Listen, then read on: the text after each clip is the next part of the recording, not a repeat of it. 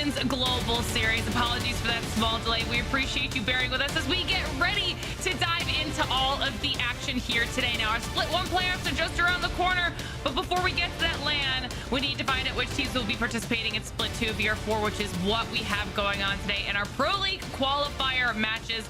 And we just watched some phenomenal gameplay earlier in EMEA, which means now it's time for NA to show us exactly what they are made of.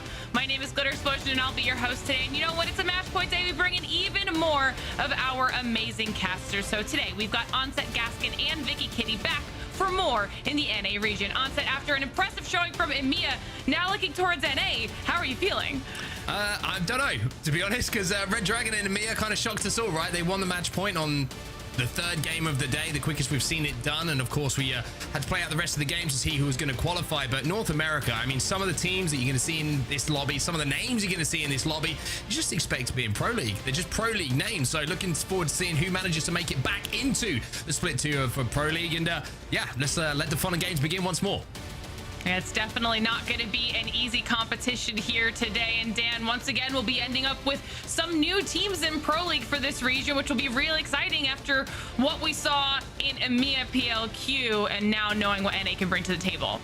Yeah, Onset says that there's some names we'd expect to see in Pro League. There's some names maybe I wouldn't expect to see in Pro League, but alas, it's going to be a fun day nonetheless, and some teams who are desperate to try and either regain their position in Pro League or fight their way into it. EMEA has already shown anything can happen, and NA often does not disappoint, so I'm very excited. Yeah, and last but certainly not least, Vicky, we saw what that desperation can do to some of our teams and the levels that it can push them to competitively. So are you ready for more insanity in NA this time around? I'm definitely ready for some of the team names that we're about to see here. It's going to be very interesting, especially looking at the progress that these teams have made within the last 2 days. A lot of these teams really came up and they showed, but today is the day that it matters the most for the finals. Absolutely, and I feel like EMEA set the stage. If you guys don't know what we're talking about, make sure you check out that VOD after we're done here in NA, because it was a very, very exciting day of Apex Legends in EMEA for PLQ over there. Now we're here in NA. You said it yourself, Mark. It's always a highly competitive region, and there are so many teams that we know. So can we potentially expect maybe another record in the sense of seeing one team just dominate? I would say maybe I'm looking the other way, to be honest. We might have a record in the amount of games played before we get our qualifiers, because yeah, it's going to be a very competitive lobby. And I think, you know, we were talking to Graceful a little bit earlier on the EMEA broadcast. He was saying he felt like, you know, Red Dragon were a little bit of a cut above the rest of the teams in the lobby, with, you know, all the due respect in the world to those teams. And it showed when we came down to the end of the day and when we saw them win so quickly. But you're looking at this lobby and it's like, I was watching some of the games yesterday. I was watching some of the games in the qualifier in the previous rounds, and I'm like, it was tough to get through into this lobby today. So I think just making it here is an achievement in itself, but you get so close, you got to, you know, make sure that you go that one step further and get into Pro League. And I think it's going to be a lot of big fights today, shall I say, big 3v3s that could decide who goes into Pro League and who stays down, unfortunately, trying to look in and view it from the sidelines. Yeah, absolutely. Obviously, the ultimate goal of today being securing another spot in Split 2. And we keep mentioning this is the Pro League qualifier. But if you're new here, it's a tiny bit different from our standard format. So let's break it all down for you so that everybody at home knows exactly how this works. Because for our Pro League qualifier, we actually started with 30 teams. Those 30 teams were made up of the bottom 8 teams from Pro League and then the top 22 teams from the Challenger circuit. And those teams have already been battling it out for a couple of days now. Yesterday, they did a 3x8 match series, and between Friday and Saturday, that means we've made it through our winners round 1, elimination round 1, and winners round 2, which leads us here to today for our Pro League qualifier match point finals. And match points, a format you all at home should be familiar with by now, but if you're not, it just means that the teams will receive points for each match, and the first team to hit the 50-point threshold and then win a game after hitting that threshold wins the entire competition. And what we saw in EMEA was that happened in 3 matches. Absolute insanity. Now, an important thing to note here is that if we do hit match point early, we will always play at least 6 matches to ensure that everyone else in the lobby has an opportunity to really fight for those top 8 spots that are available in Split 2.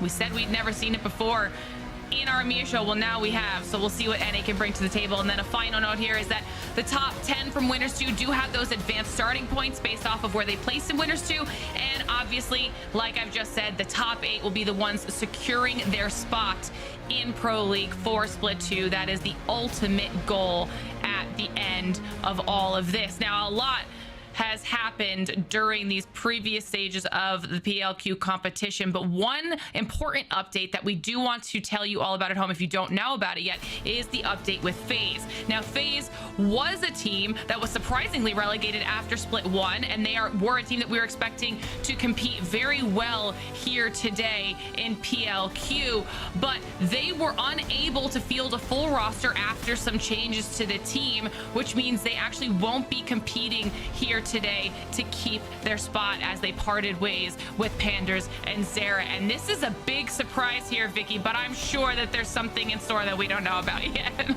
Absolutely. I mean, with these changes coming in, that means they won't be able to play today. I believe that spot actually went previously to Casual Gaming, and now them sitting out, that also means that teams like CCE and even Eternal aren't going to be playing today. So some changes going into what we were expecting into this last lobby here for a lot of these other teams to figure out a way if they could get that chance, that spot that they're vying for Split 2 Pro League. Yeah, absolutely. Definitely some implications. But outside of that, let's take a look at the rest of the teams who are participating in PLQ today. And let's start talking about them, because we have quite a few recognizable names on this list, whether that's our Pro League teams who are potentially relegated and hoping to keep their spot right now, or winners from previous challenger circuits.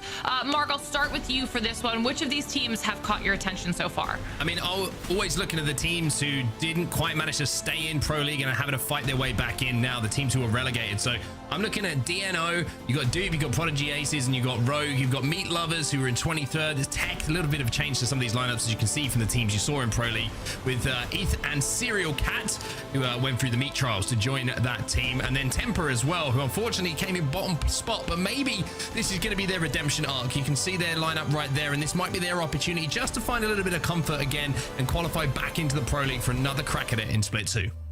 Yeah, they definitely know what to expect when it comes to that level of competition. So now, Dan, I want to pose the same question to you. Tell me about some of the other squads on here that you might want to be keeping your eyes on. Well, we have to look at the teams that have dominated in the competition so far. We saw Tripods dominate in Elimination Bracket Round 1 after struggling in Winners Round 1. Of course, featuring the likes of Omnu. No Nick Mercs on the Tripods roster anymore. He has stepped aside, but it's still a very exciting team. You've got the Bergotas, who have been able to dominate in Winners Bracket Round 1 with 3 victories, but then in Winners Bracket Round 2, we saw the Edgers find not only 3 wins, but also 2 second places and a 3rd place. 6 top 3s out of 8 games. The Edgers absolutely wiped the floor with Winners Bracket Round 2, and we'll have to see whether they can carry on into today. Yeah, if that's the type of consistency they bring to the table, then we might see a repeat of what we got out of Red Dragon. I don't know. Vicky, do you have any last points on teams that you want to make here as well? I feel like we're gonna go to distance. I'm hoping that we always get more Apex glitter, so we're gonna have to wait and see, and hopefully we didn't call the match point after just 3 games alone. All right, well, I think everybody at home needs to be ready for the action, because we've got so many great teams here competing today. But if you have some favorites that you want to be keeping up with at home, well, then you need to make sure that you check out Face It Watch, okay? Because it has literally everything you could possibly need. Not only can you watch up to 4 team POVs simultaneously, but you have a dedicated map POV and live team comms with an audio mixer that allows you to adjust and balance the audio the way that you want it. Talk about a cool feature. And then, of course, to top it all off, there's a built-in ALGS calendar, so you can pull up a schedule for all of our upcoming matches, and that way you won't miss a single second of all of the action. You can head on over to faceit.com/watch to do just that. But match number 1 is already ready. I can't wait to get into it. Mark, Dan, let's kick off NA.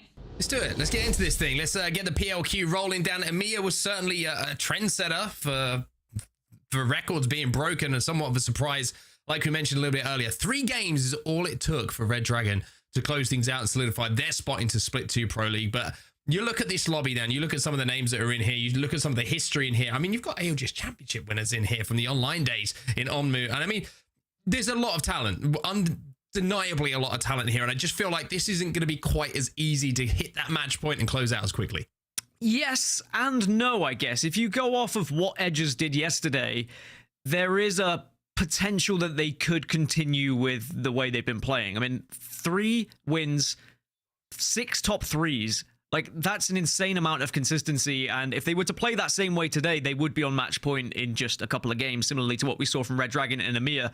They are the one outlier for me. If Edges have that same form, then maybe we'll get something that's finished early, but if they underperform, I think you're completely right. I think that how competitive this lobby is and how many teams are vying for those 8 spots, everyone's going to be giving their very best, and we might go the distance to break records the other way, potentially, because this is a lobby that features teams who have been through the ringers, really. Like, some team changes that we've seen left, right, and center. We've seen Abralelli changed, how many different teams before, and he's found a new roster, so this is going to be an exciting day.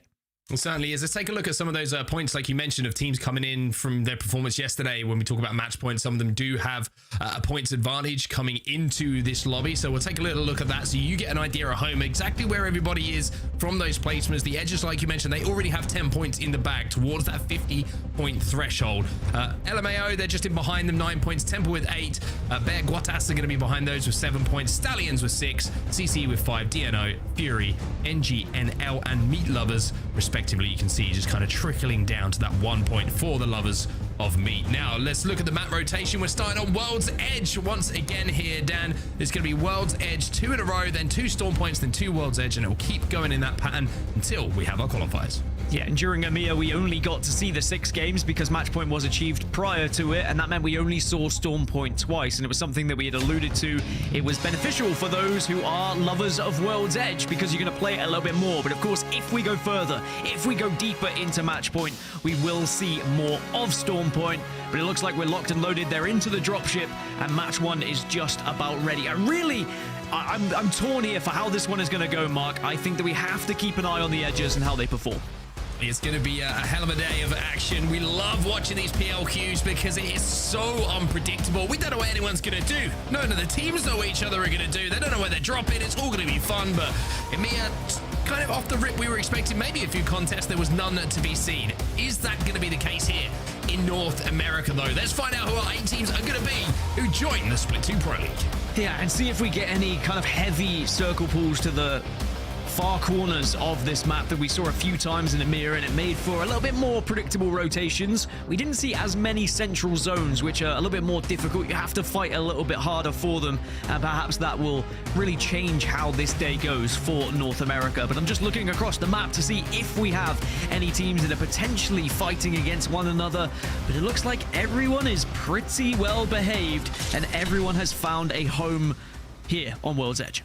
Yeah, I'd say the only 2 teams who are close to each other are one that's on our screen right now, and LMAO, and Meat Lovers, who are landing over a stack. So usually you see this, both of the PLYs kind of being collected by one team, but they're being split for now. We'll have to see if those 2 teams do engage with each other. The Stacks does have a survey beacon to play with as well, which may change the path of where a couple of teams want to go, especially LMAO. They can just loot up and leave. They do have a ring console, so maybe they'll play off that info as well. But as far as where the zone is going to be going, it looks like we're going to the north. Just as we see, one member of Tripods did try and sneak over towards the dome here to grab a little bit of loot, but it looks like they've got out of here. Meat Lovers are aware of it.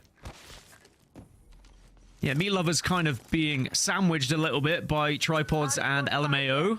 They have to be careful because not only were Tripods trying to steal a couple of things from the Meat Lovers, but they had also pushed themselves into stacks. They were spread a little bit thin. So for Meat Lovers, you've just got to be aware of that potential kind of ambush that could happen from either of those squads. You can see what I'm talking about now.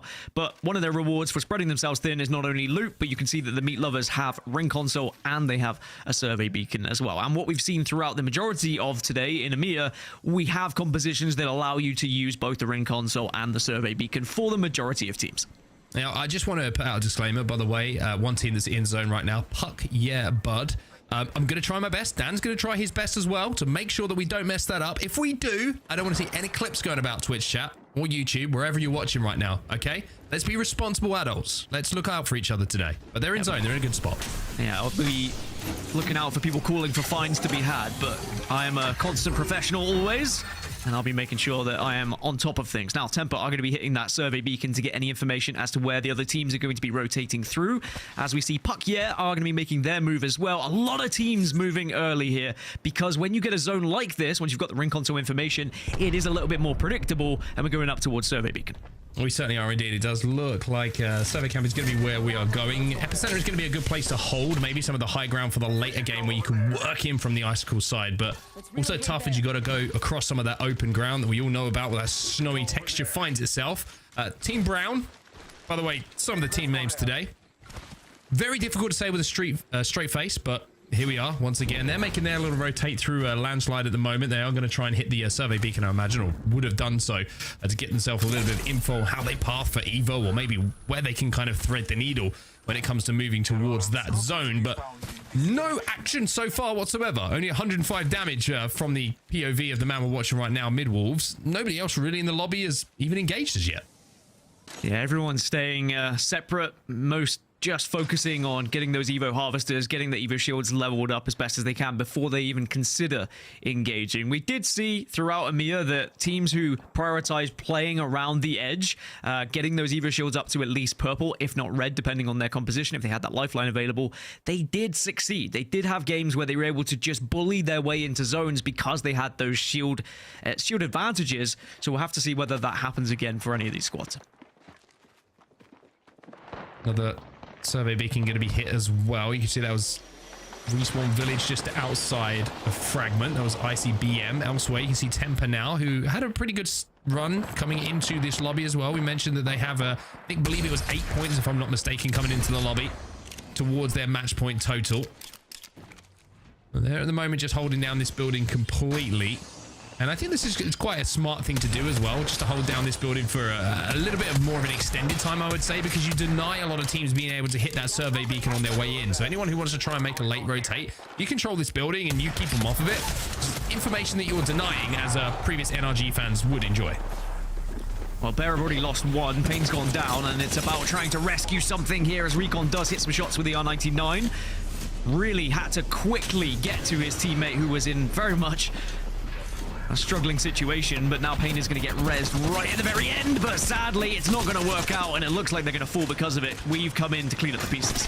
Yeah, it should be the end of things by the looks of it, but there are a couple of different teams in the vicinity at the moment. We were looking to clean up the damage. You've got to be careful here, though, that they don't get thirded and make this a little bit more messy than it needs to be. Bear Guatas will be eliminated. They'll be the first team out like we just saw, and we will collect the spoils of those loot boxes to make their rotate a little bit easier for them with a few extra attachments for those beautiful looking weapons that they do have. But these fights in and around Fragment, pretty isolated at the moment, as quite a lot of the teams have already rotated in towards the northern side of this zone.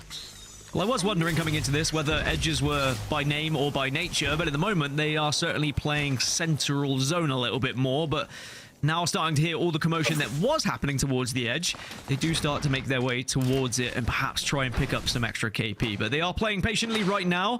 As I alluded to, they were incredible yesterday. Over 100 points. 113 points they accumulated across 8 games, which was extremely impressive. If that form continues, they are going to be a real threat in this lobby. Well, I actually did reach out to them, ask a little bit about the team, how they're getting on, and they said their name is the Edges. They've got a very strong mental game, unrivaled focus, and they don't mind waiting for things to happen on the map before they make their decisions. So, like you say, pretty good performance yesterday. We'll have to see if that continues here as they're in and around Monument for now. Meat Lovers, by the way, just look at how they're playing at the moment. Very deep inside of Geyser, just making sure they're kind of pathing towards as much Evo as possible. So you mentioned one team who are...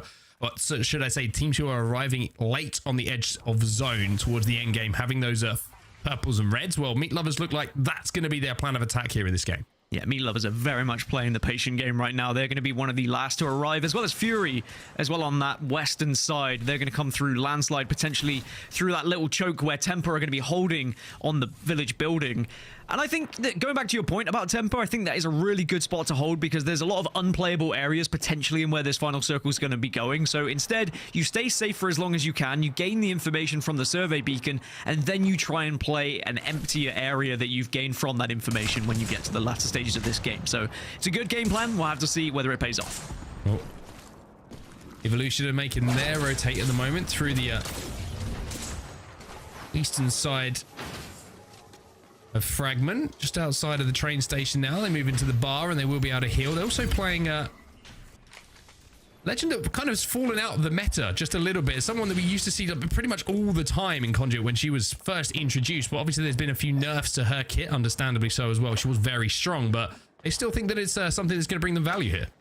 Yeah, and it's surprising because you are sacrificing a ring console with this composition. You have the survey beacons, sure, but by dropping the core stick, it means you've got no one who can do those scans, and that could really hurt you. So it's very much a team that's potentially considered the fact there could be a drop at the start where they were having to contest. Maybe that was why they went for a conduit. Maybe they'll change when they realize that their POI is clear. We'll have to see as we progress. Well, tripods here. A little bit of a change in the lineup, but also an interesting composition as well. Not the first time today we're seeing this composition of Rampart, Loba, and Bangalore, and I can see some of the potential upsides of it. Obviously, the ability to hold down kind of areas towards the end game that might have previously been unplayable, the ability to loot towards the end game as well, make sure you got ammo and all of that, extra meds and all those kind of things, which allows you to rotate quickly. And of course the Bangalore, which has pretty much been a staple in all compositions at this point. But yeah, one thing that we did see as well from Gent, sorry to jump in, there was the ability of Sheila just to cut down any evacs that go down very quickly. On the flip side, though, one of the reasons why it could be a detriment for them running that composition, lack of Bloodhound. We've seen how important Bloodhound is. The scans, the information, the survey beacons, especially for even just gaining Evo shields. I don't like it. Personally, I think Bloodhound is the #1 legend you have to have at the moment in this current meta, but we'll see whether things change, because Tripods, they had success in the elimination bracket after they fell in winners round 1. And they really showed up in that elimination bracket to qualify for the finals here today. So again, we talk about form. They struggled to begin with, but then they found their form in elimination bracket. And if they can do the same today, then there's no reason why they can't find a Pro League spot. Well, still just the one team been eliminated so far as we take a look towards Survey Camp, which is a little bit closer to where this end game is going to be finishing. And you can see Albralele and crew inside of one of those snake buildings, which is a very, very strong building to be holding. We know that a lot of teams like to play the northern rocks and kind of overlook Survey Camp towards the end of the game, but it can shift south. We do actually see some pretty funny ring pulls on World's Edge at the moment in comparison to Storm Point, where it really does kind of hard pull back to the other side of the zone, where you see teams maybe thinking, hey, this is a survey camp zone, and it pulls out towards the bins of the train station again. So teams kind of having to hedge their bets a little bit. As we can see, Dude's Night Out inside of one of the snake buildings with a little bit more to the north. Yeah, we've just seen a zone shift as well. You spoke about the zone shifting away. Well, it's just pulled away from all of the teams that were in survey camp, so that is going to be difficult for them. But at the moment, Tripods have got their backs against the wall, but D taking some good shots with triple take. He certainly is as well, and he's having to, because look at Ommu. Ommu's trying to stay alive with the movement at the moment and managing to do so. His teammate is keeping him in a position to stay alive, but Ommu now will fall. Deeds is going to have to take his time to hit a shield battery. Jet's going to bring out Sheila to try and finish off some of these downs, but before he does that, he's got to take out the knockdown shield to try and finish off the last player. It looks like they do have the advantage in this fight for now. One player's still alive, or should I say actually 2 players left alive, and it might be a case of just exchanging reses here, but no, Jet's going to get pushed now himself. Yeah, there's going to be extra players joining this party, and sadly, Tripods now are going to be really stuck. And this is one of the advantages of having a Loba, is you can get out of jail for free, or maybe not for free. Sadly, that's going to be the end of Tripods here in match number 1. It was Brown on the other side who really were able to grief then, as now a lot of teams are being forced together. And with that ring shift, we're going to see so much commotion happening at Survey Camp, because everyone's going to be leaving at the same time after round 4. Yeah, everybody's thinking, huh, not a survey zone, huh? Okay, well, may the best team win when they have to leave. Tempo already with a couple of points, or should I say a couple of kills, I believe, to their team's name. They were the team that were holding down the beacon building that we were talking about for quite some time. That won't be safe for the next zone, but they do have the train station to play from.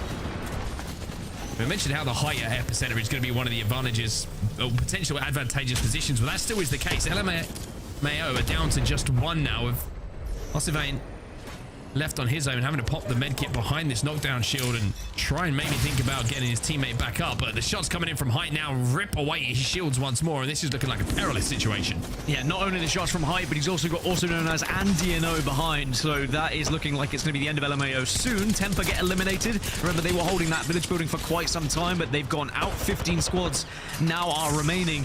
And this is what we were worried about with the zone shift, is a lot of these teams now are looking to try and escape survey camp, but the teams who are on the far eastern side are saying, well, this is a good opportunity for us to be in one of the prime spots, but we have to win our fights. Prodigy Aces go down without doing any damage whatsoever. That was not a pretty point of view to be watching. He clutched up yesterday for DNO, but today is not that day. It's a fresh day, and also known as will take them down with barely taking a tick of damage. That is a clean fight from them. So now also known as will control that northeast side, and they'll be alone over there towards that building. We've got a few teams that are now fighting in the center of Epicenter, and also teams who are on the top of it as well, as teams now starting to edge closer. One of those teams being the Edges. They were down on the southern side, but now they've forced their way in to one of the Icicles, and they will be able to hold this spot for the next minute. Now it's time to turn our attention towards Survey Camp shortly, because in 45 seconds we have 1, 2, 3, 4, 5 teams in Survey Camp who are all going to have to move. CCE, they're going to be good for now. No Name have just been eliminated. We find ourselves now with 12 squads remaining. Spitfire is a weapon that's, I will say, maybe doesn't get enough love at the moment. The clip is pretty nutty, and if you've got a Bloodhound who's going to hit a good scan through a smoke, you can do a huge amount of damage without having to take the extra time to hit a reload, and you can continually do damage. Looks like a mobile res is coming in as well, as you can see at the bottom of your screen. And this is the place you were talking about, Dan. Everyone here has to leave, and it's 5 seconds. The longer everyone waits for each other, the less chance that more than one team gets out of here. So NGNL are the team that are furthest ahead, getting closer to the zone, but that doesn't necessarily mean that's a good thing, because you might be then first in the eyes of the teams that are already in Epicenter. You kind of want to find a nice little in-between of not being the first, but also not being the last, and try and just time this correctly. But it's easier said than done, as now teams are going to have to make their way as the zone begins to force them all in. This is going to be mayhem. Round's been eliminated in the meantime. 11 squads now remaining. The Stallions try and kind of cuddle against the zone edge here as they work their way in. Rezzy's going to have to pop the Beast of the Hunt to try and find some tracks, or maybe just scan forward to try and find a way out for them. It looks like the play is going to be the evac tower. Team in front of them is going to be left. I think they're going to try and stick this evac tower, maybe, but no. They decide to try and move forward and play for these KP that's in front of them. Rezzy's going to be spraying through it at the moment. You can see Abraleli on your screen right now with the caustic hole. He's trying to send it in to finish it off, and they will win that fight. Fury eliminated, NGNL eliminated as well. And I think everybody who left survey here, Dan, has decided that maybe we're not going to be looking at placement in this game. It's going to be KP that gets us the points. Yeah, they all just started fighting together, but the Stallions have done very well to stay as a healthy 3 here and been able to avoid the commotion that was happening just slightly above them. And now they can try and push up on their advantage and try and take on the fight with Pakye here. Yeah, really good damage coming in from Rezzy as well with that Prowler. Another knock's going to come in for them. They can take a second here just to reset as well, as the zone will allow them to be safe. And this has been quite the rotate coming in from Stallions. Not quite sure how they made it without taking any more damage than they did. They were the last team with everybody running in front of them, and they were just able to kind of pick away at everybody who was trying to escape the zone's grasp. A little bit of a mess on your screen as well with the teams that are on the southeast side of Epicenter, whether on height or whether they're down low. You've got Eternal, Meat Lovers, and CCE, who are all on that same side. Elsewhere, with teams that have more space, aka Stallions, Edges, and Weave, all will be able to move into the circle a little bit more comfortably, but there certainly will be eyes on from those teams who already reside there, and it's going to happen pretty quickly. You don't get much time to think about it once you get into round 5, as the circle is about to close yet again. You can see the pings coming out from the teams of where we might be able to play, where other teams currently are in position, and where we need to be pushing. Sometimes you even ping plan Bs. We go here if we can't get this spot. The epicenter height is always a good place to control, but the end game, it's not the greatest of places to be, just because you have to, of course, drop. And if you drop, unless you're playing Horizon, your gun is not going to be up when you hit the floor. However, Sang on the Newcastle maybe and get a castle wall down, which gives them a little bit of protection. And here it goes indeed. This is an opportunity for them to take height and have the cover. It's a beautiful use of the ultimate and showing that Newcastle, well, he can get it done when he needs to as well. Yeah, I like the niche uses of some of these legends to be able to get into these scenarios and really show why they're worth picking, as the Edgers get eliminated in 7th place. It was the Stallions who took down the Edgers, and now we've got 6 squads remaining here. As Stallions, they did so well to break out of the survey area, and now they are able to command so much space here. And now they've got the height as well. Look at this. They have high ground. If they can just move to their left and do damage onto these two teams around the respawn beacon, they will have all of the height in the world. Ambrelli's found himself a wingman as well. Unfortunately for them, one player has just been picked off, but nobody is in position to push this. We've been eliminated. In the meantime, we have had the lobby cut down to just 5 squads, as the scaffolding structure seems to be the focus of attention for most of these teams. Yeah, it's actually mad that 2 of those teams are still able to stay next to each other. As I say, that Eternal have lost 2 now, and it's all down to Thales, who is going to have a struggling situation, but as a Caustic, there's always an opportunity. As I say, that Eternal do get eliminated, so now it is Meat Lovers, it's Stallions, and it's CCE as our final 3 teams. Meat Lovers and Stallions probably in the better position, you would say. CCE have to move from the low ground to move their way up. But we always ask, who has ults available? Who has ult excels available to try and force these fights and make it a little bit easier? And it looks like Stallions want to push. They want to play for KP here. Well, they want to try and get as many points as they can. And why wouldn't you when you're flying with a Havoc like that? That is a clean fight for them. Even though there's one player who managed to escape, it's more KP going to Stallions. I wonder if there's an EMP available for the Meat Lovers as well. Tech, of course, playing on the Crypto, and we know that EMP could be a big swing difference maker. But that one remaining player from CCE could throw a spanner in the works. I got it right this time. As you can see, Cape just about playing nuisance here. But I will say the Stallions have done very well at staying healthy and avoiding the sightlines of Meat Lovers so far. But there's that EMP. EMP comes in, that's going to slow things down for a second, but not a huge amount of damage done, and the smoke is going to go out as well, which is going to slow down the push in return. So, looking at Albrelli at the moment, does not have the ultimate available, but does have some pretty good shots onto Tech, and Alb on the roller. We've been waiting to see it for quite some time, and this is why Alb clips everyone. Stallions will win your game number 1. Well, we mentioned it. Albrelli, he's been through the ringers a little bit. He's had quite a few teams, but maybe this is the one that can bring him back into the Pro League once more, and we can see him return to greatness. And that certainly was a demonstration of how he can play in those final moments. Not only did they get into that final 3v3, but they forced that final 3v3 by being aggressive at the right time. And Meat Lovers kind of sat back. They let it happen. They saw the kill feed. They saw there was some damage going in, but they weren't really able to get the angles because Stallions were able to play the icicle so perfectly and avoid their sightlines. You almost felt like Stallions had made the decision, hey, let's try and play for second here and just get these kills and we get second place. Great stuff, because they felt Meat Lovers had a better position, but the speed at which they cleaned up that first fight, they didn't take any damage. They were able to get a full reset before Meat Lovers were even able to cut the ground down and close that gap to influence any damage that they would have thought would be done in that fight. The EMP didn't do barely anything because it just, they had the smoke available. They were able to slow the push down off the back of that, and the gap was so big, the full reset came in. But Alb on the roller, man, it's been a tale as long as time, right? He's saying, I want to switch to controller. Then he goes back to mouse and key. Then he's back to controller. You can see why he wanted to make the change, and it was going to take time. But now it looks like he's starting to find a little bit more comfort. That vault in those final moments, he was not missing too many bullets. And on top of that, the way that Stallions played the fight, they were all 3 together as a unit. Whereas you look at Meat Lovers, Tech gets shut down first. He's taken an angle. The second player has also taken an angle. The third player then arrives with the flank. It was just a little bit all over the place from what they were trying to achieve. Sometimes that can work out if the flank goes well. But in this scenario, Stallions, they held their ground and they shot things together and they targeted perfectly.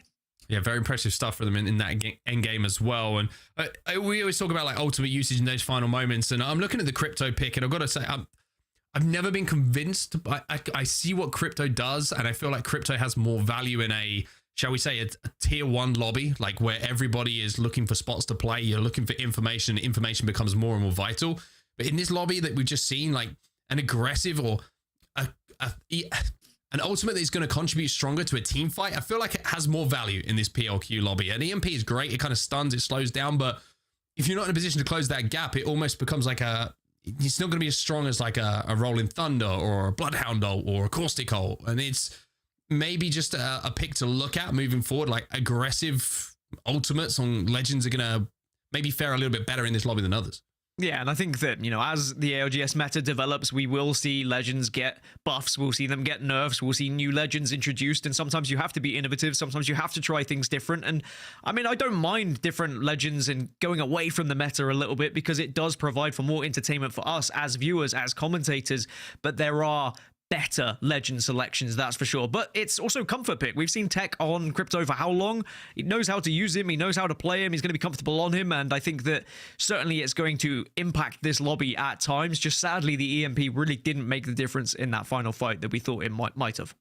Yeah, it's just that I think it's more the speed at which Stallions cleaned up the first fight that was more of a contributing factor to their big win. But I mean, very, very impressive stuff from Stallions. And I feel like you're looking at that roster, you're looking at that team, and it's a group of players who are big momentum players, right? Who feed off confidence, who need things to go well early for them to believe that they can go through and just dominate a lobby. And I think a game for like that in game number 1, where not only was it a win, which is the obvious great takeaway for them, right? But the fact that they had such a tough rotate that they made and effectively wiped the one side of the map on their own from survey camp to moving into that end zone, I think very, very impressive for them, and a great sign of things to come. But we got a lot more to come, of course. We've only got one game already done and dusted. Game number 2 is going to be around the corner. We're going back to World's Edge, and we'll hope you'll join us in just a few.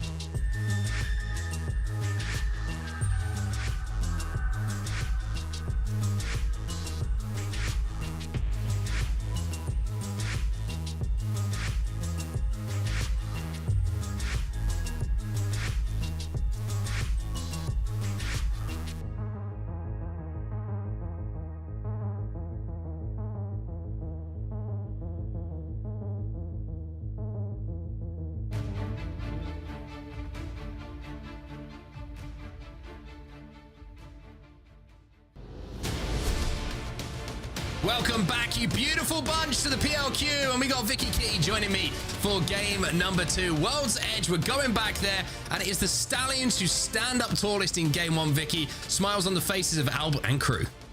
I know that Alb is thriving right now. Is this finally the team? Is this the team? I mean, also, we didn't talk about the return of Retzi, by the way. Like, the last time we saw Retzi was back on Sentinels in, like, 2021. So, Stallions really making a movement for that first game. Ended up with 14 KP, as you guys can see now here with the match 1 results. Meat Lovers coming in second place. I love how you highlighted that earlier with Dan. The different composition choice between the crypto and the utility at the end game versus what we've been seeing with the Bloodhounds out here. But they did finish things off with 7 KP at the very least. Yeah, it's good KP for them, but can we just quickly, Stallions, 12 placement points, 14 kills, which is kind of talking over a little bit too easily for my liking. 14 kills, everybody, for Stallions. A lot of them came from the carnage over at Survey Camp, so 26 in total for them. That is going to put them within striking distance of that match point threshold that we love to talk about, that 50 points. Elsewhere as well, you can see it's very, very close though, Vicky, because Stallions pretty much cleaned up all the points that there was to have in that lobby. Yeah, and I believe with that, they have, 32 total points? Because they did come into this game with 6 extra starting points after the results from yesterday. So that's something to keep in mind here as we take a look at the second page. Now, other teams thriving out here and maybe not having the start that they were expecting. Tripods, we saw what happened to them. We saw that these was trying to get away. Unfortunately, got deleted the moment they exit out of the train track cave side. And other teams, DNO, No Name, 2 teams that I definitely have my eyes on. Unfortunately, not really putting on the performance for that first game, but that's just the first game alone on set. We got so many more games. I mean, it's match point. Who knows where we'll end it out here, but we do have one more game on World's Edge before we make that transition into Storm Point. It's very true. We have a minimum of 6 today, but I get the feeling that because we had 6 earlier, we have match point finishing 3, that we've got some in the bank today, everybody. All right, we've got some in the bank. We're going to be going the distance today. But World's Edge is going to be game number 2, and that's what we saw, of course, in game number 1 as well. Before we head over to Storm Point, where things change up just a little bit more. But I think the fact that we were so close, we're already 1 game in, and we've seen Stallions wipe the lobby in the way that they did. I think you can feel that the lobby mood will change here, right? Because if one team has that kind of game where it's like, oh, all of a sudden they're within striking distance of match point, everyone else is like, okay, the game has started now. The day has started. Like, we are now playing catch up immediately. It's not, we have 3 or 4 games here to really put our points on the board, find our flow. It's like, okay, now we have to perform. Otherwise, one of those spots is going to disappear. Especially when you're going into a game where it's match point format and you know that some teams are already starting off with points. The Edgers actually starting off with 10 points already as we take a look at the series results from that alone. Yeah, so Stallions is already at 32 points. Look at that, where 50 points is that threshold to be already at match point. Meat Lovers, the Edgers right behind them, tied 17 apiece, but slowly building up that gap between first and second place. Yeah, it's a little bit of a gap opening after just 1 game, but it also shows how quickly things can change, right? We saw it in EMEA as well. Going into that final game of the day, there was always the chance if you were in the top 15, it felt like you were going to be able to force your way into one of those top 8 spots. So for Stallions to be the point sponges kind of means for everybody else that it's all still to play for. Meat Lovers in second place, you can see it's a good amount of KP coming in from the Edges, would push them on 17 points as well. At the other end, you can see a little bit more of a dry spell for everybody on that side of the table. But I've got to say, I love that zone as well. I want to talk about zones a little bit on World's Edge, Vicky, because I feel like we are seeing some really harsh pulls around zone 4. Is that something you're seeing a lot? Because like everybody who would have watched that game, who's watched years of Apex Legends, will see that first ring console get hit and go, this is Survey Beacon, maybe a respawn in the snow kind of on the bins zone. We're going to end there. And then it pulls all the way back in towards the bottom of Epicenter onto the respawn that we hadn't seen in, I can't remember seeing it in quite some time. And I almost feel like waiting for a Zone 3 beacon is going to provide a lot of good, valuable information for these teams if they want to play like that with the way these zones are pulling on World's Edge. 100% agree. It gives me whiplash, honestly. That was a huge change going into the season, was the hard pulls that these circles have taken have completely thrown a lot of these teams off guard. But I like how you highlight the importance of the survey beacon. Obviously, it's important on its own, but when you get to that ring 3 side of the circle, it makes it even more important if you're trying to go for more of a 50-50 approach on your rotate. And what I mean by that is putting your team in a position where if it just so happened to pull in the direction that you're expecting, you have a nice rotation there. You're already probably close enough to be in a better spot. But if it ends up pulling in a completely different direction that you're trying to account for, your rotate could be at least more clear if you could try to clear up that second path, basically plan 2 here for you to really decide on. But it's something that you can see these teams suffering, and that's where we see the bloodbath happen in a lot of these games, where these teams are forced to funnel out of any cover that they built up for themselves right into the line of sight where there's little to no cover on that next circle rotate. Well, here we go then, everyone. Match number 2. You can see the dropship is hovering its way across, and as we've seen on social media and through, I think, official press releases, might be changing a little bit soon. We'll have to wait and see how that is implemented, of course, but for now, just wave it into the distance, everybody who's watching at home. It's still one of our favorite things. We've still got a few games. We've got to land with it in there, so don't get too disheartened. We're going to see that dropship for quite some time. Listen, there's no place like home like World's Edge out here, especially when I got to buckle in inside the dropship before we take off now, seeing where our squads are going to be landing. We did see in the last game that every team had their own respective POI. No contest that I was able to see, at least from my end here. Notice how Skyhook usually has those 2 teams that split the loop from Skyhook East and West. And I'm wondering if we're going to see maybe a northern circle this time around, but maybe over to the northwest. You guys are going to see that very soon. But I know Stallions are going to absolutely be thriving when it comes to that rotate. They are over to the north side, but they do have to traverse a little bit of distance between the east and west side, as you guys could see it right now on the overhead. No Name and Board, though, will definitely have a field day with this one. You certainly will. The question is, how quickly can Board get access to the ring console, right? Because you see No Name, I think they've already hit it. And if Board can hit it as well, then both of those are going to have prio to the northern side of where this zone is going to be going. The question is it going to pull towards back trials, which I don't think it is. It looks like it's going to be more towards Grandma's house, maybe to the north, or again, we might have one of those unpredictable shifts, right? Where zone 3 info is going to be essentially game-winning info. We could pull back towards the choke between Skyhook and Countdown. We just don't know at this point. But from that, if I had to put money on it, which thank goodness I don't, I would say that it's going to be going towards the northern side of Skyhook here. Look, it's the equivalent to hitting that disc across the field out here. You're either going to maybe pull towards the rock formation between Countdown and Trials. I've seen the circle pull over by where half of the mountain of Trials is that final circle, and it's up that zip line that leads you into Trials. Or, like you mentioned, Grandma's House being another possibility here. We're going to have to see with that next circle as teams like CCE. I love, by the way, the different legend comps that we've been exposed to thus far. We've been seeing more Rampart coming out of the woodworks. I think we've only had 2 Ramparts, I think, in this lobby. But the Lobas as well that we've been seeing more often with looking at Tripods. Now CCE, a team that I know has a lot of fans veering behind them to make sure that they could try to make it into that Split 2 Pro League. But they're very quick with this rotate, already going through the south side of Skyhook.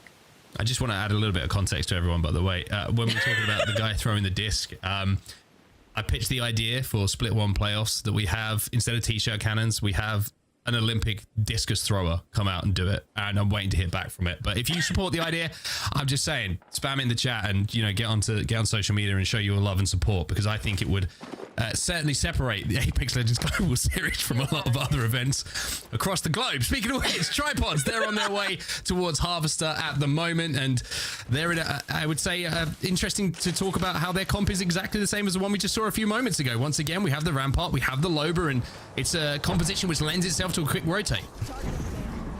Like, if you lose out on an eye, it's not our fault. That's all I'm going to say right there in the copyright, okay?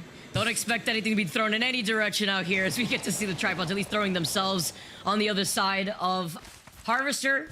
And they're about to meet up with a team that we just saw exiting out of that tunnel. Weave is slowly approaching as Tripods make the decision whether they want to go around the side here to the Vault Tunnel Cave or if they want to rotate through staging. Either way, though, if they do rotate through that staging side, they will allow themselves to have more information on the circle and survey beacon if they do want to wait for that next circle, considering that they probably do have that information as it is. It's fascinating, isn't it, right? You talked about how a team can now decide upon their rotation, not just based on like what's our quickest way to zone in the place we want to play, but all of a sudden your timings are thrown off a little bit because of where Evo harvesters are, where ring consoles are, and maybe a ring console that previously you wouldn't even think about hitting because you've got the info that you feel is necessary to get you towards the end game. It's about collecting the Evo that you get from it. So everyone just feels like they have a little bit more info because they're forced to hit some of these things on the way forward. And that obviously is going to allow them to get those shields up as well. But it just makes it a little bit more unpredictable. Like Tripods there probably thinking, hey, we're good. Like we can work our way down to staging to hit both the ring console and the survey beacon that's here. But also Edges kind of counter rotated towards that. And I think both teams kind of went, okay, we'll leave each other to it. We don't want to take a fight this too early on. As instead we now take a look at a little bit more traditional of a layout on the map, and this is where we believe that the zone is going to be going towards the north side of Skyhook, and one team who's in a great spot is No Name. Oh man, I love that we're looking at No Name and their positioning right now, because when I was referring to like those 50-50 rotates, this is actually the positioning that No Name is in is the example that I was vying for here. No Name being on this north side, if the circle doesn't pull towards Grandma's house and it pulls towards that rock formation south of Trials, guess what? They could still rotate from the Grandma's house north side behind Trials instead of in front where Skyhook is, where most of the teams are probably going to coexist, and then they'll be able to rotate to that south side closer to Countdown, where they really only have to worry about circle edge teams coming in, including the Edgers, who are going to take their time to rotate from Mirage Etoile through Lava Fisher and try to get as much information as possible. That dictates their pathing, like you were mentioning before onset, because there is a ring console over by Lava Fisher. Well, DNO right at the northern side of this zone for now, and this isn't going to be where an endgame happens, but we do see some endgames up on those tracks just outside of it, but it looks like it's a little bit southern, this zone, for this to be where the endgame is going to be. But it's a good spot for them to fight from, right? If they can fight and control this northern side, then they can control the space of this endgame for now. And DNO, by the way, we talk about some of the team names we're seeing in this lobby. I still believe, we were talking about this before the show started today, I think Dudes Night Out might be one of the greatest team names just in esports history. Like, it's such a, like, just good vibes name. Like, Dudes Night Out, man. Like, good time. I love it. There's a lot of interesting names in this lobby that I definitely enjoy from afar out here. You know, Tripods being another one, as they're going to be able to back away and see what's going to happen. Rocking full purple evos, by the way. as they drop down to see where they want to rotate, but they do see where that next circle is going to be pulling, and it's pulling closer to the Skyhook side. So perhaps not going to be over that countdown, between countdown and trials sandwich rock rotation. So you can see it here, Tripod's now just trying to get ahead of it, but they will be playing on the edge where they could expect other teams to maybe take their time in rotating here. Specifically, you see Puck Yabba taking their time on rotating from the edge, Fury on the other side by staging. So many of these other teams, even LMAO, taking their time to rotate. Yeah, I just say, you know, as well, me and Vicky are actually sat here with our checkbooks out, just getting ready to be fined for size.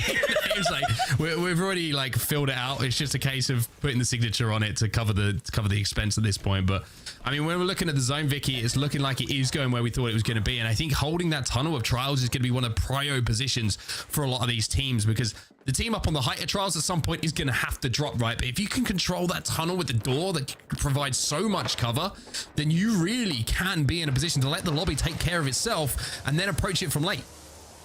Especially with the amount of caustics that we have on World's Edge. I mean, as to be expected, the amount of space that you can control with the caustic, with so many buildings that take up space on World's Edge, as we see more of these teams start rotating in, LMAO off of the balloon are going to be able to see where all these other squads are probably sharing some space. But here's the thing, they don't got that Valk, they don't have that passive, they don't know if anybody else is already taking up that space over to the right side, but they do see that the top of this middle sniper tower over by Skyhook is cleared, so they'll be playing by the edge while we take a look at more squads who have taken their time on rotating. We mentioned Puck Yeah, Fury. I love how Puck Yeah's got to add the bud at the end just to let everybody know that they're a Canadian squad, by the way. I love that, but Fury's not loving losing out on their bang. Lack of cover here, and I love how we're also talking about the Valk, one of the few teams running the Valk, probably the only one actually here. And Puck Yeah Bud, doesn't matter if they're getting shot by the Sentinel, but it does matter that they're getting shot by a different angle, not noting that there was a player to their right.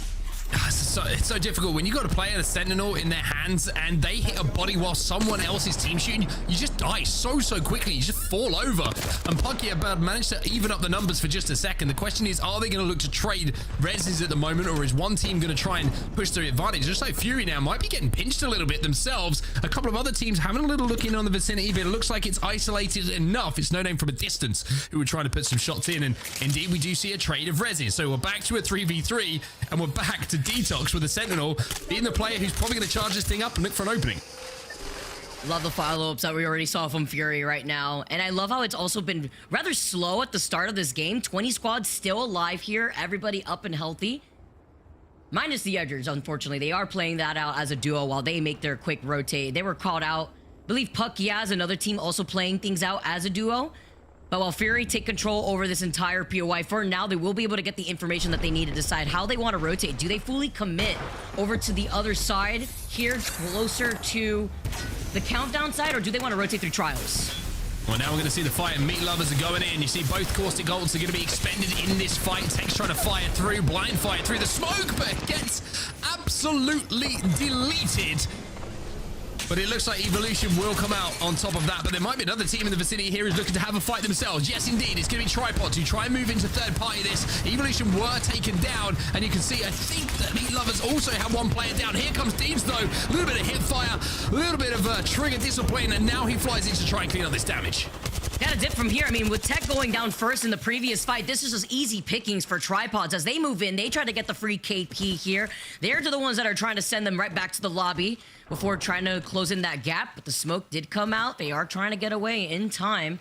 Are they going to commit, though, and actually chase after this with them having to, if they do go in this rotation, they won't have to be going through the caves.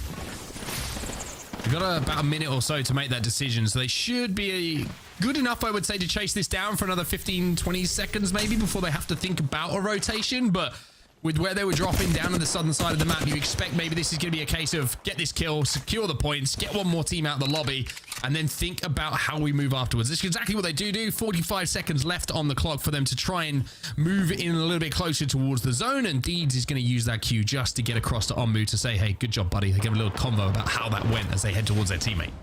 Oh, Stallions, though, lose out on Alberlily for now. The push comes in from the team right below them. Nice nade to control some space for right now, but they are going to try to figure out a way to get onto the high ground. Board also getting pinged from the distance. This is the chaos that we were expecting here in Sky with so many teams coexisting. They do finish off that player. Team squads again still alive. Getting more information with these Bloodhound scans. Yeah, Board got that first knock and kill onto Arbolelli. And managed to get the full finish as well, which is important, of course, because that means that they're going to be able to maybe think about sieging this building as a 3v2 scenario instead of allowing that res to come in. And we saw how Al was shooting in that previous game as well in the end game. So probably one of the best players, most important players to get out of that team fight taken down. A couple of grenades going to go in through the window here. That's going to be an unwelcome surprise as Board try and force this fight. And they really want to take this, Vicky, there. Desperate to try and push in on this building. They're going to get the loot at least. And now they're going to have to be careful that they don't get taken down and this becomes a 2v2 before they know it. I mean, they have the number advantage here, and it also comes down to the fact that there was an Evo Harvester right outside this building, so it was inevitable for these squads to get close together enough to fight here, as we see more teams getting engaged in a fight. Fury versus Tripods, they try to call in a balloon. That gets shut down, as Tripods put a stop to Fury's run for right now. 16 squads left as Stallions finally get eliminated by Board. Fury gone, Stallions gone, Tripods. Maybe this is going to be their game with everybody stacked up on the northern side. They control the south side of the zone, but they do have a long, long way to go. No Name are going to be controlling all of the backside of Trials on the map that you can see, as well as one of the rocks that is inside of the zone for now. And No Name smartly as well, by the way, just watching that zone wrap, because there is still a zone wrap opportunity for the likes of Tripods, for the likes of Puck Yeah Bud, and even Edges if they wanted to move through and make that play. By the way, Edges, you mentioned they're playing this one as a duo, but they're also in one of those prio spots that we were talking about previously, outside of the Trials tunnel with that door in their control. So they're going to be in a really good spot for the end game. Unfortunately, just going to have to play as a 2. Eventually, you'll be in everyone's line of sight eventually here too. ICBM, though, lose on a question mark. Sateability now in trouble. His Kicks tries to be the last one alive, tries to hold it down for the rest of the team, but the black hole pulling everybody in, as Sunny's going to get res for now. Coming in clutch, so LMAO, they find themselves winning not only that fight, but also the high ground here, where there's less than 30 seconds for this next circle to close. Well, Onmu's managed to get his troops into a position here, Tripods, to at least survive inside this next zone. Are they going to go for the climb up? The nades are going to come in. Oh, God, where do you go? Can you avoid them? There's nades everywhere! It's an artillery barrage coming down on Tripods. One gets taken down. Deeds is going to think, hey, this isn't fair. I didn't even shoot my gun. And Onmu now is going to have to try and survive as the solo player. They just got nuked. Dude, there is no way. That was what, 4 nades, 2 arc stars on Thermite. Onmu's getting griefed. Look at the bullets just flying right around him. One from Trials, another from another building in Skyhook. LMAO, by the way, just took an evac tower, now flying to the north side by DNO. And Temper fighting to control this building here. This is the chaos that we were expecting with the circle closing in. Well, the pods do not die. The pods are still alive, by the way, everybody. Onmu got out of there and is still in a position to maybe rat out a few points. LMAO, who hit that evac, like you said, well, they are going to be taken down in the zone. 11 squads now remaining as Temper. You can see they're desperate to think about jumping down on this, but also know if they fall, it could be the end of their game. Do they use the bang ult? That's the question for this rotate. Do they prevent all these other teams from trying to figure a way out around that next side of the circle here? They do get that finish on the player. 11 squads left. They are able to also loot up with the death boxes at their feet. But even if they have that time, they're in the line of sight of the other teams that are probably on top of Skyhook Trials.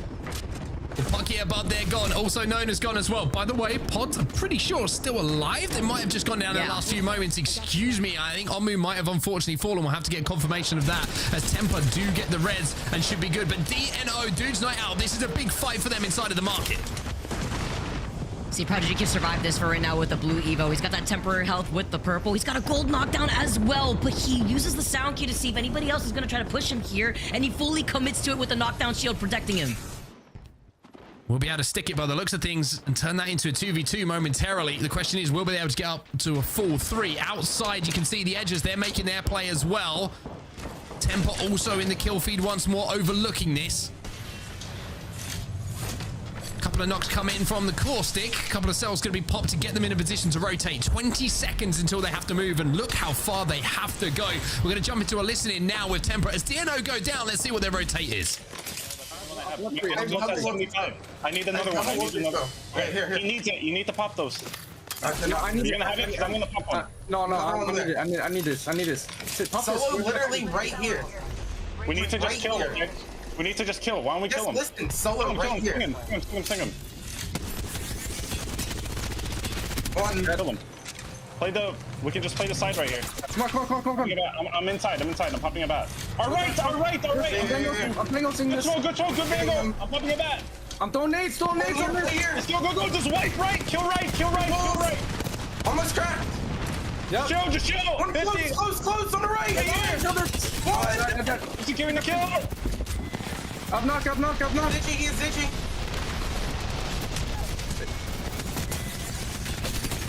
I killed him. No fuck. Good try. That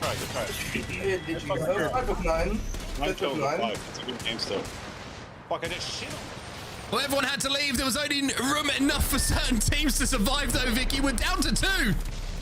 Oh, and the Edgers also were able to clean up some KP before they were inevitably taken down as a duo that survived all the way to the end game. The last 2 squads, No Name, fighting this out, but they have Blue Evos trying to take a cheeky angle out here. Sends out the nade on the other side. It's potentially a 2v2 here, too. No Name now trying to wrap around NGNL Esports. A different off angle here, leaving Wave just by themselves to try to give them suppressed fire as Trips is going to be able to pop this back. Goes into the void just to make himself a little bit more of a difficult kill here.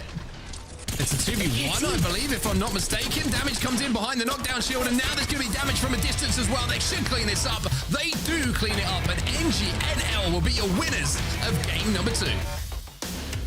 I love the patience at the very end there, though. They couldn't see around the other side of the smoke, so they were just waiting before actually taking advantage of the positioning that they had wrapping around opposing team. NGNL coming out on top, and that's where the patience wears off from the north side of the teams that had rotated from that side of Skyhook. Yeah, got to give a huge amount of credit again to the Edges in that in game as well. Getting top 3, I think it was, with a couple of KP for that position as a duo.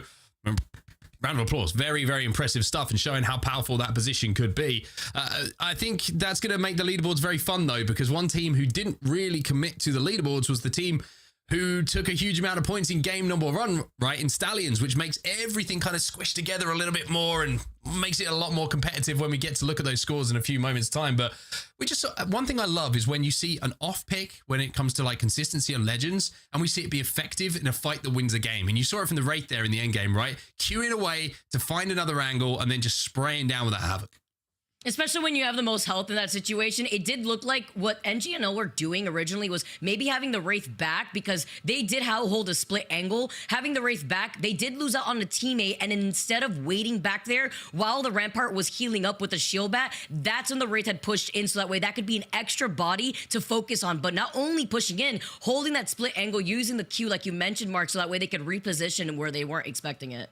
And of course, the beauty of the purple perk on the Q as well. You just get that little bit of a shortened wind-up time on the Q as well before you jump into the void, which gives all our Season 1 Wraiths just a little bit of a heart flutter every time it happens. We all miss it, let's be real. I was a Season 1 Pathfinder, so I don't know what I'm talking about anyway. But yeah, it's still, you know, it gets the hairs on your arm standing up when you jump into that void a little bit quicker. But an impressive performance from them. We'll take a look at the results from match number 2 here as well, so you know how we stand. NGNL Esports, 12 placement points, 6 kills alongside it, 18 overall. But CCE, look at that, 10 kill points for them, 15 overall, down in 4th place. That is actually huge, and that's with considering the fact that in the first game they got like what 4th with 2 KP, so that's huge for CCE to get that momentum up, getting not only top 4 but with 10 KP at that. I mean, very kill heavy in this first game, Mark. Look at Temper and Tripods both finishing off with 9 KP. 9 KP apiece. Bear Gotas, you can see just the placement points for them, no KP to go alongside it. DNO with a couple of kills for them to put 4 points in total on the board. We'll take a look at the other side as well, and we did see Brown pick up their 3 KP, which puts them in a position to pick up 4 points themselves. Evolution with a little bit of a quiet game, though. And Meat Lovers with a quiet game as well. Interesting to see the 2 teams that are involved in our end game of map number 1, or match number 1, I should say, on World's Edge, in 17th and 19th place collectively, with just 2 points between the 2 teams. And this is why I'm expecting us to go the distance. I mean, it's no surprise. Listen, we got to make up for it. We got taxed after what happened in the EMEA games. We saw a team reach match point after 2 games alone. We got to go the distance here for NA as we take a look at the series results. And yep, this is what we're seeing. Very close here with Stallions, still with only 32 points. They were not able to get the extra point that they needed, at least in that second game. CCE, though, right behind them with 29. The Edgers right behind them with 25 points. It's very close here within our top 5, actually. It is. I mean, what a difference, right, from game number 1 where you saw Stallions and the rest, essentially, is what it looked like. And now it's a case of, hey, everybody has realized that with a performance like that in game number 1, they needed to perform in game number 2, which is why you're now seeing just a 3-point lead for Stallions at the top and only a point or 2 between everybody else that's in behind them. A little bit of a quiet start for DNO, I would say, with the talent that is on their team, but I say a slow start by their own standards. It's 10 points and it's just outside of those qualification spots. One good game can change that for them completely. But speaking of changing things, we're going to move over to Storm Point after the break because we've got plenty more Apex Legends to bring you from the PLQ. We'll see you in just a few.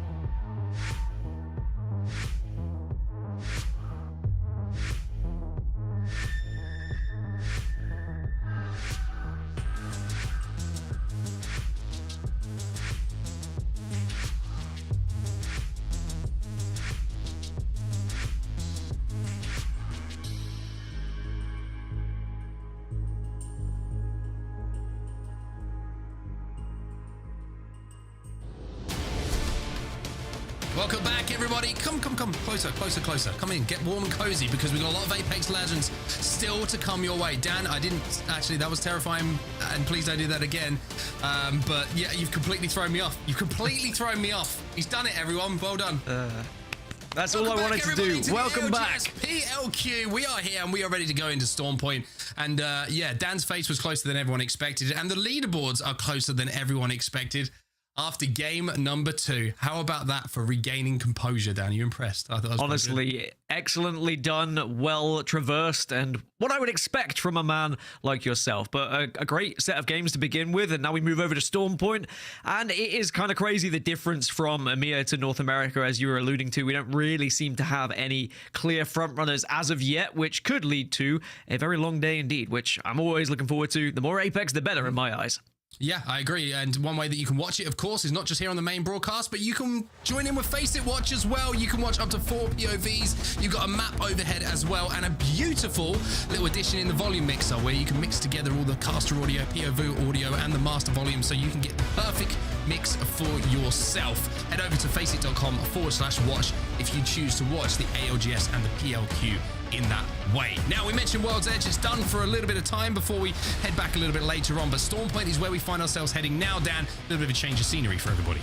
Yeah, that does mean for those teams who struggle a little bit on World's Edge, they can make up for it here. Just the change of pace, I think, is good for some teams as well, because things can get a little bit kind of dusty on World's Edge at times, where everyone knows what kind of rotations people are going to be making, what buildings they're going to be holding, whereas Storm Point still brings out that element of speed, I think, at times, because teams have to be forced into certain scenarios. There's less little nooks and crannies to be able to hide in, and it does kind of encourage fighting here or there in the mid-game. So we'll have to see whether that does happen as the teams are in the dropship. Well, actually, a lot of the teams are out of the dropship already as we're heading into match number 3. Some of them are still in.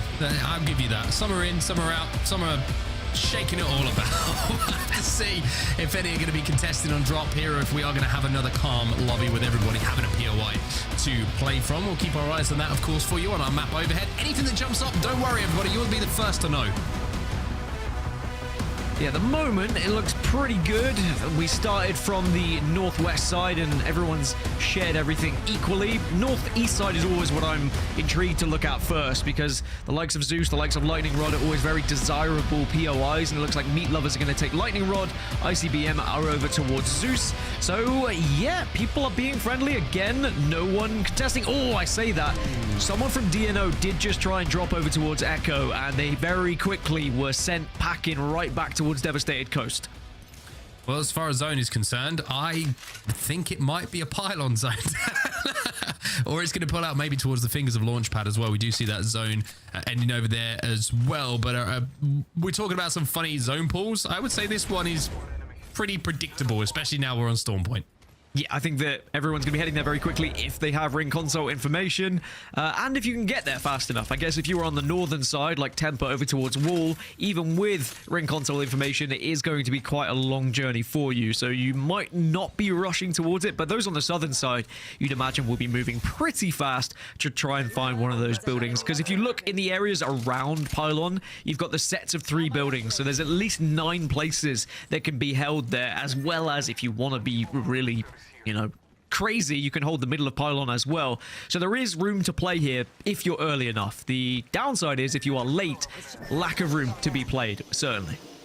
I'm trying to see who's got ring console at the moment, and it looks like Devastated Coast certainly does have both ring console and survey beacon, so DNO will probably head towards that zone nice and quickly. Another team who's heading straight towards zone is going to be Edges, but they find a little bit of traffic on the way. This is how quickly they've rotated, by the way. I think one team hadn't even finished looting the POI, and they find themselves already engaging. Hambino has gone down, though, so the Edges are going to have a little bit more of a slowdown on their way towards the next spot. Hambino is picked back up, though, so they look like they will be safe for now. Yeah, even though they were able to get the kill, it's still annoying because, as you mentioned, it delays their move, it delays their rotation that little bit further. It's Weave who have lost 1, and whether we see the remaining 2 players re-engage here or at least try and get that banner, because they don't have a support legend, so they're not going to be able to get the banner naturally, or at least unnaturally, should I say. They're going to have to go for the good old-fashioned way of trying to dipsy-doodle the other team and hope that they leave the banner for them.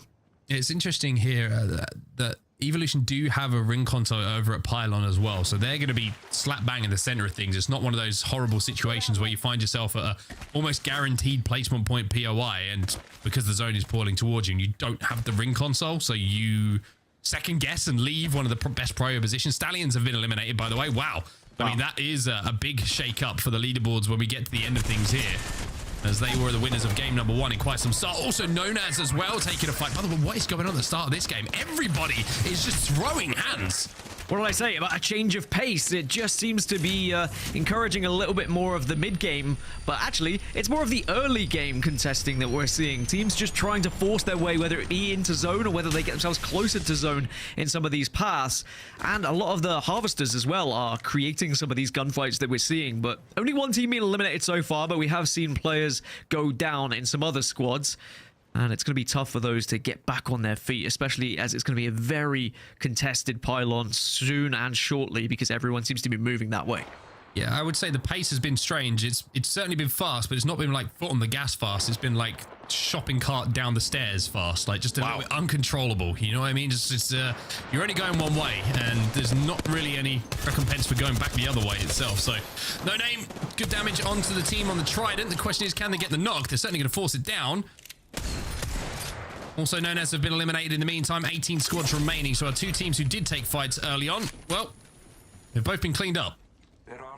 And North America is going to be very different to EMEA because we are naturally going to go a little bit further in the match point process here. And, you know, there's always that in the back of your brain of we need to be making sure we are within that top 8 as we get to match 6, just in case we start to see a team take a victory here and maybe take the chance of more games away from us. Now, we had a very early finish in EMEA, but we might not get that same style here in North America because in EMEA, we already had a team on match point going into this position.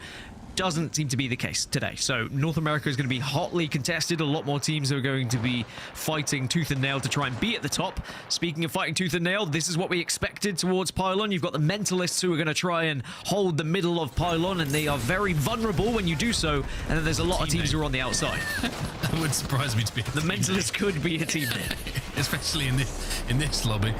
But Temper are going to be inside one of the pyramid buildings for now. They're going to be on the southern side of it, and this is a pretty good spot to hold for the long game. The difficulty is, of course, if you lose the doors to this building and you have nades flying, you don't have a Watson gen, which they obviously don't in their composition, you are so vulnerable to a caustic ult coming in and just doing so much damage to you. So even though the spot is good, if you can hold it, it also certainly has its downsides, as we might see a little bit later on. Yeah, I don't like holding places that have so many entry points. As LMAO sadly lose one here.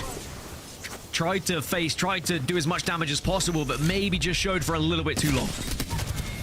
Good shots coming in as well, and as Tempo are moving in to try and clean up this damage, you can see a couple of knocks going down on either side, and Tempo being aggressive. And we mentioned how they had I would say a steep learning curve in the Pro League in North America for the split one. Would have learned a lot, of course, but this is where they are feeling a little bit more comfortable to be a little bit more of a dominant team in a lobby such as this one. And maybe that's going to be them just getting that confidence back in those team fights, as LMAO will be eliminated. We see some of the perks being picked up as well and chosen by our respective players now that they've hit purple. As now we see Dude's Night Out inside of that building, and Weave are holding them out. Yeah, I think there's only 4 teams who aren't in this next circle, and I think that shows how quickly everyone has moved into what they presume is going to be the final zone, and it is getting awfully cramped over towards Pylon. So if you are one of the teams who was arriving late, the likes of Tripods, NGNL, Fury, I don't think there's actually room in the inn. You're going to have to bully your way in and hope that you've got a shield advantage because you're playing on the edge. ICBM are also moving from the northern side as well. So this is where you need to be looking for those survey beacons. You need to be looking for those ring consoles and using them to your advantage whilst you have the ability to use them. Well, the map overhead, gives you a good lay of the land for everyone watching at home about how the lobby is shaping up at the moment, as Dude's Night Out are now finding that Weave have moved down from the wall and are on top of them in more than one way. The bang hole's going to go down, which is going to force them to retreat. Now Weave are probably second guessing their decision. Will they be able to get back onto the wall that they found themselves in a few moments ago, or are they going to take damage in the back? Puck, yeah. Bud, they're going to be eliminated in the meantime. 16 squads now remaining, as Weave still trying to deal with Dude's Night Out. You're proud of that one, aren't you? And I respect it indeed, but do you know now are going to be in it's what you do, just a constant professional. Do you know I didn't are okay here, by the way? Sorry? Do you know are okay here, by the way? They're in a position where they don't have to really do much. The only downside is if someone tries to take that position off them. So it's whether anyone does try to do it, and well, maybe Weave are going to have a look at this one. They're desperate to take this fight. You can see them, understandably why. If they kill Dude's Night Out here, then they will control this side of zone, right? And their walking becomes a lot more comfortable for them. But it's about creating the damage. It's about creating the opening without finding yourself in a position where all of a sudden you're in a horrible spot and you get knocked and you give up a strong position that they could have maybe looked back on as a position they could have held for this fight and could have won it and let the other team make a play on them. But this is taking quite some time, this fight. And as we know, the longer a fight takes, usually the less likely it is to go your way. No other teams in the area, though, to try and third party, as this is a mess, but it is going to be Weave who managed to win the engagement in the end. DNO Gaming go down. And sadly, for Dude's Night Out, they are just going to have to watch on from the sidelines. Because I said they were okay. They seemed pretty comfortable. They were more than happy to wait. But perhaps Weave took advantage of that. They noticed that it was a little bit more of a scared playstyle that was happening inside that building. And if I know some players, if you see teams that are turtling up, you very much push them. Because it seems like they are not confident in how they are fighting. Now, Tripod's in 8th position at the moment. Remember, 8 is the magic number throughout today. We will have 8 Pro League qualified teams. There are 8 positions up for grabs, so the benchmark is currently 14 points. But as we saw in EMEA, once you get through all of the games, it is going to be a much higher threshold. Well, Fury are taking a fight here on the northern side of the zone. One player trying to look for that climb up. Bangor is going to go down as well. Few safe spots for them, though. Trying to get some information off of that Bloodhound scan. Black Hole's going to go down inside as well, which is just going to slow this push even more. And you can see the difficulty, right? Nobody wants to fully commit to one of these fights. It's all about just creating an angle, creating an opening where you can get 100+ spray before you try and death ball in and take advantage of it. Oh, nice shots as well. And Fury now should be able to push off of that. And they will, and they capitalize, and they get the knock, and it's going to be more here. It should be a wipe if they play this one correctly. You just don't want to kind of oversell yourselves by pushing out of the building, because there is going to be other teams that are there being able to provide the damage. Want to be careful. Lose one, lose two, and suddenly you leave yourself open to a potential third party. We've now moving in to try and clean up the damage. There's the stick coming in. I don't know if it was onto the knockdown shield or what, but it's doing enough damage, and you would imagine that Weave will be able to finish this. And indeed, the fight took too long for a third party to not be introduced. It's a Taylor's older time in Apex Legends, and you've just seen another example of it there. Weave with some of the easiest KP and loot they'll ever want to collect in the game. Also, they're in a position to really get some good evo. Yeah, good evo, and just kind of in a good spot to be able to maneuver their way into the zone on their own, because they're going to be up on the northeast side. There will be a team that's going to be trying to hold them out, but that doesn't mean they're necessarily dead, because the way that Weave have been playing, they kind of like forcing themselves into buildings, so Edges need to be a little bit careful here of the arrival of Weave. Elsewhere, Tripods are trying to do the same thing on the southwest side, as are another team who are trying to really force their way into zone. Talk about just punching your way in. Yeah, I mean, it looked cool. Is it going to work? I have my doubts, to say the least. It's NGNL who will fall. And it's one of those situations where, like, was there another play to be made in that situation? Were they trying to boost for the door underneath, thinking that that was free and trying to get in with the Gibby bubble? Well, whatever it was, it ends up looking a little bit messy. So it didn't work for them this time. As now we see Weave trying to make their way up on towards Pylon as well, trying to ambush onto the edges, I believe that is, who are on the edge of zone. It's one of those plays where someone says, imagine if we put a bubble down on top of the Trident and got into zone, guys. And it's just one of those that needs to be shut down. I think you need the IGL who says, yeah, that's a good idea. just to be like, no, let's not do that. Let's think about a plan B. But 12 teams still alive here, and the circle is going to start closing the squads who are outside. So it's No Name versus Tripods here. They're the teams that are fighting for the southwest side. But they're being watched over by a couple of squads. So this isn't a straight 3v3, and that's why we're not really seeing a full engagement here. Smoke's going to go down, which is going to allow Tripods to move up a little bit and take this high ground and take the head glitch away. Deed's going to take quite a lot of damage, though. You can see through the smoke.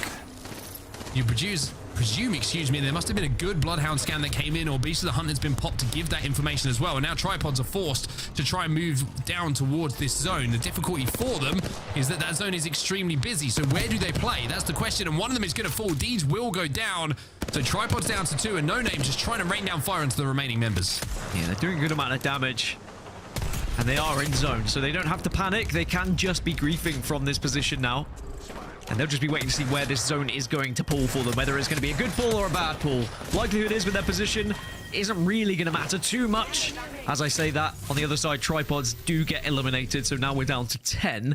And the circle is going to be moving east of Pylon. So it's actually Weave, who we were watching earlier, and were kind of forcing their way into positions and did, in the meantime, take down the edges and have regained control of that building, who are in arguably one of the best spots now. Yeah, really, really strong position for them. The edge of that building is going to be safe. It's going to be right in the corner, but nobody's going to be able to siege them from that building, so they can kind of just wait out the end game, you could imagine, if they can hold off teams for the next couple of minutes or so. Meat Lovers, who had a quiet couple of games, well, they've got an opportunity to make a little bit more noise now. 10 squads remaining as half the lobby has been eliminated. Scout in the hands here of ETH. And no targets to hit, unfortunately, for them at the moment. A long way off of red evo by the looks of things, for Meat Lovers as well. So with over 1k damage needing to be done, you would imagine it's a case of getting it done with the purples. So there's two teams who are going to have to force themselves in, and that's on the southwest side. It's No Name, who we were watching earlier, right? And Begotta's. They're the ones who are outside of the circle at the moment. Pylon is still not a fun place to be. You've got Temper, Board, Evolution, and Brown, who are all looking at one another. And again, they're all going to have to eventually move a little bit further east. And all these teams, they have to try and force something. And it's where you are in the standings that can really influence your decision. I know it's only match 3, but you have to be considering, right, is this game winnable for us? Or should we start to think about earning KP? Because if you are one of those teams who starts to focus on KP instead, you can pick up a good amount of kills when you have a circle shift like this. Well, No Name are going to take a lot of damage here. You can see that not only have they lost one, but Chickets almost fell as well. Does manage to get the battery popped so that he can get back up to health. Eternal are going to be eliminated in the meantime. So by surviving, they've at least got one extra placement point here. And to be honest, down in this little cubby at the bottom of the zip line, they might actually be able to survive a little bit longer. It's not a position that you expect people to be looking at. The team up on height, you would imagine, are looking outside and looking at some of these fights going down, like the one we now see on our screen with Meat Lovers involved. Bangol's going to go down as well, which is going to do a lot of damage and stun. But Serial Cat will get a knock himself. Tech will also get a kill thanks to the ring closing in on this team. And it's just a case of holding them out for now. Their Guatas will be eliminated. And now we're down to 8. Yeah, that does mean Meat Lovers have a little bit more room to play with now with Begotas going down. And they can actually watch all the commotion happening towards Pylon and do exactly this. Just pick off those players who are going to try to be escaping, trying to be making a dart to try and get into the zone. Their main worry is Weave, who are already in the circle. And you could argue that this is either Weave or Meat Lovers' game, just looking at where their circle is going to be heading. It's going to be very difficult for anyone who's in that Pylon side to win this one. Yeah, you imagine the Meat Lovers at least are going to get a lot of KP in this game, right? With everyone trying to leave the Pylon structure itself. Down to 7 squads now, as Temper are one of those squads we mentioned, who we saw a little bit earlier work their way into the position. They've done a really good job of holding it down, but with 20 seconds left, we'll jump into a listening with the comms now for Temper to see if they can close it out and put more placement points on the board. Please in front of us. We should kill this. Bernie, can I just get ult? I need to get ult. Yeah, I need to as well. Come here. Okay. They're above us right now. Go back. I'm going back this way. We're killing this. We're hard fighting this, yeah. Yep, I popped down low. I'm gonna cost a couple. Okay, use everything. I'm smoking. I smoke. He's right there. He threw a nade. No nade for me. Play for the kills. Crack two, Bernie, I'm swinging. Weak, so much damage. There's one. Bind. One. Nice. I need smoke. Throwing traps down. On our door. I'm holding door. Get on. 70. No, chill. Kill them. Chill. I need to pop I'm burning him. Chill. Come right. Popping him back. Heal. Popping him back. Okay. They're out. How much he says? Go right. Good comms. Very good comms. Keep moving right. He's on the head glitch on the right. Heal. No smoke. We just have to fight. We just have to send it. On me. It's safe. I'm on mine. Well, as we're into our top 3, Temper are making a run right now, and the charge tower getting those ults back down was a huge play from them. Yeah, Temper trying to give themselves a chance of getting onto match point here in match number 3. They're on 37 points as it stands with some kills here and a win, but no, not going to happen. Meat Lovers take them down, and Meat Lovers now have red armors, and they've got a position to work with here, but they're straight into another fight. Oh, good damage coming in, but the knock has not gone their way. However, it's going to be evened up, and it's Serial Cat, the man who won the meat trials. Well, can he win the next trial in front of him? Black Hole will go down, which will slow things down, destroys the barrel from the caustic. Will have the time to hit this bat as well. Caustic versus Horizon. Does he have the Q available? Does he want to use it? That's the next question. Knockdown shield is going to be good here for Lord of the Rings 31. I'm going to presume that's what it is, but he gets queued out the sky. It's Serial Cat with a brilliant big brain play to win it. Cues the caustic up into the sky. And with the man stood there, just looking down at him, almost helpless, he says, I'll take the win. I love that. You say, oh, knockdown shields are going to be a big problem here. Knockdown shields can delay a fight like this. Well, how do you exclude a knockdown shield? Send someone up into the sky. And that is the perfect way to win a 1v1. That is a man, that is a player who has played a lot of 1v1s and knows exactly how to use his kit to his best advantage. Already had the ultimate to try and do things, but also I'd always be kind of favoring a Horizon versus a caustic for the majority of fights in open space like that, but it's always a beautiful way when you see the grav lift used in that instance.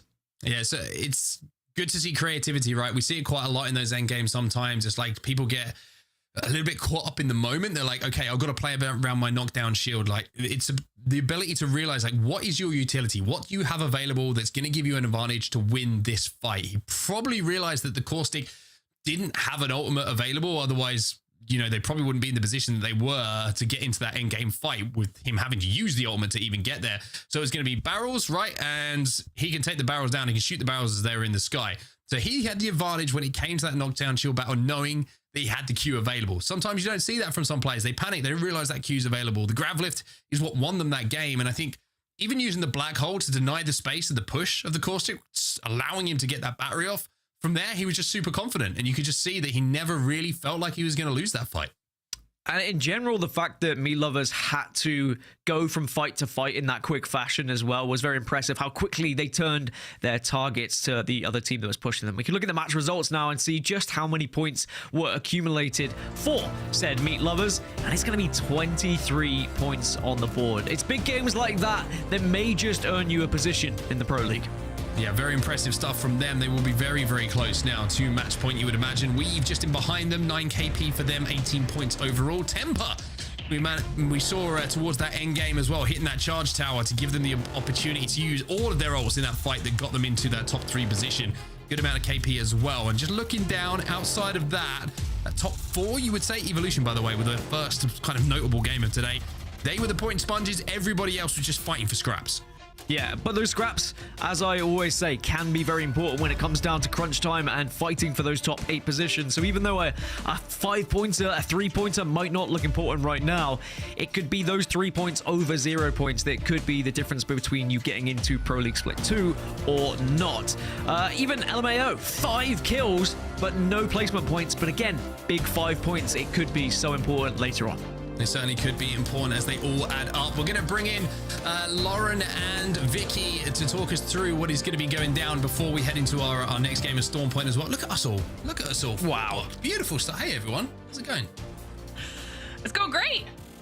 Yeah, I mean, that was a fun, potentially less than first half of the day, I guess. We were wondering what the competition would look like here in NA, and we're now 3 matches in, and everything looks a lot more even, Vicky, especially with the teams having pop-off performances in their individual matches, but then falling off after that and really starting to level the playing field a little bit.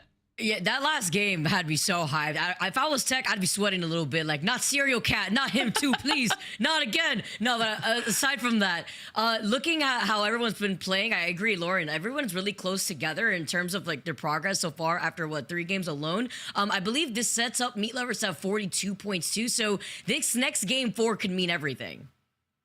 Yeah, because heading into this match, it was Stallions, CCE, and the Edgers that were in the top 3 spot. And they were some teams, Dan, that actually struggled here now in this 3rd match, unable to get the points. Stallions specifically, I think they were down at the bottom with 0 in the 3rd match. So it just shows that we are not seeing the same type of steamroll in this region.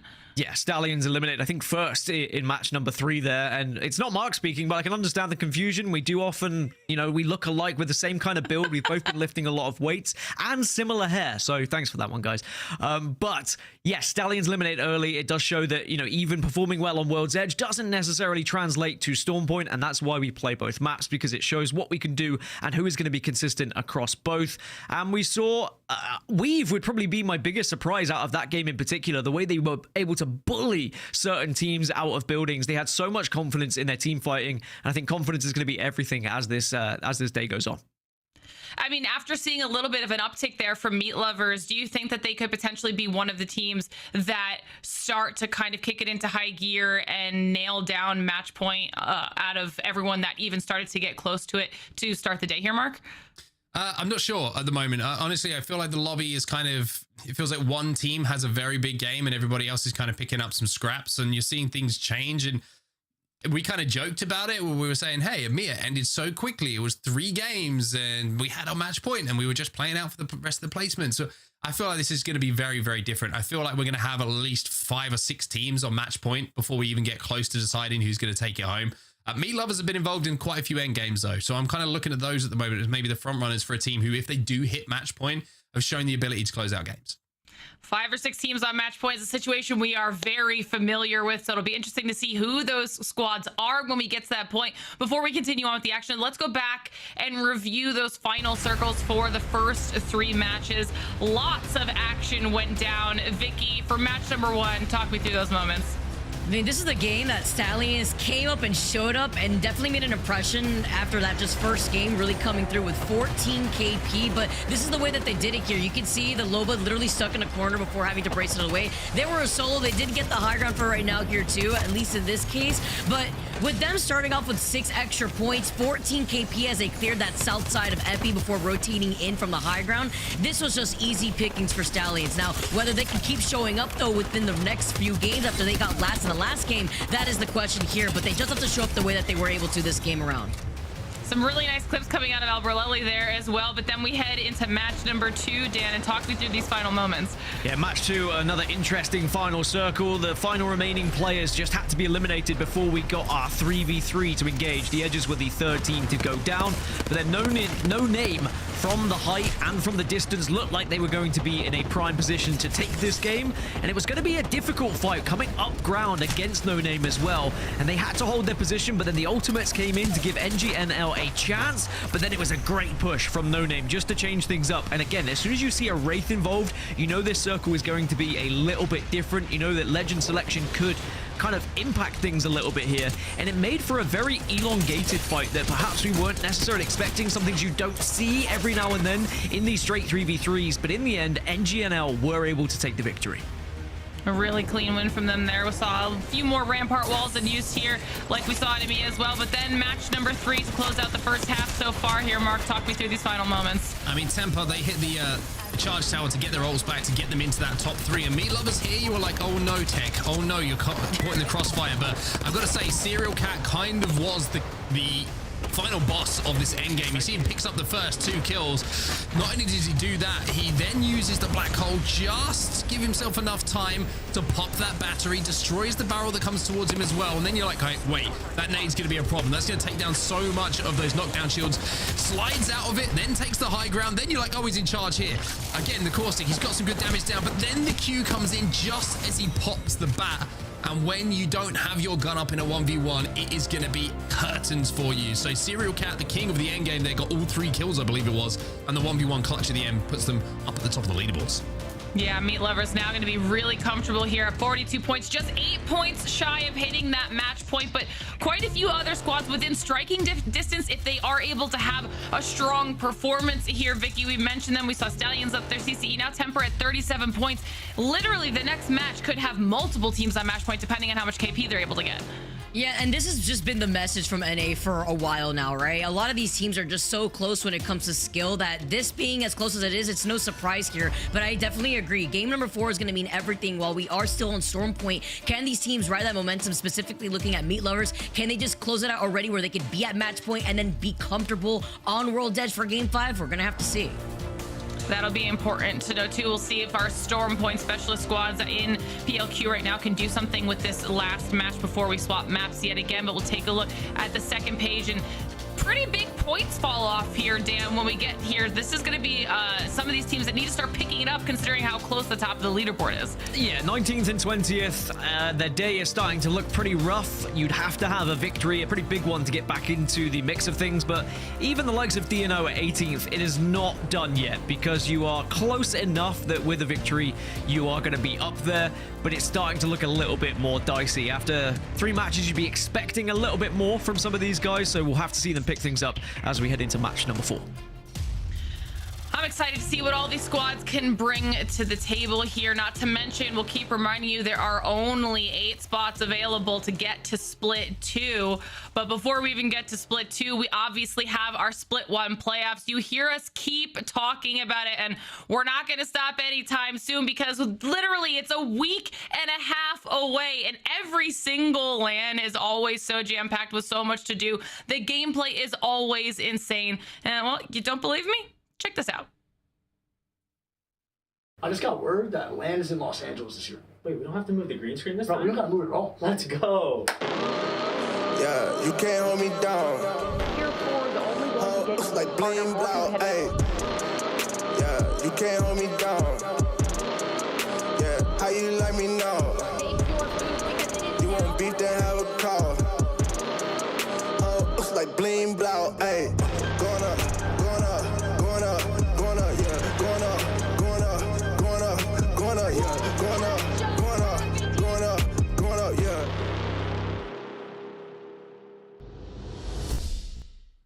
Obviously, a huge shout out to Wicked Greek at the B stream as well. There's going to be so much going on. First time West Coast for an ALGS LAN as well. I feel like this has been a long time coming, Mark. Oh, I'm so excited, man. I'm going to get my feet in the ocean. I'm going to be ready to go. I should probably turn up at the event as well, which is more important to talk about. But I mean, with the fact we're back on land, just take a second to remember what happened last year and how every event somehow felt like it outdid the previous one.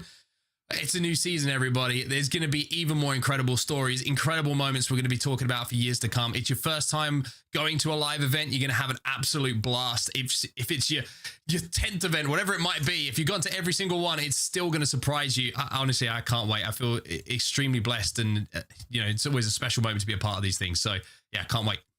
Yeah, I know that everybody is incredibly excited to get to all of the action, but we've got to finish out PLQ before we do that. Match number 4 is ready to go, so this time it is Dan and Vicky. Take it away. Thank you so much, Glitter. Dancing their way over to LA. I mean, seeing that video always gets me so hyped, Dan. But that's also another reason why these teams that we're casting over right now for the PLQ are looking for their opportunity to maybe have their chance for Split 2 LAN, all right? So only 8 spots available here, and it is incredibly tight looking at the competition. Yeah, I mean, I'm always thinking about the World Championships, but there's 2 LANs before we even get there, which is what is crazy, and I think everyone's right. Each LAN seems to get better and better. It's an unbelievable experience being there, let alone being able to commentate there, as Mark was alluding to. It is amazing that we get to be a part of such an incredible scene and such an incredible game. Come watch it. It's going to be brilliant, especially if you're a local. And if you're not a local and you want to make your way over, definitely do that as well, because it will be worth the travel, I promise you. Now, heading into match number 4, we've already seen 3 different winners in 1, 2, and 3. It is a very tight lobby here in the PLQ finals. Are we going to see anyone get onto match point? Meat Lovers are the closest. They're only about 8 points away from crossing that match point threshold. So we are definitely getting 6 matches. We already know that today, but we might see a team onto match point after this one. I have faith. We're going to have to wait and see. I mean, Tech isn't waiting at all. I mean, he's already inventory managing right now. We went quick with the POIs. Everybody already landed where they needed to go to get the loot that they needed. But I love like this little flyby following Tech, because not only is she's not only trying to get the loot as quickly as possible, but we're seeing Serial Cat, ETH now coming through. ETH has been putting in a lot of damage, by the way. Already 2.1k after 3 games alone. Meat Lovers vying for that number 1 spot to qualify for Split 2.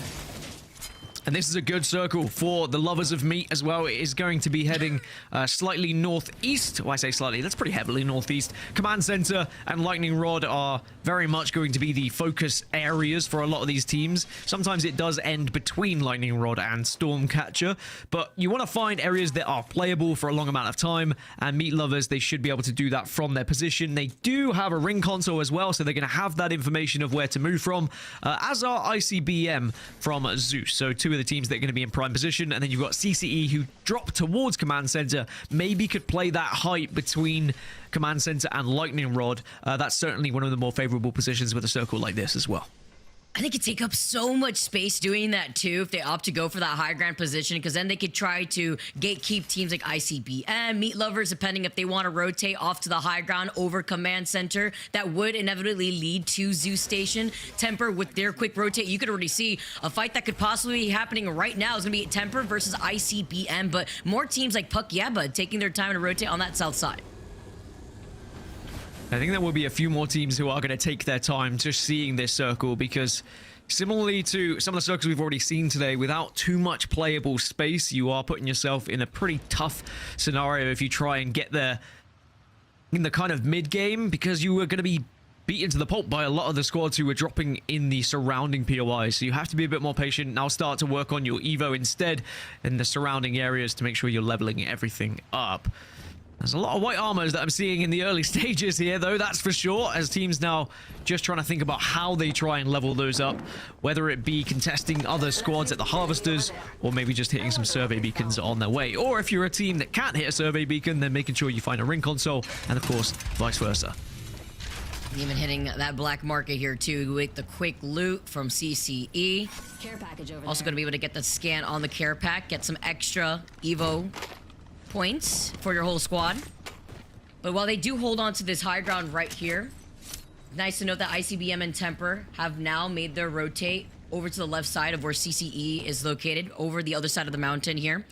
So many other squads, though, even Meat Lovers, they went rotating all the way around Lightning Rod, past the mountain, and are now trying to approach from the Stormcatcher side. So taking a much more roundabout rotate, will they'll inevitably be met with Puck Yeah Bud, a team that isn't doing so hot in the other side of the overall standings. Yeah, they're struggling. They were one of the two teams that we kind of pointed out when we did see the overall standings, but one big game, it can really change the way your day's going to go.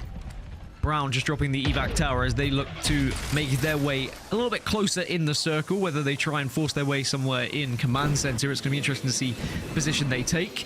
It looks like they're going to take a slightly southern route, but they are going to be flying straight past a couple of other teams here, so they're going to be a little bit vulnerable, but they might actually be able to use this high ground to their advantage. Oh, wanting to try to get that survey beacon here too. Yep, that's what they're going to be able to prioritize for now. And it looks like their loot pool is actually fantastic. I saw a gold extended heavy mag in the eyes of McWolves. Now as they try to move forward here, just trying to take up some more of that space. January is going to be able to take a look at if any other teams are waiting on the outskirts of command center, which would be Eternal actually as they make this rotate. So many other squads though, even Stallions and Evolution, who are going to be right behind Brown while they try to take control over command center.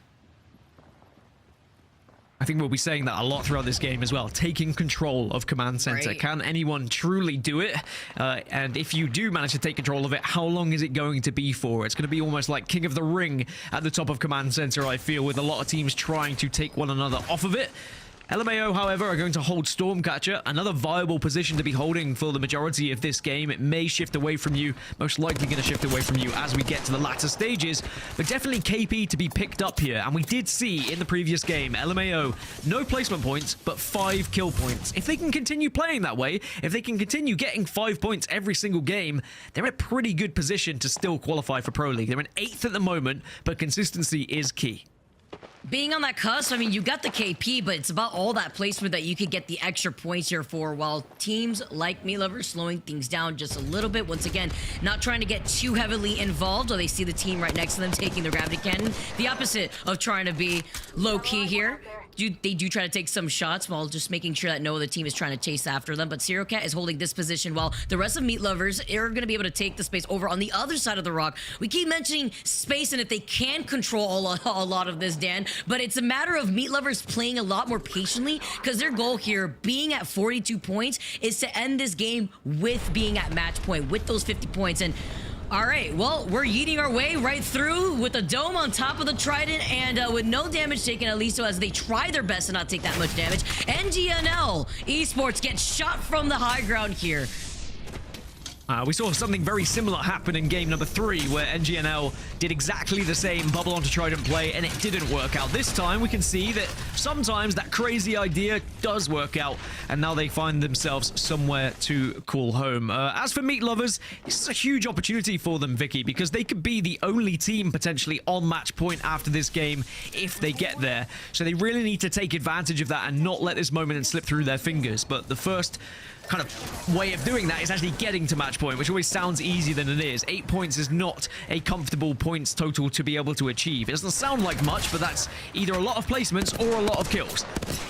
And the only other team right behind me, Lovers, is Temper. They have 37 points, a 5-point difference here, and they're going to be involved in a lot more of the chaos on that north side of where that circle is going to be pulling as we take a look at Stallions trying to chase behind another team. Sentinel charge and in hand with Alberlele trying to take a different angle. Gets the crack immediately afterwards. Can they get the follow-up on the Valk? Although I do really like the bang ult being called in, it also builds up time for this team right to their north to try to reset here if they want to take a roundabout rotate around that big rock in front of them.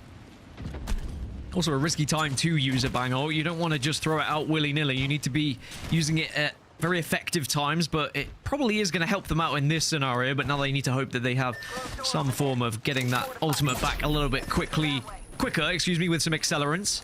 But the Stallions, they're on the hunt at the moment and looking to try and see if they can find the team that they were chasing after. You can see the pings coming through from the rest of the team as they say, all right, there is going to be a team ahead of us, but we might be able to grab this harvester on our way. But they're already at purples, our Stallions, so they are one of the most terrifying teams in this lobby, that's for sure. That's why they're chasing after Evolutions. The squad ended up just rotating as quickly as they could away from Stallion's line of sight, now have taken the hilltop high ground building. that overlooks the zip lines to the south side of that Evo Harvester. A nice little overhead here, though, to highlight the high ground that we were mentioning earlier on for the teams that wanted to rotate away from Command Center. I believe that's going to be ICBM, who have made that rotate out of Command Center, now have been able to hold that high ground here. And with Temper being right next to them, they could be the squad probably playing the low ground by the tunnel side from the squads that want to rotate away from the wall. Yeah, one of the last teams I expected to be in one of the prime positions, considering they are in dead last at the moment. But, as I mentioned earlier, there are still games to be played. There is still an opportunity if you can find yourself with a big victory here in match number 4. And of course, we're not guaranteed to finish at 6 like we did in EMEA. There may be 7, could be 8, could be upwards of 10, depending on how this day goes and how quickly teams can actually win once they reach match point. Now, Tripods, 14 points they find themselves on. They've had a very interesting PLQ. They started off in winners round 1. They got into a position where they found themselves in elimination round 1. But then from elimination round 1, they were able to win that series and find themselves in the finals here today and win it in a pretty commanding fashion as well. So are we going to be able to see them find that same form that they had yesterday? Because at the moment, they are just out of those top 8 positions. And with players like Gent, with Omnu on the team, you'd be expecting those names to be in Pro League. And there's quite a few names like that today that we're like, oh, wait, they're in the PLQ. They're not currently in Pro League. They got relegated or they had to play through challenges. There's so many big names in Apex now, and there's certainly a few of them featuring today. It's so crazy. And then seeing familiar names coming out here, too, in this lobby to see how they'll do with the cohesion of either a different team or just them looking different with a different legend composition that they're trying out here. Tripod's a team that's taking their time to now rotate into that next circle. They were originally looking at Evolution, who were deep in that circle. They desperately wanted that survey beacon, but Tripods realizing, all right, well, it's not worth maybe eating up our meds. We're going to try to rotate ourselves. But there are so many teams waiting for them on that north side of the rotate. Fury, Bear, Goatas, Temper, ICBM, Meat Lovers in trouble here too. This means everything. There's still 20 squads alive in this lobby, and now Tech is the last one alive for Meat Lovers. Yeah, last one alive to try and maybe rescue something is on the Crypto, so there is the opportunity to get those banners if you are given said opportunity, but you might have to just try and get out of dodge here. We're gonna have to see what the movement's like of Tech. Can you escape? No, you can't. Meat Lovers will not be on match point here in match number 4. Can anyone else get there, though? Tempo was the next team that were closer. Now, Tripods do get an extra point. They do get some KP on the board, but they're going to be making their way slightly uphill here. This is a difficult fight to take. They get a trade, 1 versus 1, but now they're taking damage from elsewhere. And this is what we're worried about, too, with this rotate. There were so many teams. It was ICBM that were holding onto the high ground forever since they rotated away from Command Center. And with the Havoc and the Turbo at that, they're going to be able to find those 2 knocks, get the finish off of Deeds and Gent. And now they're going to be able to back away in time because while they do find this KP, they still are rocking full blue Evos. Evolution also find the last remaining member of Tripods as they're eliminated in 18th. That's tough. Tough pill to swallow for the Tripods. Especially after you do so much damage when you are fighting in difficult positions. But this is what we were talking about, the kind of king of the ring at the top of this high ground where a lot of these squads are just going to be competing to try and take this position off of one another. You've got Temper, ICBM, Evolution, and Stallions all fighting. And then elsewhere in Command Center, you also have about 3 or 4 teams currently competing against one another for those spots. There is not much room to play, and there is too many teams currently on the map. And as round 3 closes, they are naturally going to have to fight even more. And a quarter of the circle has the mountain right in between it too. So that's why we're going to see a lot of these teams fighting in 2 different angles with the approach of this next circle. Bangle also called in here, tries to go in for a reset, but the team trying to approach him from the high ground here as Evolution trying to take that fight, perhaps versus ICBM that have not moved from that position. Nice damage. Wow, the Volt can really shred even from distance at times. And Evolution are going to be able now to push up on this advantage that they've created. As I say that, last player trying to escape, but Evolution said no, not going to happen. Tag of an RE45 on the map as well, a gold one, as now that last remaining player who is going to come down from the dropship is not going to be alive for much longer. It was ICBM who, remember, were holding this high ground for quite some time, and they have eventually been forced off of that spot. 15, 14 squads now remain as teams dropping like flies. Jumping around like a grasshopper, finally finding that Bangalore straggler, trying to get him. Temper still playing right below. Evolution, who have now taken control over that high ground. That was a huge fight for them to take here, just in terms of positioning, as you can see the nice overhead and where this circle is pulling. Are you kidding me? Eventually, Evolution may have to drop down here from the high ground, but No Name called this out amazingly. The only other team they really have to worry about is Fury coming in from the north side, and as long as they are out of the line of sight of teams like Evolution, once they have to drop down from the high ground for the next circle. Yeah, this isn't a fun circle really for anyone. So all those teams who are on the southern side of that circle are going to have to fight one another. Stallions, if they can make a little bit of noise on this western side and dominate the western side, then they might be able to force their way in and take that high ground that we originally saw, and then they could be in one of the better spots. But it's definitely No Name, as you mentioned, who seem to be in one of the priority positions right now as Retzi goes down, and it's going to be Temper on the other side. So this is a big fight for Temper. Remember, they were the closest team to match point that we have in the lobby now. Jalone can absolutely do this. They're incredibly low. Both of them are cracked. He gets the next knock. Only one player left as they try to go for repositioning. Alberlele was able to pop the shield bat here, as now Jalone's going to take turns in popping his shield bat. Fully up to health with just one player left. They're going to swing together as a duo to try to find that last straggler, avoiding that nade right behind him. And just one more shot, they take care of Temper, the second team that was at the highest point in the overall standings. Well, now that means that Stallions perhaps could be the next team that could maybe reach match point here in match number 4. Round 4 is closing, so this is where we're going to start to see a few of those teams who are still hovering outside of. They don't have to fight one another. Fury are one of those. They've already lost one, but they're able to respond with one of their own. Detox, the last remaining player here. Is it too late to be dealing the damage? The Triple Take tried to do it, not able to do so, and Fury go down. No Name will survive. And No Name took that fight, noting that that was going to be a team that they have to worry about. But was it too long of a fight here, as Stallions are going to take advantage of their positioning, move out of the caves after they were able to reset from their previous fight, and now are exiting out of the caves. But can we highlight how many blue Evo squads we're seeing right here over in this building, with over 5 to 6 teams sharing this one lone POI? Yeah, a lot of those teams had ring console information and moved early, and they maybe are going to be paying for that a little bit later, because some of these teams that have purples, have reds, are going to be able to roll over them. You'd imagine 9 squads, make it 8, because Puck have gone down. Evolution, they're down to just 2 players who are quite weak, but still doing the damage, but sadly will fall. It's AKA versus Evolution right down here on the southwest side, and AKA might be able to get back up to an even healthier duo here. No gold knock, so it's going to take some time to reset here while Evolution are trying to force their way off from the high ground, trying to take a different angle. They sent out the thermite. You see the pings. They're finally going to swing on them. It's only up to Yubin, who goes down immediately, gets beamed in that 2v1 here. He does manage to take one down, at least with him for now, but now they're going to be able to reset here on the high ground with nobody else there to contest them. Still only No Name that are in this next circle, by the way. So Edges, DNO, Weave, and CCE are all in the same building at the moment, or in and around it. You've got AKA who are on the western side, but they're being held out by Stallions.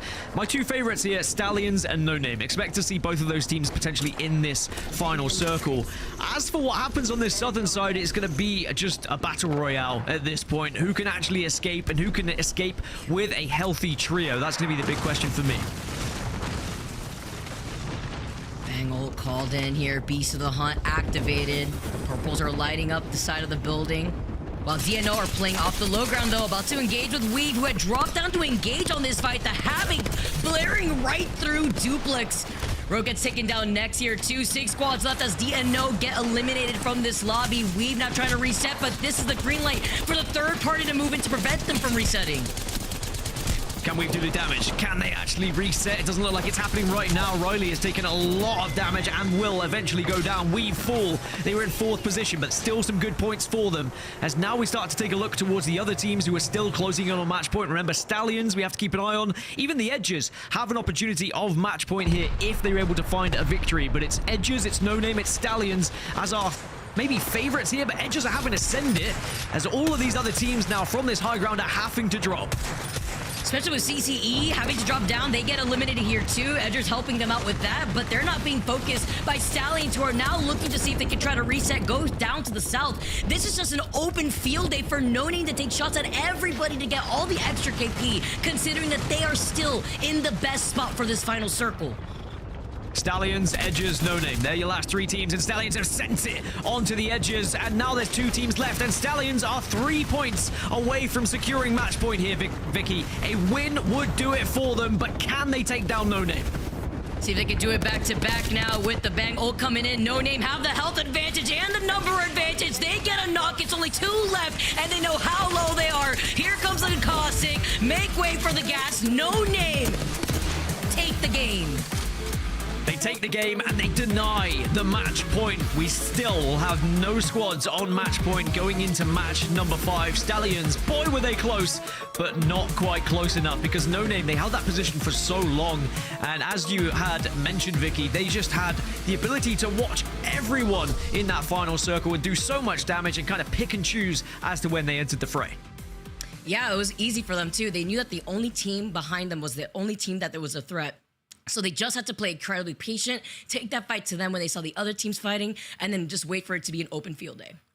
Yeah, it's a tough scenario if you are the team who is kind of on that southern side and you're waiting to see what's happened. Is there another team that's going to be jumping on us? And as soon as you see the caustic gas, the barrels coming towards you, the grenades coming towards you, you realize that maybe your day is done. It's going to be tough for Stallions because they probably realized they were so close to match point, but now they only need 3 points going into match number 5. That is a very achievable number for sure. So we should be seeing teams start to get to match point now as we go into the next match. Especially since we are also making that transition into World's Edge where they already found that dub for game number 1. So they will be able to at least carry a little bit of that progress from Store Point over as we take a look at the match results from that previous game. Game number 4, though, we saw a lot of the chaos happening from the squads that had to rotate over to that south side of Storm Point through Command Center. We saw basically a split in division of all the teams that were fighting, whether they were fighting over to the right side of Command Center or right through the high ground of Command Center, or even looking at Stallions with their rotate from the under part where Temper was originally at, where they were able to rotate underneath Command Center side. No Name finished things off with 6 KP. Stallions right behind them with 6 KP themselves, getting that second place spot. But still, there are teams who are picking up a consistent amount of points. We've put 10 on the board with 7 kills, aka with 8 kills, by the way, really being able to find their way into a lot of engagements. Edges also putting 14 points on the board is going to put them in a really good spot for Pro League because, yes, okay, you might not be necessarily in a position to get to match point straight away and have the opportunity to win the entire day, but if you can stay in and around not just the top 8 but the top 4 for keeping yourself a little bit more comfortable, then the likelihood is you will be competing in Pro League during Split 2. As we look at the second half, we look at some of the teams that struggled to find some of the points. Tripods, they got 3 kills, but sadly they were eliminated a little bit too early. Meat Lovers, also, they were the team who were closest to getting match point at the beginning of that match, but they weren't able to find a single point. As I said, 8 points is an annoying number to be on because you are close, but not quite close enough to play too conservatively. You kind of have to still play in the same way, but sadly didn't work out for the Meat Lovers. All I'm hearing here, Dan, and seeing these points is seeing that we're going to have a lot of teams incredibly close to being on match point in the next game as we see the series results. Look at this. Stallions, 47 points. The Edgers, 43. Meat Lovers, 42. We are literally just points away from tying things up within our top 4 teams. Yeah, it's crazy how close it is, but also kind of wild that we still don't have a team on match point, but that's what we were expecting, I think, coming into day 1 today. To game 1 today, excuse me, if we didn't see the Edgers find the same consistency they did throughout the qualifying stages. Down in the second half, again, 19th and 20th, your time's probably looking like a bit of a struggle to getting into Pro League. You're going to need probably a miracle now at this point, but sometimes you do have those miracle games. They can happen, so it's never over until it's over. Unless you're driving or dropping rather 20 bombs back to back all of a sudden out of nowhere here. It's going to be incredibly difficult though, Dan. It is going to be difficult indeed, but the only way to see it is if we get into match 5, and to do so, we have to take a quick break, but we'll be right back after this.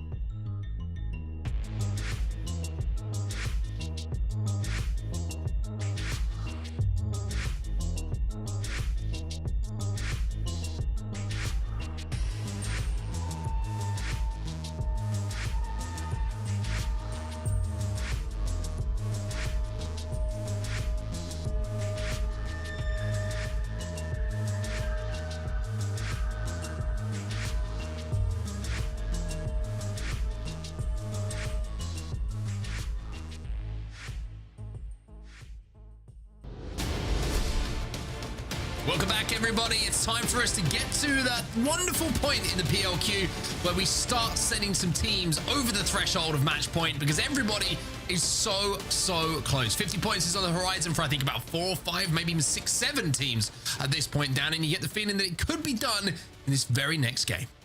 Coulda, woulda, shoulda, but is that what we'd be saying at the end of this game? Because even though we've been in this scenario before where teams are like 3 points away, 5 points away, or like Meat Lovers last game, 8 points away, that can very easily slip through your fingers if you start to change your playstyle a little bit. Yes, I would say World's Edge is a little bit easier to get over towards match point because it's going to be more comfortable. You can play zone a little bit better than Storm Point at times, but it's going to be about pressure here. Pressure is where this really comes into effect here in any sort of match point games when you're starting to get closer to that threshold, especially when you are that close that you know you only need a few points because you say, all right, well, you know, that's just one team fight, so maybe we just take a team fight at the start of the game. You lose that team fight and suddenly your chance in match point is gone. Do you want to then play for a chance of placement points? Oh, well, you know, all we have to do is get into like the top 8 and then we're fine. Very difficult to try and achieve if you're not taking fights. So these teams are going to have to take that into consideration and really have a plan of action here in match 5. I almost feel like at this point you're kind of hoping, if you're kind of, I would say 6, 7 or less points away from match point, that you get a zone that's a long way away from you, just so you can go and tally up your Evo and make sure when you take a fight that you're going to be fully suited to do so, right? Purples, reds, whatever it might be on those Evo armors, to make sure that, you know, the fight that you go into, you've got ultimate confidence that you're going to come out of it looking strong. So it's almost like the complete opposite of what you traditionally would say in Apex, right? You want to win a game, you want the zone close to you, so you have prio, but I feel when you're just a couple of points away from match point, that's your ultimate goal here for a lot of teams. What's the most efficient way for us to get points? How do we mitigate a lot of circumstances to get those points? This is probably the best way to go about it, or the best way to hope to go about it. It's all well and good theorizing as well for some of these teams, but it's actually putting that plan into action. And when, you know, your back's against the wall, how are you going to perform in a potential team fight or a potential situation where you have to run away from a team fight away and go against your natural instincts maybe to engage in said gunfight? But match 5 is underway. We're back onto World's Edge. Are we going to see one of our teams cross match point? It seems like it should be here. It should be now. But there's always the possibility that it doesn't happen. I've got a funny feeling we're going to see multiple teams cross match point here. It's not just going to be a case of one team. It's going to be 3. I'm going with 3. 3. Bold. I would say as a bold man, but I was going to say a bold prediction. I think it's going to be a case of there's so many teams that are close that I think there's going to be multiple teams who get it done here, and we'll have to see if that sets them up for success as we move onto World's Edge for our next map to potentially win this thing and close it out. But elsewhere you can see like a lot of teams splitting at the moment. You can see that Meat Lovers are dropping over at Stacks and between Big Mord, and it looks like maybe just a little bit of a switch of things. No, actually they're over at they're over at Stacks, and Big Mord is going to be taken by the other team. So similar pattern to what we saw in the first one. No funny business to speak of so far on the lobby. Circle-wise, it's going to be a familiar setting. Epicenter, but probably a little bit further east than the Epicenter finish we saw previously. Fragment is going to be a perfect place to hold for the time being. You could go for the kind of upper areas over towards Overlook as well on that eastern side. You could hold that for quite some time, so a team like ICBM might be able to be in a position for that. They have Ring Console as well. Do Stallions at Climatizer, so both of those teams are going to have an opportunity to get in some of the better positions. NGNL at Monument also have Ring Console, so they'll get the good information that the circle is coming towards them. Not the best circle for the likes of Fury and Evolution, though. Are going to have to move quite some time, but Evolution do have Ring Console, so they can make that decision to move soon if they would like to. Interesting to see Meat Lovers have, I would say, almost a perfect circle, right, for them to get the points that they need, because they've got the ability to hit Ring Console over at Stacks. They also have the Survey Beacon over at Stacks. They have Evos that they can pick up on their way north. They've got one over at Geyser, I believe. They've got one just outside of Big Mord as well. So there's also another Ring Console they could hit if they wanted to get third beacon information. But I think for a lot of teams, this is a zone that they will know very well. I'm pretty sure this is one that's going to end around the bins just on the bottom side of the ultimate height of epicenter towards Fragment itself. So it's one that people should feel pretty comfortable with if they do have their early zone info. And GNL Esports, they're actually going to be playing down on the low ground here around the truck. So that's where they think it's going to be going. And we'll have to see if that's going to be the case. There's a few teams that are going to be in a tough spot with their rotation just because they're...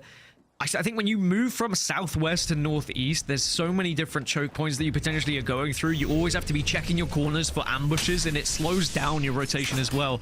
So you almost have to like manipulate rotation in a way that you can change it to maybe get those Evo harvesters and maybe rotate a little bit against the grain so that you don't find yourself forcing yourself through said tunnels. Now, CCE, 41 points at the moment. They're in 4th position. Again, in a really good spot to qualify for Pro League as they are comfortably in top 8. But they still just need to keep pressing. They still need to be finding that consistency and getting points on the board game after game. Yeah, it's an interesting spot for them as well, right? Because CCE, I'm pretty sure they had ring console where they landed. So they're going to have info on where this zone, yeah, they do have the ring console. So they have a good idea of where the zone is going, but they also know that they're probably going to be a little bit later than some of the other teams around them. Weave is going to be very close to them at the moment as well.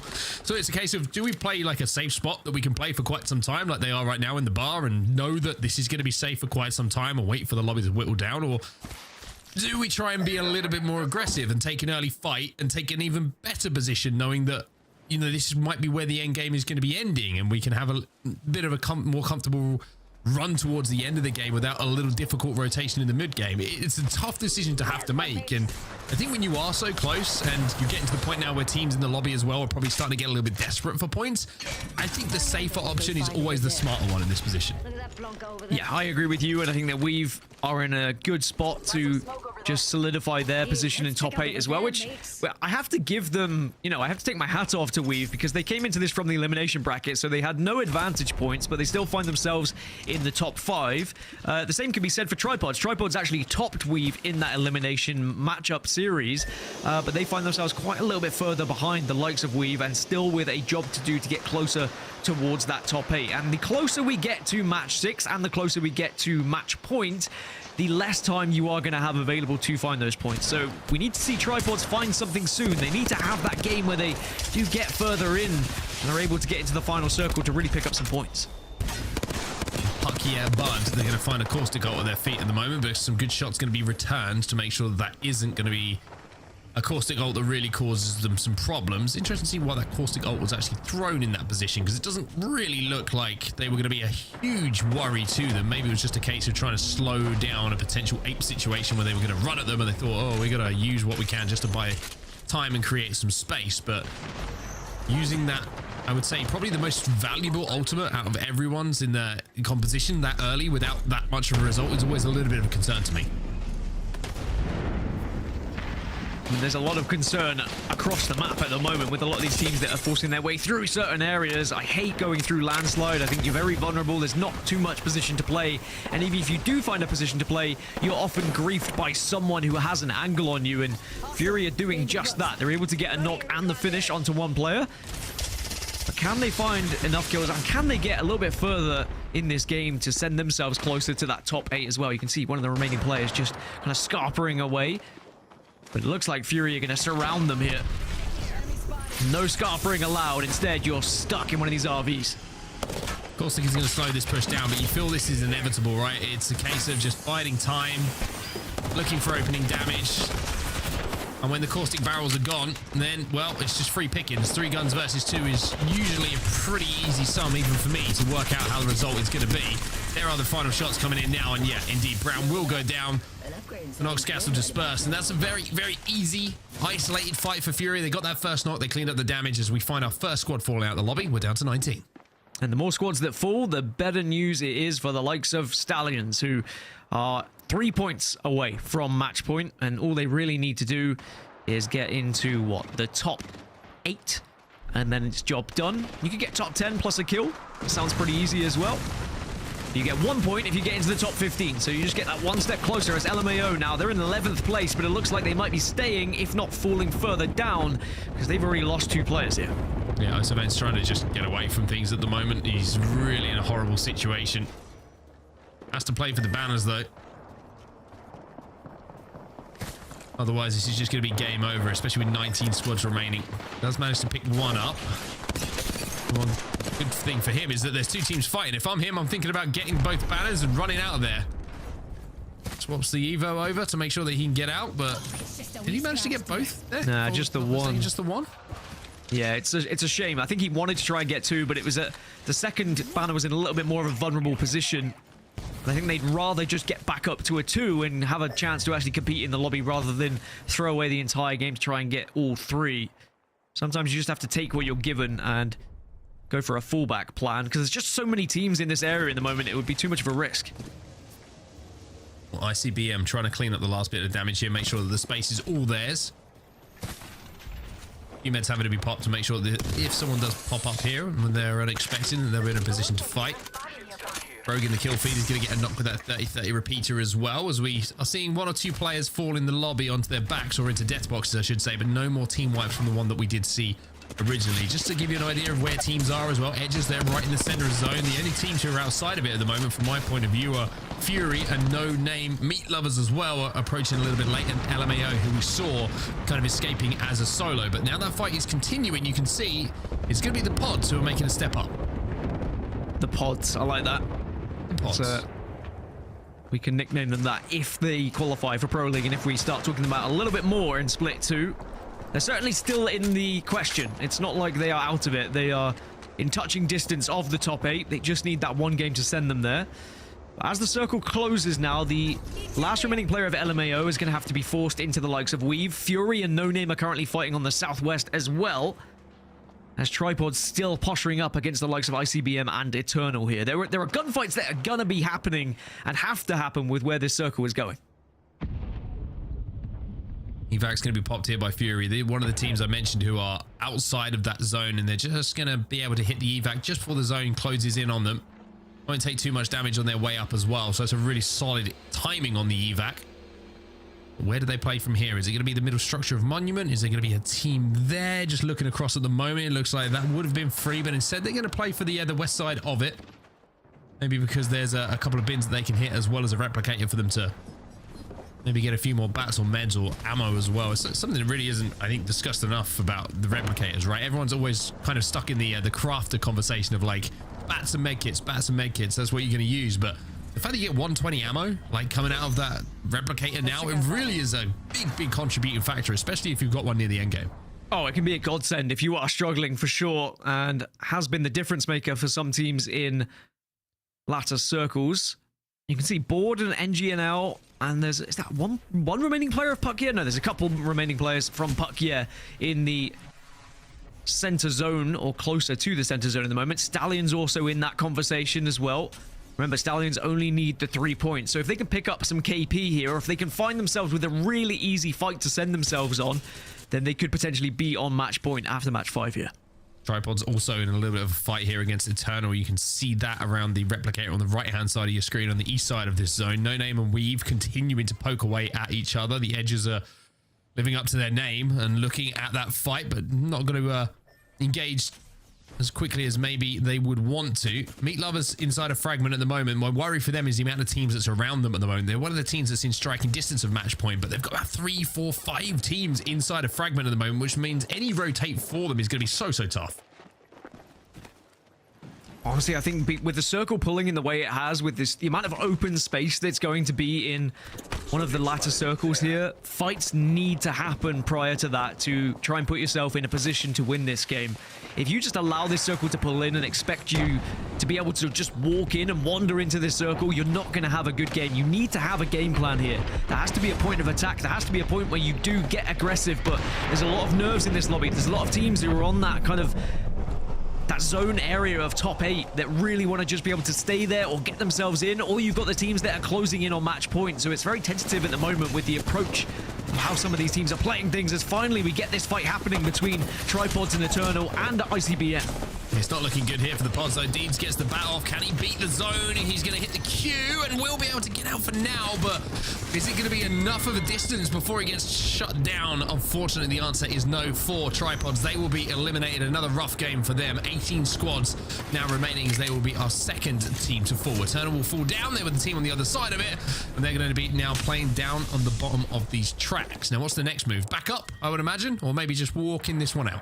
Yeah, you can walk up the tracks. You just have to go through a little bit of the red, but it's not much, so you can definitely do it, and that's what they're going to play.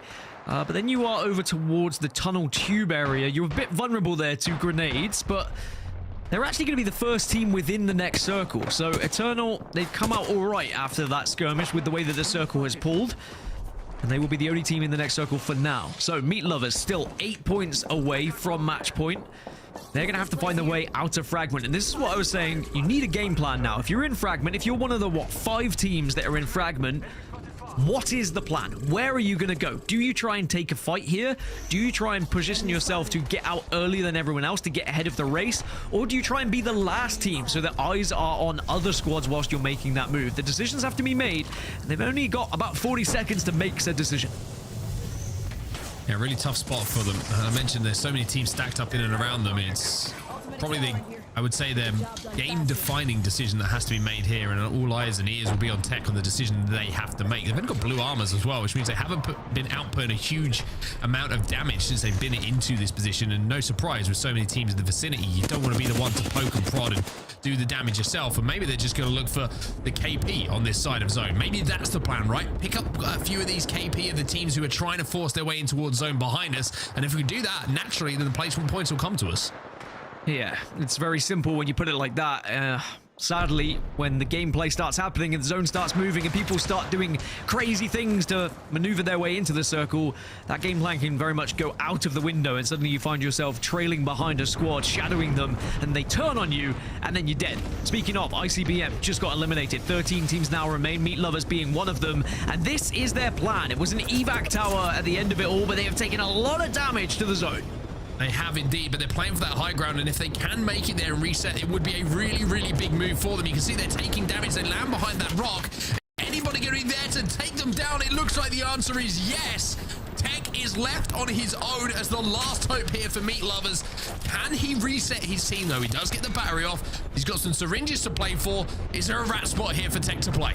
Yeah, try and rat out, hope to get some placement points, but is it going to happen? No. Meat Lovers will be eliminated. Stallions now, can they get to match point? They're 2 points away, but Jelden, the last minute player, goes out, and they won't be getting on match point. This is what I was worried about. A lot of these teams who are close just can't quite get over the finish line. Temper have gone as well. Temper have gone as well. Another team who were very, very close to match point, and hey, maybe my prediction was completely and utterly wrong. It looks like we might not have too many teams hitting match point, if any at all.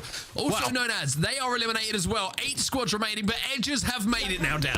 Edges have done it. They just get over that 50 points because they've managed to put themselves into the top 8 to secure those placement points, and they have found the kills. Edges have been aggressive. Edges have been making sure they get into those fights when they needed to, and they also had a really good position for seeing all of that commotion unfold in front of them, and now they will be on match point. Now they will have an opportunity to win this entire thing, this entire PLQ in match 6. Eternal have the best spot for the end game as well, but Edges, their job is done here. Now it's just about maybe focusing a few teams that they might think are close to match point, or I would imagine that would be the conversation they're having. They won't know that X team have been taken out of the lobby and that some teams are closer than others.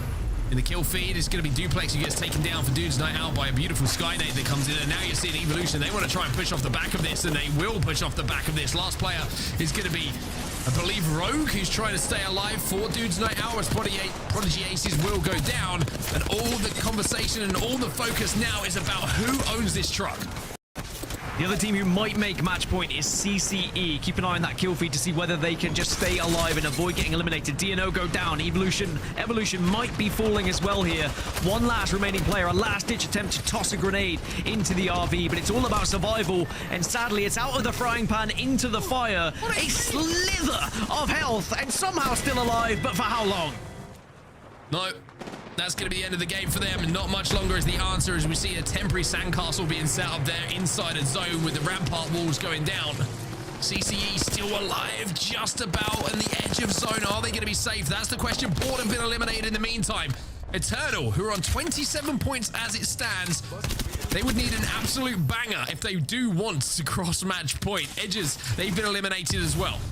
Yeah, I don't think Eternal can get there in this game anymore, but CCE, they have done so. CCE find themselves on 52 points, so we're guaranteed 2 teams on match point after this one, and I think that's going to be the only 2 teams looking at what's left, and the teams that are left, NGNL have too much to do, Eternal have too much to do, so the conversation will shift to the Edges and CCE for match number 6. Can any of them take it? But these are still important points to be picking up now for the teams that are remaining, because you want to be putting yourself in that top 8 now that teams are going to be on match point.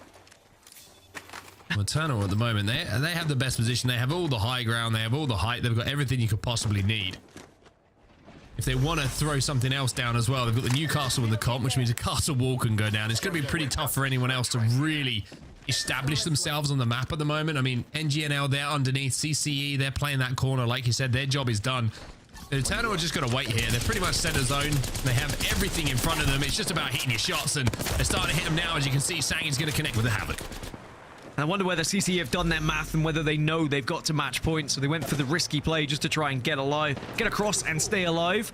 They lose 1, but it's Eternal who are kings of the castle at the moment, and it's whether they can put together a victory here. It will be a massive victory for them with their chances of qualifying for the Pro League. But look at the little mountain goats on the side who are trying to just make a little bit of headway here, trying to close that gap. It's NGNL saying, well, maybe we can get a surprise attack here. Also, if NGNL stay here and they can stay center zone for long enough and don't take damage, if you've got a drop from height, and we know there's the stun, of course, when you hit the ground unless you're on horizon, then Sheila is going to have a field day. Just ripping through them all as they land and they can't fire back. CC are going to go down in about 3 seconds time, by the way. Yeah, I mean, Kate, good luck to you, fella. This is almost unfair. This is like a firing squad at this point. You don't really want to watch it. I've seen crazy things happen, but it's not going to happen here. Now, Eternal have the high ground, but against NGNL, they do have to drop, but they do have the castle wall to reposition. But now what have you got? Shield's going to go down as well, so they do have a little bit of an angle to play with. But Eternal are losing players, and it's all up to Sang now on the Newcastle. And I mentioned how if you've got to drop down from the height, well, Sheila might have a field day. The castle wall is good, but the Sheila is going to make light work of it. Unfortunately, it will be Sang going down as a final member. And NGNL use that zone to their advantage, use the drop that had to happen to their advantage, and they will win that game. As we have multiple teams now hitting match point down. Yeah, and NGNL very close to match point, but I think they are just shy. However, we will see the Edges being the first team to secure match point here in match number 5, and CCE was second to join them as well. But what was a very kind of difficult game for teams to play at the start. Everyone was a bit nervy to try and make their rotation, but then suddenly everything exploded as everyone had to move out a fragment at the same time. Yeah, you feel it was the kind of game where people weren't quite sure how they wanted to get those final few points, right? And everyone was kind of overthinking things a little bit too much. Just like, oh, if we just play here, we'll be safe enough. We should be able to get those placement points. But then when everyone starts doing that and collecting on one side of the zone, for example, then it's like, oh, we all have to leave now. And everybody having the same plan means that none of us really have a plan. It all got a little bit messy, like you say, in and around Fragment especially. But I got to say, the 2 teams who did made it, I mean, the Edges, I think they've been, like you mentioned, the team who have won the most games in the build up to this. So they're going to be very, very confident going into to the next game as well, that they can maybe close it out here.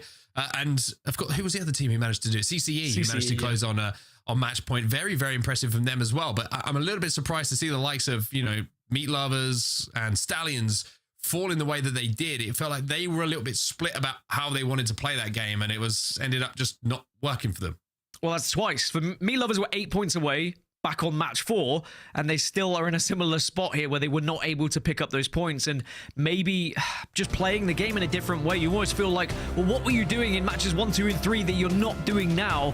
Perhaps you have to try and find that way, but that's always the crazy thing with match point, is people have to change those playstyles when they start to get towards that threshold. So NGNL, they secure 21 points. Now, even though that might not get them to match point, that points total could secure them Pro League, especially if we see a team win on match point here in match number 6. Eternal, again, 19 points. That's going to give them a fantastic shot at getting into that top 8 as well. CCE and ALGS both secure match point.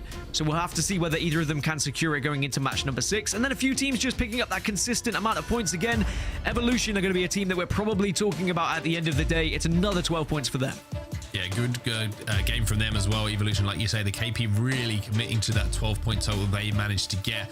Elsewhere, you can see the board placement points pretty good for them, but just not being able to put the KP alongside it to really boost that point total. A little bit of a slow game and a slow day from Tripods as well. A little bit surprised to see them right down at the bottom there. I was very excited to see how this team can perform, but Meat Lovers are the ones who at the moment are on choke watch, we'll call it. They should have enough points to be inside of that top 8, but they're so close to match point, and I'm talking about like not hitting match point would be hurt. I think it would hurt for them being so close for so long. Yeah, it would, and I think that, you know, your ego starts to come into question as well when you're in that scenario of like, are you trying to change things a little bit too much? Is there too much expectation? Just play your game. Play what you were doing in matches 1 to 3. Very easy, I know, for me to say, just watching, and I know how difficult it is being in the players' boots and just trying to survive, man. When you want those, when you are so close to match point, it just feels like the game is against you. The zone's pulling away from you. Why is that team jumping on me? Pressure, it does really affect these final games. But Meat Lovers, they're still in the discussion. It's not like they're out of it at the moment. Whether that be the Pro League qualifying discussion or whether it be getting to match point, they are still there or thereabouts. So there's confirmation, Mark. We have 2 teams on match point. We certainly do indeed. ALGS and CC on match point. If they win the next game, they will automatically be in Pro League for Split 2 in North America. Stallions just need 2 points. NGNL, with that win in the last game as well, put themselves just 5 points away as well. And Meat Lovers still within touch and distance, just need the 7 points, and Temper as well, 9 for them. I mean, you look at any team really in that top half at the moment, Dan, and a big game for any of them, and they're a match point. So it's very, very close again to decide who's going to be some of those teams who are going through. And you then start looking at the top 8, right? Because they're the qualifying spots. It's not just about hitting 50. It's about being in the top 8. That's the most important thing for these teams. Get to the top 8 and you will be in Split 2 Pro League. And honestly, if you're a team like Stallion who isn't on match point right now, but you're in 3rd with a big gap between you and 8th or 9th position, you probably don't mind if ALGS take it here in match number 6, because you are in a spot where those teams don't have time to then catch you up. So it's a really weird position to be in, and it's why match point can be difficult to navigate, not just for the teams that are on match point, but the teams who aren't quite on match point yet also have that to play into their factor of play. We'll have to see if the 2 teams who are on match point will be able to get it done in the next game, or if we will keep this thing rolling. Time for us to jump for a break. When we get back, more Apex. Will we crown a winner?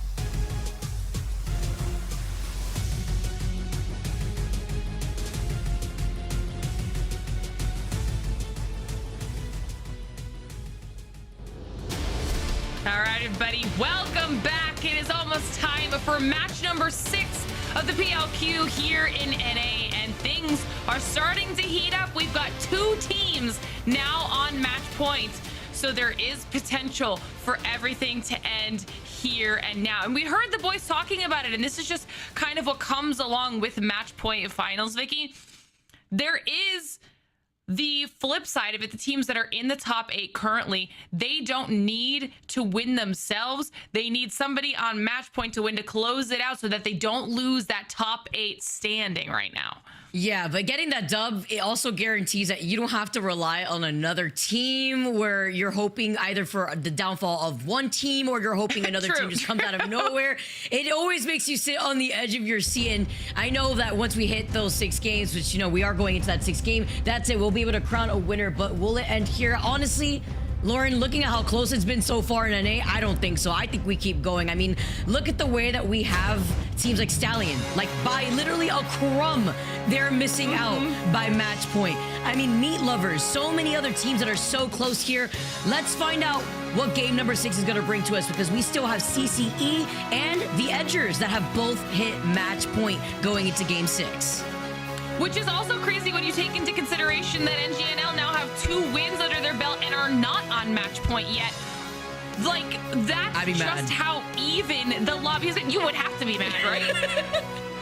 It's just great because you know what that highlights too? The only team to take 2 dubs in this lobby was NGNL. The issue is that they didn't get the dub with the KP that they needed to be comfy at match point yet. But they're another one of those teams that are right there. Let's find out here. Game number 6 on World Edge. Let's dive right into the action. We talked about it a lot in EMEA, just how important every single KP is. And with so many teams just barely missing match point right now, if we don't get a win, there's going to be so many more squads going into match number 7 that will have that opportunity available to them when it comes to closing out this match. Of course, heading into match number 7, that will also mean a map swap. So that could also potentially affect the outcomes of the matches. We'll have to see what our teams are able to do in their second match here on World's Edge as we take a look at the Edges. Like you said, Vicky, one of the 2 teams currently on match point. Truly living their life on the edge with the way that they've been able to play so aggressively on the edge of the circle here too. And they've also gotten the information on where the circle is going to be moving, as we could see the nice little overhead here north of Fury, north of Thermal Station. Vergoadas are going to be able to definitely thrive off of that, considering that they have not just the Evil Harvester to their east, but the Evil Harvester by the choke point that would lead into Mirage Etoile. And there's a survey beacon right there for them to use too. Lots of squads actually in solid positions here. I mean, you've got CCE right on the edge in Landslide, making a nice early move into that zone. Fury going to be very, very comfortable. I mean, will this be the game where Stallions can finally cross the threshold? You mentioned it earlier, that just barely by a hair unable to get themselves to that threshold. This could be the last game they need, and it could literally just be 1 kill on a rotation that could seal it for them. What's so unfortunate though, and looking at where the circle is pulling, Glitter, they have to move from Climatizer all the way to the opposite side of the map where staging and thermal is. So it's going to be a bit of a trek for that squad. Definitely interested to see how that rotate is going to be looking. But while we are on the topic of teams that are right there, let's talk about the teams that are already at match point. CCE, another one of the squads here that not only are in one of the best spots with especially the team composition that they're running with the Rampart, but they're holding onto that choke and could deny information from other teams that want that survey beacon. And Stunny out here already getting the knock into Hambino. LMAO looking to fight for blood. We've seen, I feel like we've seen a little bit more early and mid-game aggression here out of NA. Some of these teams are just ready and out for blood, kicking things off, not wanting to leave any opportunity for these enemy teams to get the jump on them. This is a really, really solid cleanup opportunity here for Stunny and Co. And back on board with Fury too. They were someone who had a nice position there in thermal, have already moved in and are getting dropped on now by tripods who have claimed a position right behind them as everyone is starting to get more information on that next zone. They had a nice position and tripods moving away, forcing themselves to stay put and bunkered down with these Rampart amp walls. I love, by the way, the amount of Rampart that we've been seeing played out for today. Say hello to my little friend breaking down all the doors to make sure that nobody's going to have some cover to poke out at tripods as they hold this side. They're sharing more of this space with Fury because they're not trying to really engage here. They went for a really quick rotate, and that's what you would expect from teams running the Loba. You immediately land, you get the information that you need, and then you immediately dip from your POI because the goal is to find that black market and settle it down where you could get any extra leftover loot if you can. Yeah, absolutely. And they're in a really solid spot for that leftover loot. They've got a decent range and within a couple teams that could potentially find themselves in engagements that would allow for tripods to do a little bit of stealage, if you will, from their location. So they're going to be really comfortable. Meanwhile, the Edgers down to 2. One of our teams that could close it out here if they're able to stay alive and then get that win. Already looking like that might be a little bit more difficult as we get a res coming in. Everyone not wanting to give up anything this early on in match number 6. I think everyone in the lobby is aware that there is a very small potential for things to end here. There's no way that LMAO let them reset like that for free. Are you serious? I mean, I guess they wanted to prioritize the ring console in Lava Siphon, but the Edgers are one of the only other teams aside from the CCE that are already at match point. So that's crazy here. So they'll be able to get the full reset and immediately start rotating through Harvester, while more teams like Meat Lovers are trying to rotate north side of Puckya. And while they are going to be rotating from the south side of Harvester, teams like LMAO, who are already on their rotate from scanning that ring console in Lava Siphon, will be able to see those two teams. You can see Serial Cat, Meat Lovers, and Co. right now. Kind of just scouting the area, trying to see if there's anybody in the general vicinity that they need to be concerned about in any of these more popular areas, and also an opportunity to get a little additional loot. But they're going to try and hold down here for now as they're looking to maybe do a little bit of gatekeeping from anybody pushing in from the eastern half. Potentially that could be on to LMAO, as you were saying, making their rotation. They've just come out of Lava Siphon, so there is potential for LMAO to run into Meat Lovers along the side of the mountain here. We'll have to see how they want to do that. Also, like you mentioned, Edgers moving through Harvester. They'll have a lot of squads that they'll have to push through in order to get somewhere safe, and CCE have been holding this rock, trying to stay safe right outside of Mirage Artois, because they're not going to push for any opportunity. They're not trying to go for KP at this point. They just want to keep everyone as far away from them as possible and try to get this dub, and the Sheila will come in very useful in that situation. I was just staring at the minimap, looking at how Tech, being in the drone, has just been dancing around the Edgers, who have not been able to destroy the drone at all, and he still was able to move it around, take a different roundabout position, even though he wasn't able to get the scan on survey. But that into the Sheila Rampart coming in, always enjoyable to see, as LMAO, seeing the Bangalore ult has been called in. They're just going to be able to wait patiently and try to get the reset here, but there's a team right in front of them, and now utilizing that bang ult early in this fight could be detrimental in case they have to go for another reset. Cody trying to use the scan there to give themselves a little bit of information so they know exactly what they could potentially be getting themselves into. It is Meat Lover still in that area, as we can see on the top down here, potentially also running into Puck Yeah Bud. So there might be a third party opportunity if these two squads decide to take a fight now. Could LMAO push in on that? As we say that, you see those shots coming out of Puck Yeah Bud onto Meat Lovers. Will they re-engage, or will they just try to start continuing that wrap around the edge?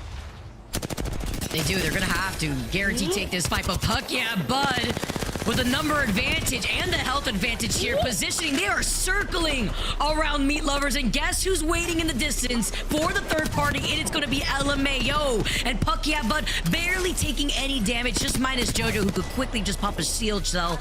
But Meat Lovers in the worst position that they could be. Looks like one of them managed to get away in time. Will LMAO stop them, or will they try to engage on Puck Yeah? That was a huge fight for Puck Yeah, clearing out that entire southern side for themselves, and LMAO looking like they're trying to see if they can maybe find the solo in Serial Cat, who has managed to escape. Unable to get the banners, but at least able to stay alive right now. It looks like LMAO thought about hunting him down. No. Don't think he's close enough and decide to back off. Definitely a smart play here, as they don't really need to be thirsting that solo, and it'll give them a little bit more time to decide how to move, because the zone's about to close and now they need to stop focusing on fights and they need to get into position. I never liked chasing, but they wanted to see if they could catch that one last straggler. Even with the Bloodhound, they didn't get the scan because he was already inside the bunker. So they call it off for now, and we see evac towers being called in instead. Stallions looking to make their rotate right through the tunnel vault. But while they do play on the edge of the circle, this is a good rotate for them, because if they decide they want to commit to the vault tunnel, they could rotate from landslide, or they can even backtrack if they want to rotate through the left side of Harvester here. But so much fighting happening, that's why they're just taking a much more passive direction, especially looking at how close they are to being at match point.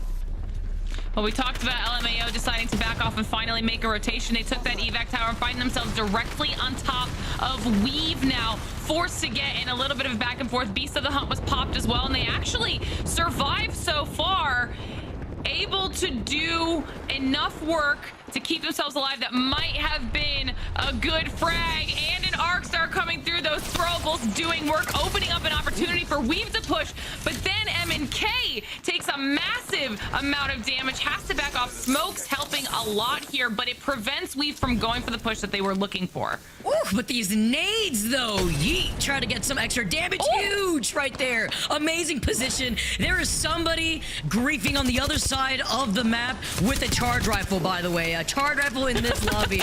And the caustic gas is the nail in the coffin. They get the next knock after that, and Weave now are going to clean up the KP that they deserve. That was only a matter of time. It was like shooting fish in a barrel with all of the frags that Weave was chucking down into this very small ravine here. So they're able to clean up the KP on that and get the loot out of these death boxes. But now they will have to contend with whoever was being a thorn in the side of LMAO. And I think even one may have escaped as well. So there is a solo still alive. We've able to get two, and now continuing on with their rotation. Meanwhile, we've got ICBM on the low ground below NGNL and Stallions, knowing that the teams are above them and having to decide how they would like to proceed. This is going to be a bloodbath for all the teams that are going to have to exit from this east side of the circle. We know that the circle is going to be pulling towards staging, but it's not just ICBM. It's Stallions north side of them, NGNL, the Edgers, Evolution, Weave to the south. Meat Lovers taking their time on rotating. They have managed to get another team member up, so the res did come out eventually, while LMAO are playing by the edge of the circle as a solo. All right, well, it looks like Meat Lovers was able to find that solo on LMAO as they go out in the kill feed. Meanwhile, like you were saying, things are starting to get a little bit chaotic on this eastern side as teams have to decide where and when they want to push in for a little bit of real estate. You've got Stallions off on the side, that off angle providing a little bit of vision for Alberlelli to do some damage towards the teams on the inside. That's ICBM, NGNL, the Edgers all in that area, and everybody fighting to stay alive. NGNL get eliminated. Fury are going to meet them right back into the lobby as ICBM are trying to hold on to this higher ground, trying to face off against Stallions, who are trying to split push this each individually around this. Rock J. Lowen falls incredibly low, though, but Alberlelli's holding a back-end position. He's getting beamed by the charge rifle. I'm wondering if that is temper in the distance. We're going to have to wait and see, but that is the grieving that you cannot afford when you're trying to engage on a fight first. Honestly, ICBM are doing a much better job holding this position than I thought they would, considering just how many teams have been surrounding them the entire time. The Stallions still waiting in that choke, trying to see if they can push in. They've been being very patient and also have taken some damage in return, but so far both squads holding their ground. Meanwhile, checking in on CCE, who instantly down to one. The Rampart trying to keep them alive right now. One of the teams that could have closed things out here on match point, able to get people inside, hopefully hit those reses as well. This was a huge save on behalf of Trev Stacks. Wow, Trev coming through with even more Rampart plays. The amp barrier giving him the cover that they need to try to go in for the reset, but for how long? Can they get the next res here? They got blue evos, and there's a team right in front of them. That's gonna be Weave coming out of the choke.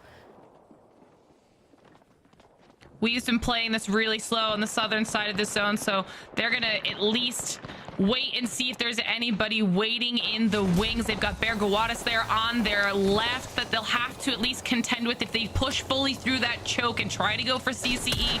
Meanwhile, everyone who's been towards the center will be waiting for those pushes and looking to third party off of any fights that happen on the way in. Meanwhile, the Edgers still alive. Hambino taking a little bit of damage there, but gonna get a reset. And they are looking for anyone surrounding them, and they've stayed here this entire time. We still have ICBM on that side. We still have Stallions on that side, so Edgers need to be careful.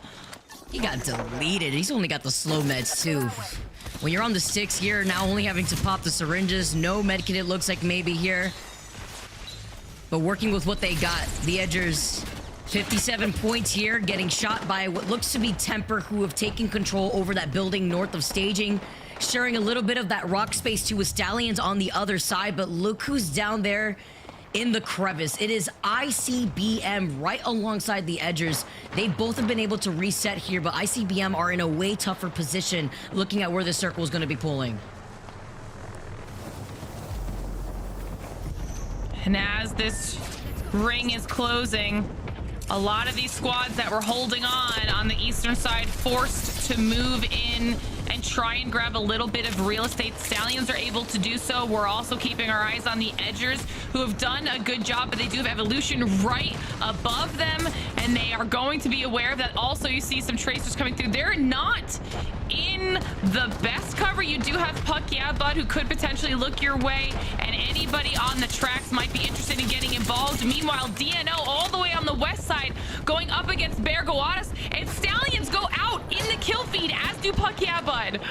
Oh my, everybody's coming down here. DNO forced their way inside of this truck here. Rogue taking shots with the 30-30. On 6, though, looking at the attachments on that 30-30. He's only got the 3 times, but sometimes that's all you need. CCE also get the knock with the Arc Star in the feed with 11 squads left, though. While Bergoatis are trying to reset, DNO inside of the building right to the south on the train tracks. Eternal and Border also engaging in a fight. I don't know what happened on that eastern side, but we lost ICBM, we lost Stallions. Edgers are still alive, barely. They're down to 2 at this point. This is where all of the action is happening. You've got Edgers and CCE right on top of each other, the 2 teams that could close this whole thing out. Meanwhile, Edgers get slid in on by Evolution. They're able to keep themselves alive, but it opens up an opportunity for CCE to rain down fire from above. Those frags might be enough to close out the Edgers. And as the shield cracks come through, Edgers do go down. It's now all on to CCE. The competition is out. CCE is the only match point team alive in this lobby. Both of those teams, by the way, were able to get such a hard reset. It was insane. CCE with the Rampart clutch reses inside the truck over to the train tracks. We saw the Edgers get a res earlier on in the game, and the chaos does not stop anytime soon, while CCE is still safe inside the circle with Weave above them. Weave are going to have to make a choice for which direction they want to push. Meanwhile, DNO now on the low ground, super low, down to 2. Prodigy, Aces, and Rogue almost dead. As I say that, Rogue goes down, just down to Aces. Everything is kicking off. Brown out in the kill feed. CCE still looking comfortable here. Completely set up. They've got the Loba to do a little bit of shopping. These walls are keeping them alive, and they've got such a solid position. Between Evo swaps, all the nades that they could work with here, it's going to be detrimental with the circle closing in here. If they didn't already grab those nades, if they could off the black market. Team above them is still looking down at them. Weave is going to have to drop down eventually. Right below them, though, Bergoatis, and they do get that knock. DNO get eliminated in your feed. Last 7 squads remaining. And Weave may meet them back in the lobby, but CCE are just trying to live for as long as possible here. How is everyone around them dying and not CCE? This was incredible, the way that they just held that position. Now they're above. The Sheila coming through. Everyone dying in the kill feed. Eternal out. And Sheila is shredding. Also, Kraber in the hands of Trevstack. Will he be able to hit these shots? Oh! I'm scared. He's got the Kraber. He's got the Sheila out. The Havoc that probably has a turbo because they have a Lobo black market. There's still a team playing underneath them. We've still managed to drop down and then try to reset underneath CCE. Well, CCE take this fight. They get the 189 off the Kraber. Can we see the 2-timer? Will CCE be able to do this, or will Weave, who's still at their backs, be their undoing? They have to pay attention. They are currently split in a 2-1 as well. Weave around that solo of CCE, kind of keeping an eye on them. Everyone else on the other half trying to hold their position. Those limited spots left in staging right now. CCE could potentially control how this goes. Wow, look at this. Our last 4 remaining teams. Temper is still inside the building. Board dropping down now are about to meet up with Weave, who are probably also playing off that low ground, but on the other side of staging. Even crazier, while CCE hold on to this high ground, they're gonna only have to really worry about Temper that are sharing that height with them, and I think it may be just a duo. Ooh, and now they have sights on Weave, able to do some damage from the high ground as they're able to hold this position too. They're in a great spot, but they will have to move towards Board and towards Temper. And you know they're going to be hoping that Weave kind of starts that engagement so that they can just sit back and try to play cleanup crew. Only the side they have to really worry about is exactly where Temper is right now, by the crates, holding onto that height. But did one of them drop down? It looks a little weird down there. I don't know if that's just a glitch in this duo. I'm not too sure. I think it's just a duo, though, on the other side here. Throwing out the double arc stars, gets the crack. CCE gonna continuously pressure out Temper. Oh, it's because they got the res. They called in the res at the very end with the mobile respawn. Now CCE hold the corner. They got double Sheila out pointing, looking exactly there. And as all the fighting commences, the final circle closing in, and the squads collapse underneath them. Will Sheila be able to help them close this whole thing out? They take a little bit of damage from that Bangalore ult, but able to still stay up here as the squads are forced to start making their vertical movement. CCE lose their rampart. It's just down to 2, now down to 1. Cap won't be able to hold on for CCE, and they are eliminated. Oh, we go again. We are your winners, and we go again. We are going on to Storm Point. CCE, the only match point team in that final circle, go out in 3rd place while we keep the run going. We literally said Weave was the team at their backs that they would have to be paying attention to, even after Weave made the earlier push to move towards Temper than CCE did. They were able to be patient on that low ground and wait for everybody else. CCE weren't able to hold their position up top. I thought the Sheila was gonna do it for them, Vicky. I can't believe it, honestly. There was so much chaos at the very end there. I do know the direction of where the circle was pulling was more so where Temper had just gotten that res on the right side of the bridge side that they were on. But nonetheless, that with that Sheila out just blaring through everybody that was left right below them, they couldn't see a lot of the teams. A lot of the teams were out of their line of sight. So when they dropped down, it looked like they may have gotten pinched there too. But Weave, waiting patiently on the back end corner, it all paid off for them. They're the reason why we get to see another game as we take a look at the match results. I do believe that we may have won that with 12 KP. Yes, 12 KP, 24 total points.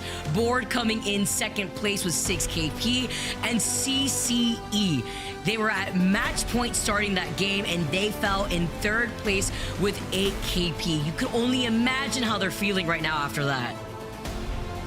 That was tough, but to be fair, it was really well played by the rest of the teams in that top 5. I mean, Weave really solid positioning and timing with their choices. Board did a good job holding the side and not taking an unnecessary fight with Temper that they probably could have won as a 3v2, but didn't want to draw attention to that side of staging. Temper with the literal end game res to try and keep themselves alive a little bit longer. I mean, everybody did what they needed to do, and in the end, CCE wasn't able to close it out. But overall, really impressively played by everyone that was alive in those final moments. As we take a look at the 2nd page and see what happened to some of these squads, we see a little bit of KP spread out between ICBM, a squad that we actually watched for a long time, who really held that eastern side kind of going back and forth with Stallions and even the Edgers over there. They did a good job, but when everyone had to collapse into, I think it was maybe the 5th circle, they just couldn't hold on to that spot anymore. Especially with their position. They were on the low ground right next to the Edgers, and I believe pinched between the Stallions too. Really tough position for them to be in. But, I mean, even looking at the KP, Fury, Puck, yeah. I mean, even LMAO, it was a very tough 2nd to last circle to really rotate in, where we said goodbye to a lot of the teams exiting out from the east side of that circle. Yeah, it was a well-fought battle for match 6 here. But now that it's done, that means we have to switch on over to Storm Point. Will that change some of the momentum we've seen out of some of these teams? I hope you guys, well, I know you guys were watching that in the wings, and I kind of want to get your thoughts on those final moments. What, if anything, could CCE have done differently there, Mark? I don't think there's much they could have done differently, because that is officially the most cursed end zone for match points that we've ever seen. Let's all take ourselves back, right? Remember, there was I think it was TSM who were up on that bridge at one point. Everyone was like, they're going to win. And then they got grav lifted on. It was a Horizon that caused the problems back then, but now it's going to be evac towers who caused the problem. But it's very tough, right? If you've got two teams who are coming up on evacs and just trying to take the high ground off you, trying to be on the fight, you have to hold off two teams as a 3. It's pretty difficult to do. It's a very winnable game for them. I think that's the one thing that will hurt, because they'll be thinking, we got so close. We had a really good position. Maybe we didn't output enough damage on those teams who were on the low ground. Maybe we took a little bit too long to clean up Temper who were in front of us. And all those little things will start playing through your mind. But you've got to refocus now and look ahead to the next game and think about getting it done now.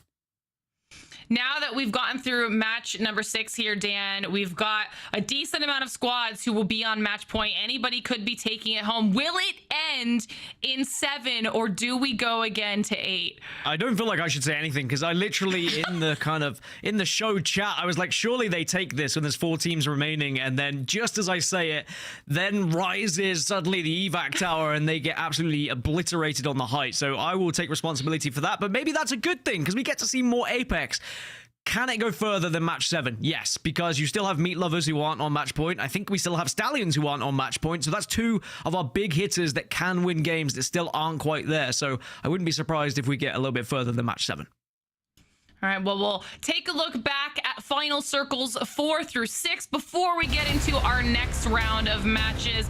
Mark, start me off here from match number 4. What happened in these final moments? Well, this is the perfect way, if you're just joining us, and a good time to join us, by the way, to look back at what happened to get us, that got us to these points, right? And it's No Name who are just doing so much damage onto the teams falling down from height. And I believe it was Stallions who were the other team down on the low ground. And this was the end suck you want to see. If you're No Name and you're in this position, there's not really many ways you're thinking we can lose this. It's about just being patient, consistently putting down fire, let the other 2 teams do the damage to each other. It's the tale as old as time, right? It's the old, hey, this is great to watch, everybody. We're the spectators, but all of a sudden we got an invite to the party at the last second. And even though the shield swaps come in, it wasn't going to be enough. The first knock does come in, I believe, in the team fight. The bang-out was also available to use, and you can see there's just nowhere for Stallions to go. They're going to have to tank this. They don't have any way of really fighting back in this situation. First knock comes in, and then it's just a case of pinching. You see a couple of barrels get thrown in just for good luck as well. But a very, very simple end game for them, and that end game is won by getting that position a little bit earlier on. And then we head into match number 5 here, Vicky.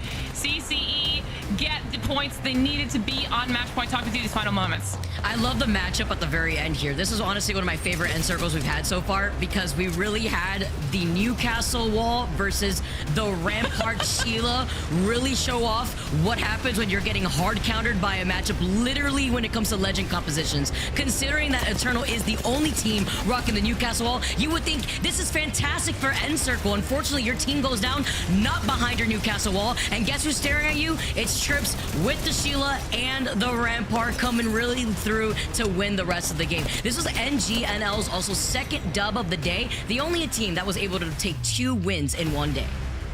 Yeah, we talked about how it still didn't put them on match point because that's just how close this lobby has been. But Dan, I know we talked about it already a little bit.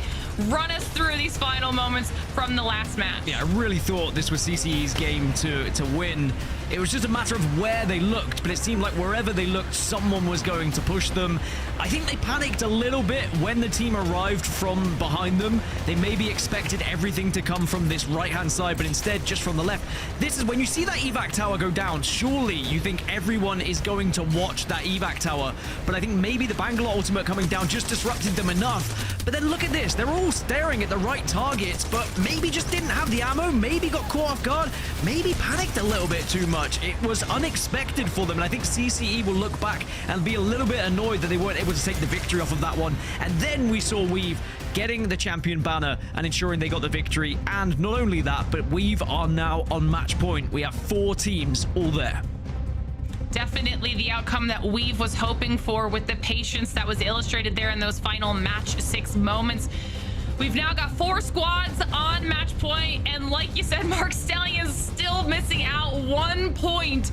Just determined whether or not they would be in the group as it gets larger to try and close this one out, but still at least setting themselves up in a decent spot for top 8. But the more we go on, the closer these points are and the harder it's going to be to make sure you're qualified through to split 2.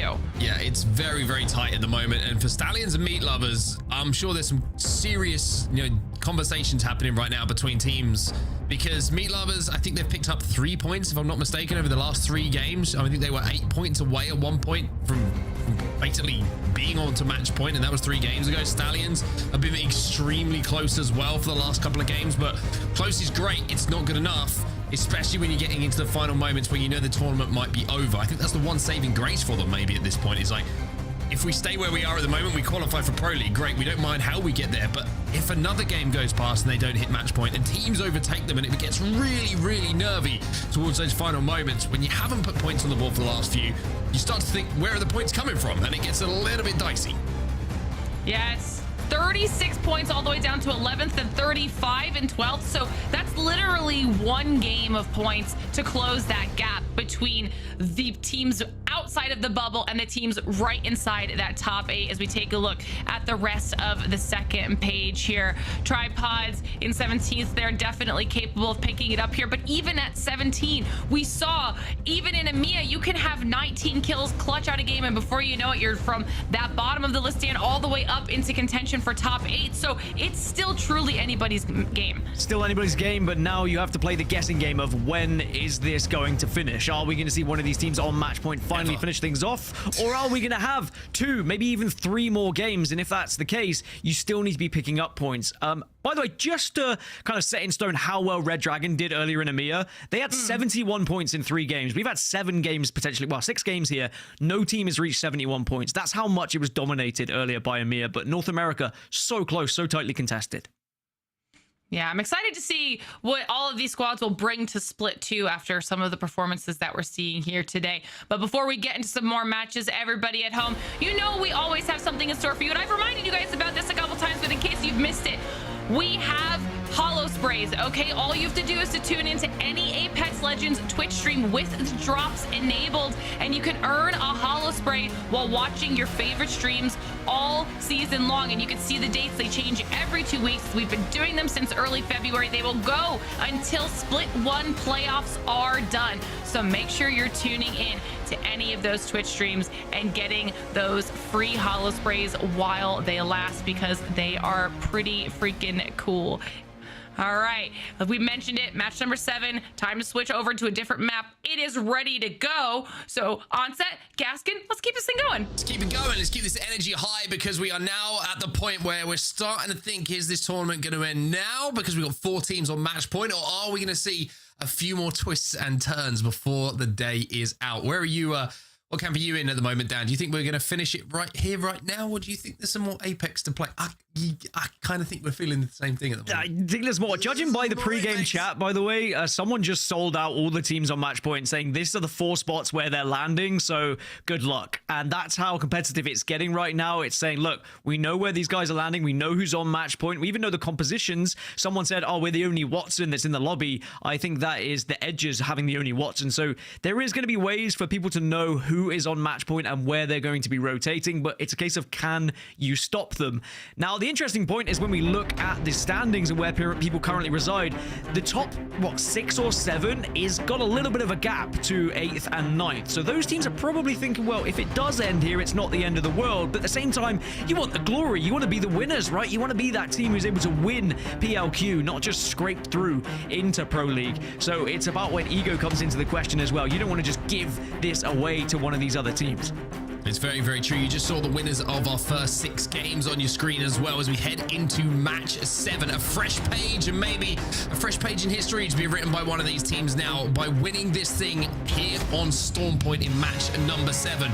Will we go to match number 8? Only Smarties have the answer, and we'll find out in just a few moments' time when we get to our end zone to see who gets that Champions banner. Match 7 is live, Dan. I'm excited, man. Are you? I can't wait, because the teams who are still outside of match point, they are teams who have found wins already today. We've got, 3 teams that have had victories today, not quite on match point, and that always means there is someone who can spoil the party for these teams that are already on match point. Will CCE rue the day that they did not take the victory when it was presented to them?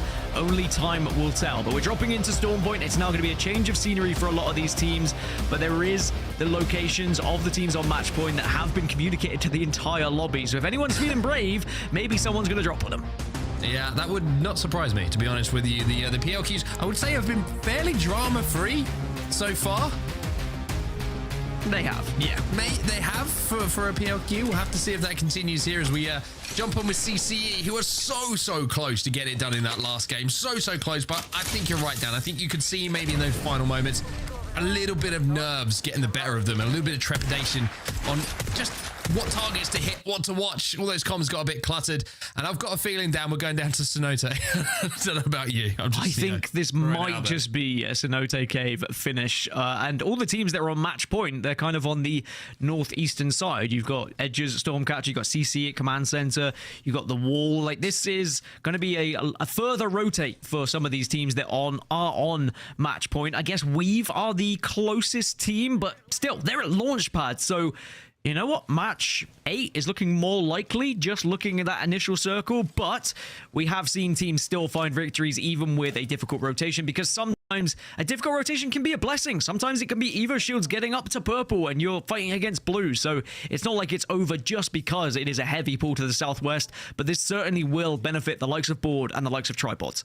I was going to say for Tripods, who have really struggled to find anything to talk about today. This is the game, right? This is the game to turn everything around. It's home ground. It's the buildings that you want. You've got a ring console as well, so you know exactly where the zone is going to be going.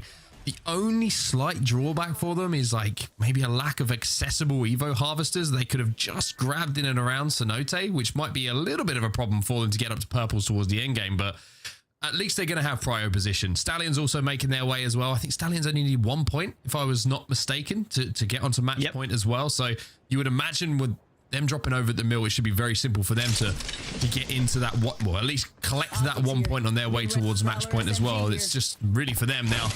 Getting on match point is fine, but are we going to get the chance to win it, or will it end before we even get to have our shot at it ourselves? And it could be a scary scenario for the other teams that are on match point, because if we do see Stallions just pick up that 1 point, they can then play with a little bit more looseness, right? Because they've already got themselves onto match point, and maybe then they can play as they did earlier on today, and they might be able to find a victory off the back of it just because that pressure of getting to match point suddenly is off of their shoulders. So my eye is definitely going to be on Stallions throughout the entirety of this game, as I think they're going to be the biggest threat to the match point teams. It's such an interesting dynamic how this format works as well, right? Because as we see Stallions doing a little bit of damage and working their way into mill, it's almost as if the teams who are 9th to say 15th, right? You think, oh, you know, one more game, maybe we can get the points to get into that top 8. It's like standing on the trap door with the teams in the top 8 or right at the top of the leaderboards having control about when it opens or not. Because if they win that game, the trap door opens and you fall out. That's it. It's over. You don't get another opportunity. So that kind of jeopardy that's just constantly being held over you it really does play with your emotions and your decision making in these big moments. Yeah, there's a lot of teams that have been going through a lot of decisions, and here's the first decision to be made in this game. It's AKA in the fight. They're in 8th position. They are the bubble team, and they've just been wiped out, and it is Evolution who do so. The teams who were in 8th and 9th just fought each other. So now if the game were to end here in match 7, that would be the last fight that we've just seen from AKA, and they would not be making Pro League. And that would literally be the fight that not only puts them out, it's the team who were behind them. It was, like you say, 8th versus 9th. It would be the fight that puts them into Pro League if you're Evolution. Ooh, potentially an amazing fight from there. Very, very clean. This one's looking a little bit more simple. Let me tell you, those spiders, they can be a problem sometimes if you're not paying attention. I've also found it very funny to play ranked and just sit around those spider things and wait for a team to push, shoot the spiders, and honestly, panic that ensues on that team is very, very funny. But anyway, Stallions, you can see they're very safe. They are very good. Also, you're going to see tripods. They are extremely safe and extremely good with the prio that they had. And this building, you can see, is a very, very strong one. Usually we do see it pull outside of the buildings towards the open ground between where those three teams did find themselves for the end game. But as far as getting to end game, they're going to be very, very safe. They've got the most real estate inside of that building as well. Yeah, I think those who have already got to Cenote Cave should be in the end game, or the air quotes end game. I guess it depends how much of the end game you want to see, because even being in Cenote doesn't guarantee you a top 3, for example, but it should position yourself to at least a top 10. But Cenote can get pretty contested. People can certainly find a way, find a nook and a cranny to work with.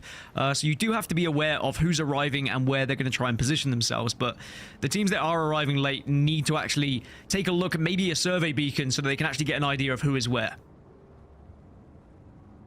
Right at the other side of the map at Northbad, which is about as far away from Cenote Cave as you can possibly be. We see a couple of teams engaging with each other. Over at Pylon here, we see a couple of rotates coming through as well. Weave is going to be one of those teams on match point as well. 63 points for them. In second place, very, very comfortable with the amount of points they have on the board as far as qualification is concerned. But you want it in your own hands. You want to control your own destiny, and winning this game would allow them to do exactly that. Yeah, you want to go into Pro League as the PLQ winners, right? It's going to put a bit of a statement to the rest of the lobby to say that you are the best of the rest, as it were, and now you're going to be there to compete in Split 2. But it's easier said than done. And we'll have to see whether anyone can actually get it done here in match number 7. There's no name, they've lost one. They're in 11th position at the moment. These are one of these teams that can't afford to go down here with potentially everything ending here in match 7. That knock is going to hurt, like you say, even more than it normally does. However, you can see, it's taking a little bit of damage. Has to be extremely careful on the Bangalore to be able to get away. Does have a Phoenix kit to pop, but that's going to take some time. Two teammates, their job is just to keep him alive and be able to retreat. The board want to try and make a play off the back of this, but the time that they've just bought, and maybe a little bit of an overextension there, has allowed No Name to get Gayosi back onto his feet, and that is a very important moment for them, like you say. And another team who has found a win today and could again disrupt those teams who are on match point. If they can replicate that success here in match number 7, then everyone else is going to be scratching their head saying, okay, well, who is going to be able to win this entire thing? And we did kind of tease it that it could happen today. We could go a little bit further. You especially were saying, Mark, you expected it to be going this far. I was thinking maybe Edges would have been able to use the momentum they had from yesterday to come into this thing and dominate a lobby, but they have not done so. But they are one of the teams on match point and could still be one of the teams to finish this thing off here in 7. There's a lay of the land look for you of the overhead map. So there's everyone at Cenote just getting a little bit cozy up to next to one another. Meat lovers are just outside of that next circle, but still a lot of late arrivals that have to try and find themselves in. One of them being Weave, and they are going to be held at the moment. Fuck yeah, bud. They're going to be held. That's the team who's on the other side of this. Really difficult rotate for them to have to make here, and you can see that Weaver trying their best to force this fight. 37 seconds left until the zone starts to close. They've got a lot of time to play with here, but they don't want to be held up. They don't want to have to slow down their game plan and where they want to move to. Not sure if they have an evac tower. You can see there's a grav lift on the other side of things, as one player was thinking about maybe going up and over, but there is going to be that first knock coming in from Weave, and they will get it. So now they can push through. It's a 3v2, and this is going to be guaranteed KP if they can find these players, but instead it looks like the last players are going to try and escape. It was one of the members of Puckier who did call out where the teams on match point are landing, by the way. So this might feel good for Weave if they do take them down. But at the moment, Puckier still on the retreat because they've got a long way to go to Puckier, not just in this game, but in the lobby in general. As, oh, that's another one who potentially is going down here. So much damage just taken. Yeah, Riley Mechanic says to Puck, we remember the pre-game lobby, and it's the equivalent of like saying, why'd you keep hitting yourself? Why'd you keep hitting yourself? As Jojo goes down, Weave will pick up that kill and should be able to get the finish on it as well. 19 squads still remaining. There is still one player alive somewhere or other from Puck by the looks of things. It's going to be iProficiency, who is... Oh, he was the one. He was the one who called them out, by the way. Oh my! Yeah, I'm going to target him. Yeah, I am. This is going to happen later on. He's going to come back. He's going to kill all of Weave as a solo. Hey, we're here for it, everybody. Hey, I love the pre-game lobby. We said it earlier. Carnage of it. I want to see more content around it. So hopefully we'll be able to get some, You know what they should do? some recordings of it. What should This they is do? just an idea. They should put it on Face It Watch. Just a pre-game lobby Hey, screen. how about that? Choose your favorite POVs and the pre-game lobby. Wow. To be fair, if you we would watch see some careers get ended. If you watch the players, like, you can see the pre-game lobby for the most part. I know some will hide their screen and they go full cam and whatever, but there's definitely some players who leave it up, and it can get a little bit spicy at times, especially actually post-game, also quite interesting. The amount of venting I've seen in post-game of people being like, why did you push here? Why didn't you do this? Why did X do that? It's brilliant. I think we need a best of pre-game lobby compilation. We could make millions. We could... Wait, we gave that away for free. We just, yeah, for free. Someone's already This is done that now. Whoever did it, you owe us 10%. Anyway, Fury. They're making a little bit of a different rotate at the moment. They're going to pick up some Evo on their way, or have the option to. May have already picked it up, I should say, as they're on the eastern side of zone. Weave, by the way, they are in zone, and they are, I think they were actually chasing down the final player from Puck, yeah, and didn't get it. Puck, yeah, by the way, the last player is in Ceto station at the moment, so that's he's gone. That's how far into zone he's decided to play from. I'll have to sit. I'll keep my. Do you know what? For everybody else, you can see high proficiency. Trust me, he's not as close to Weave as they think now, but they are going to have Fury in front of them. Do Fury know? Do they know? They know. Oh boy, do they know. Oh, this is going to be interesting because Weave are going to be a little bit weak, and Fury needs to take advantage of this. Nades are going to come out now to try and get that initial damage. The scan's going to give them all the information they could want. They've already got a knock as well. One of our first match point teams are about to be eliminated. Yeah, it's going to be Fury going to have an easy job of it as well, unless the cannon is blessed. Can he find somewhere to slam and stay safe? Uh-oh. Apparently so. Oh, wait, proficiency? Where are you? You were meant to... Oh, Weave are eliminated. Weave are gone. So one of our match point teams have been taken out. And Dude's not out. They want some KP as well. Yeah, all that commotion, Fury, and the amount of damage they were doing, it just allowed DNO to walk up on them, and now DNO can take advantage of this and potentially get some KP to try and put themselves closer to that top 8, because they are quite a way off it. 15th in the moment, 22 points, but if they were to find a victory in this game, they could still keep their dreams and hopes of Pro League alive. Duplex with a spray, by the way. 124, but they're not able to get that knock, and to be fair to Fury, they're making them work so hard for this DNO. You almost felt like this should be a foregone conclusion, but look there he what's is. happening. Here comes Proficient. Oh, if he died to zone there, it would have been the funniest thing that's ever happened, but he does get taken down by Fury. But he managed to get his two teammates back into the game. So, Puck, yeah, bud, they're back in it. Back in it and still with a chance to disrupt things here. Maybe could even get the res. Actually, one of the players of Puck has just absolutely yeeted himself across the cannon, just as we saw Weave do. But sadly, Evolution is on the other side of it. So Puck going to be in a difficult spot here as well, and likely will be eliminated soon. But I like the journey of Puck. You know, you have to see just what's going to happen with that team. I like it when we just randomly pick a squad, especially a squad that is doing nothing in the lobby right now. They're in like 19th. But I want to know how they do. I'm invested. I'm buying this. I'm buying Puck stocks. That's all I know. The stonks are only rising. This is why you don't take investment advice from me, by the way, and you never ever should. But they are still alive, by the way, as a solo, so there's the opportunity for them to still do something. The zone is pulling towards Tripods, as you would imagine. They know this zone better than anyone. But Temper, another team who are on match point, just on match point, but just is good enough. If you win this game, they will be qualifying for Pro League and the winners of today. And it's not impossible from here. They're in a spot where they can hold the northern side. If they can win the initial engagement on this north side, then they should be able to walk somewhat comfortably down a little bit further southwest. But the circle is continuing to pull southwest and closer to NGNL, by the way. NGNL, another team who have had success today and could disrupt things as Puck do get eliminated, and they have been pucked off. Now, No Name, they've gone down, so that's another team who has found a victory earlier. They sadly will not be able to play the rest of this game. Well, Temper at the moment, they're under a lot of pressure. And you see Spades goes down. They overextend a little bit to try and clean up these kills.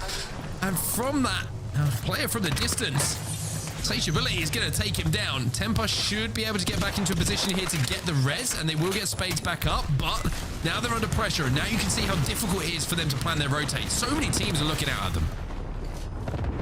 So the teams who are kind of in the area of this next zone, Tripods, Stallions, LMAO, Begoats, NGNL, that's all teams not on match point. That is all teams that could maybe keep this going to a match number 8. So it's going to be a real question of the teams who are on match point. Can you get into this zone? I mean, Edges and Temper, they're very close to it, so it's certainly doable. CCE just east of Edges at the moment. And then there's teams like ICBM, for example. They're in 20th position. They are really struggling today, but they can still have an impact of how this lobby goes because Temper are so close to them. If they kill Temper, then they are ruining the chances of a match point team potentially finishing it here. I don't know how Temper get out of this situation. They're pinched between two teams. There's a Valcol taking place, though, and it's going to be CCE who make the play to get into Cenote. This is a massive moment for them. They want to try and land on these rocks, and if they can, they will be able to play towards this end game, but it looks like they're already getting shot down, and they're going to play under the building where tripods find themselves at the moment. So it's about cohabiting at the moment. It's about not showing too much presence to each other, using those rampart walls and holding off any potential push. CCE have managed to get safe. Temper eliminated in the meantime. One of our match point teams is out. We are starting to lose match point teams. Yeah, we're down to just two, CCE and the Edges. But CCE have been able to use this kind of buildable cover to find a spot to play with, and actually very much with the possibility of winning this game, just the fact they've been able to force their way into the zone in such an impressive fashion. For the Edges, they are still in zone in the building they currently reside in. Eternal, 9th position at the moment and down to 2. Again, if everything ends here, 9th would not be enough, so they need to be finding points. Meat Lovers just got eliminated in 13th. They don't get the points they need again, Meat Lovers, I'm pretty sure they do not get onto match point, so it's another opportunity that slipped through their fingers. Really, and that is crazy, isn't it? Them, yeah, really. Considering they were on 42 like just 3 matches ago and they still haven't got that. By the way, CCE, they've lost 1, so another match point team here potentially going out unless they can fight tooth and nail as a 2.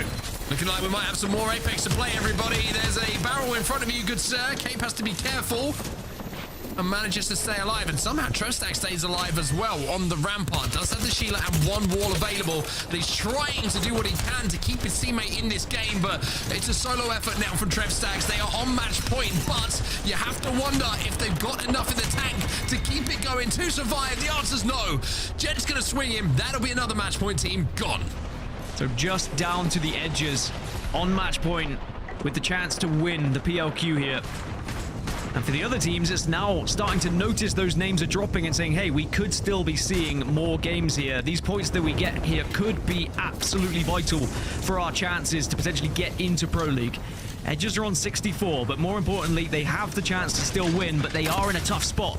They are potentially the only Watson. I think they're the only Watson in the lobby, so they have pretty much got a red flag above them saying, hey, we're here, we're a match point team, shoot us. The Edges are living up to their name right now. They literally are edging their way into zone, step by step, inch by inch. And this is such a difficult position, but Brown are gone, Eterno are gone as well, and all of a sudden they're into the top 10. There's 9 squads remaining, but Chase has gone down. LMAO, they're out as well. Evolution, they're gone as well. Hambino says this is my opportunity to take height. But look at the teams across from them. He's trying to eat a banger. He can't get the Watson Gen down in time.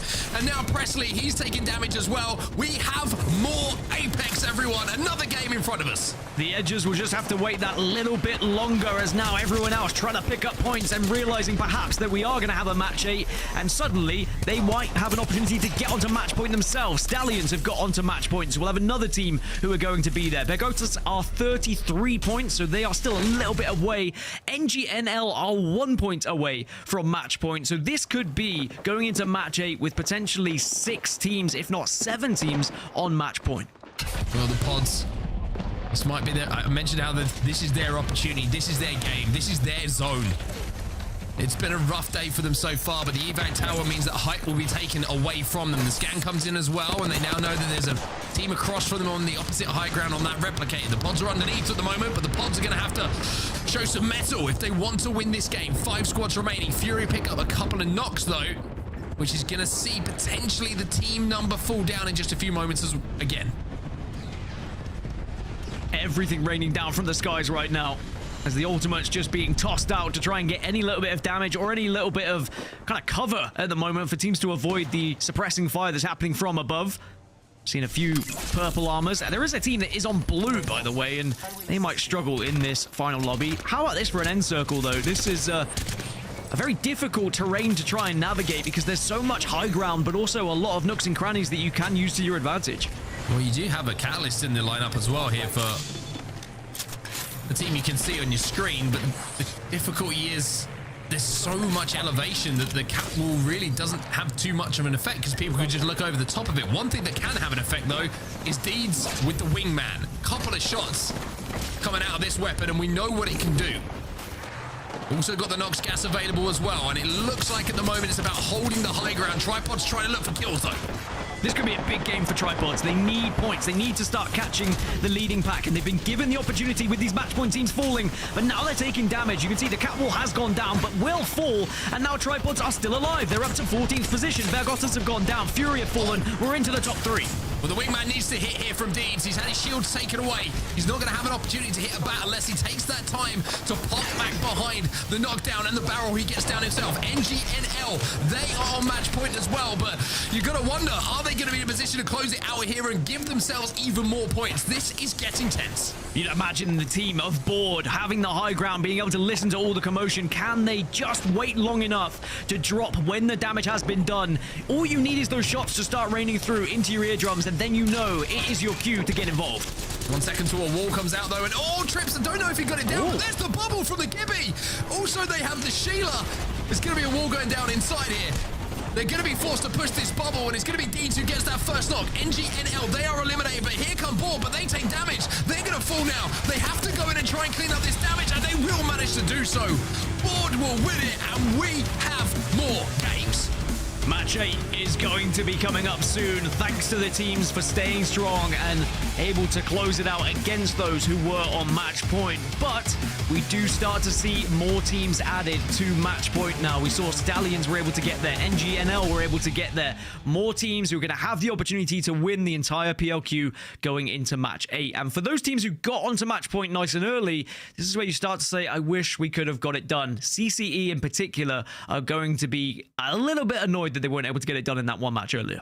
Yeah, that was an opportunity. That's the closest we've seen as far as opportunities are concerned to close this out today. I think there's a couple of teams who are still going to be kicking themselves. I think Stallions have got over that hump now. They've got onto match point. I think that was kind of weighing on them a little bit. There was a few games where they were extremely close, but just couldn't get it. You know, just the last few points would seem like the most difficult ones to get. And now they're in a position where if they win a game, they can call themselves the champs of today. But I keep looking at Meat Lovers, man. I'm like, they're so close, but they're just not getting those last few points that Stallions kind of did manage to get. We'll take a look at the match results to see exactly how things look down, but this is now getting to the point where you expect a winner almost in this next game. Or do we? Well, you do expect it, but again, there's still a couple of teams that can spoil everything because there are teams that have found victories that are outside of match point. But it was 21 points for Tripods. How important could that be in the grand scheme of things? Because that will put them a little bit higher in the leaderboard, or a lot higher actually than what they were, and closer to that top 8. Still a way to go for them yet, but definitely better signs for them. It was a circle that came towards them, so they had to really take advantage of it. But it was Board in the end who take the plaudits for the actual victory, although they did get less points than Tripods overall. NGNL secure their spot on match point purely through placement points, no kills, but they won't mind. They will have the opportunity to win the entire thing going into match number 8 as well. We'll take a look at the second page in a few seconds as well to just see where the final teams picked up those points. Not really too much to talk about. Meat Lovers did get 3 points in total though, but they still, if my maths is correct, it's always a shaky subject, fall short, if I'm not mistaken, of getting on to match point. Weave, who won that previous game as well, they didn't really have too much to talk about. It was a rough zone for anyone who was landing up on the northern side of things, or to be honest with you, even on the eastern side of Storm Point there. A tough one to get into Cenote if you're not there early. We'll take a look at the series results, Dan, because these are the ones that really matter now. Yeah, this is going to be the 7 teams on match point. And also, when we start to talk about 7 closing on 8, we've only got 8 spots available for Pro League. So this is a very nervy situation for those who are just outside of the top 8 right now. And Meat Lovers have gone from being on 42 points after, 3 matches and being potentially the first team to get onto match point to suddenly being the bubble team in 8th position. If they struggle here in this next game and the likes of Evolution or Tripods suddenly have a good game, Meat Lovers might not even get into Pro League. That would be the most painful way, I think, for the day to go for them. And I mean, was it game 1 or game 2 that they won, or they were top 2? They were certainly top 2 in game number 1 on World's Edge, and from there it's been very, very tough for them. But anyway, this is how things look at the other end of things. You can see Eternal, they're still in strikeable distance. AKA also within striking distance. I mean, you could say Fury upwards. still have a chance if it doesn't end here. I'd say so, and that's a terrifying factor for the likes of Meat Lovers, who are in 8th, and even some of the teams who are 6th, 7th as well, because you can still drop out if 2 teams do put themselves in that position. So PLQ's getting pretty spicy. We had 7 matches, and now we get match number 8. That's how maths works. Well, it's coming just after this quick break. Don't go anywhere, everyone. Match Point is certainly bringing the vibes, bringing the excitement today, and maybe, just maybe, this might be the last one.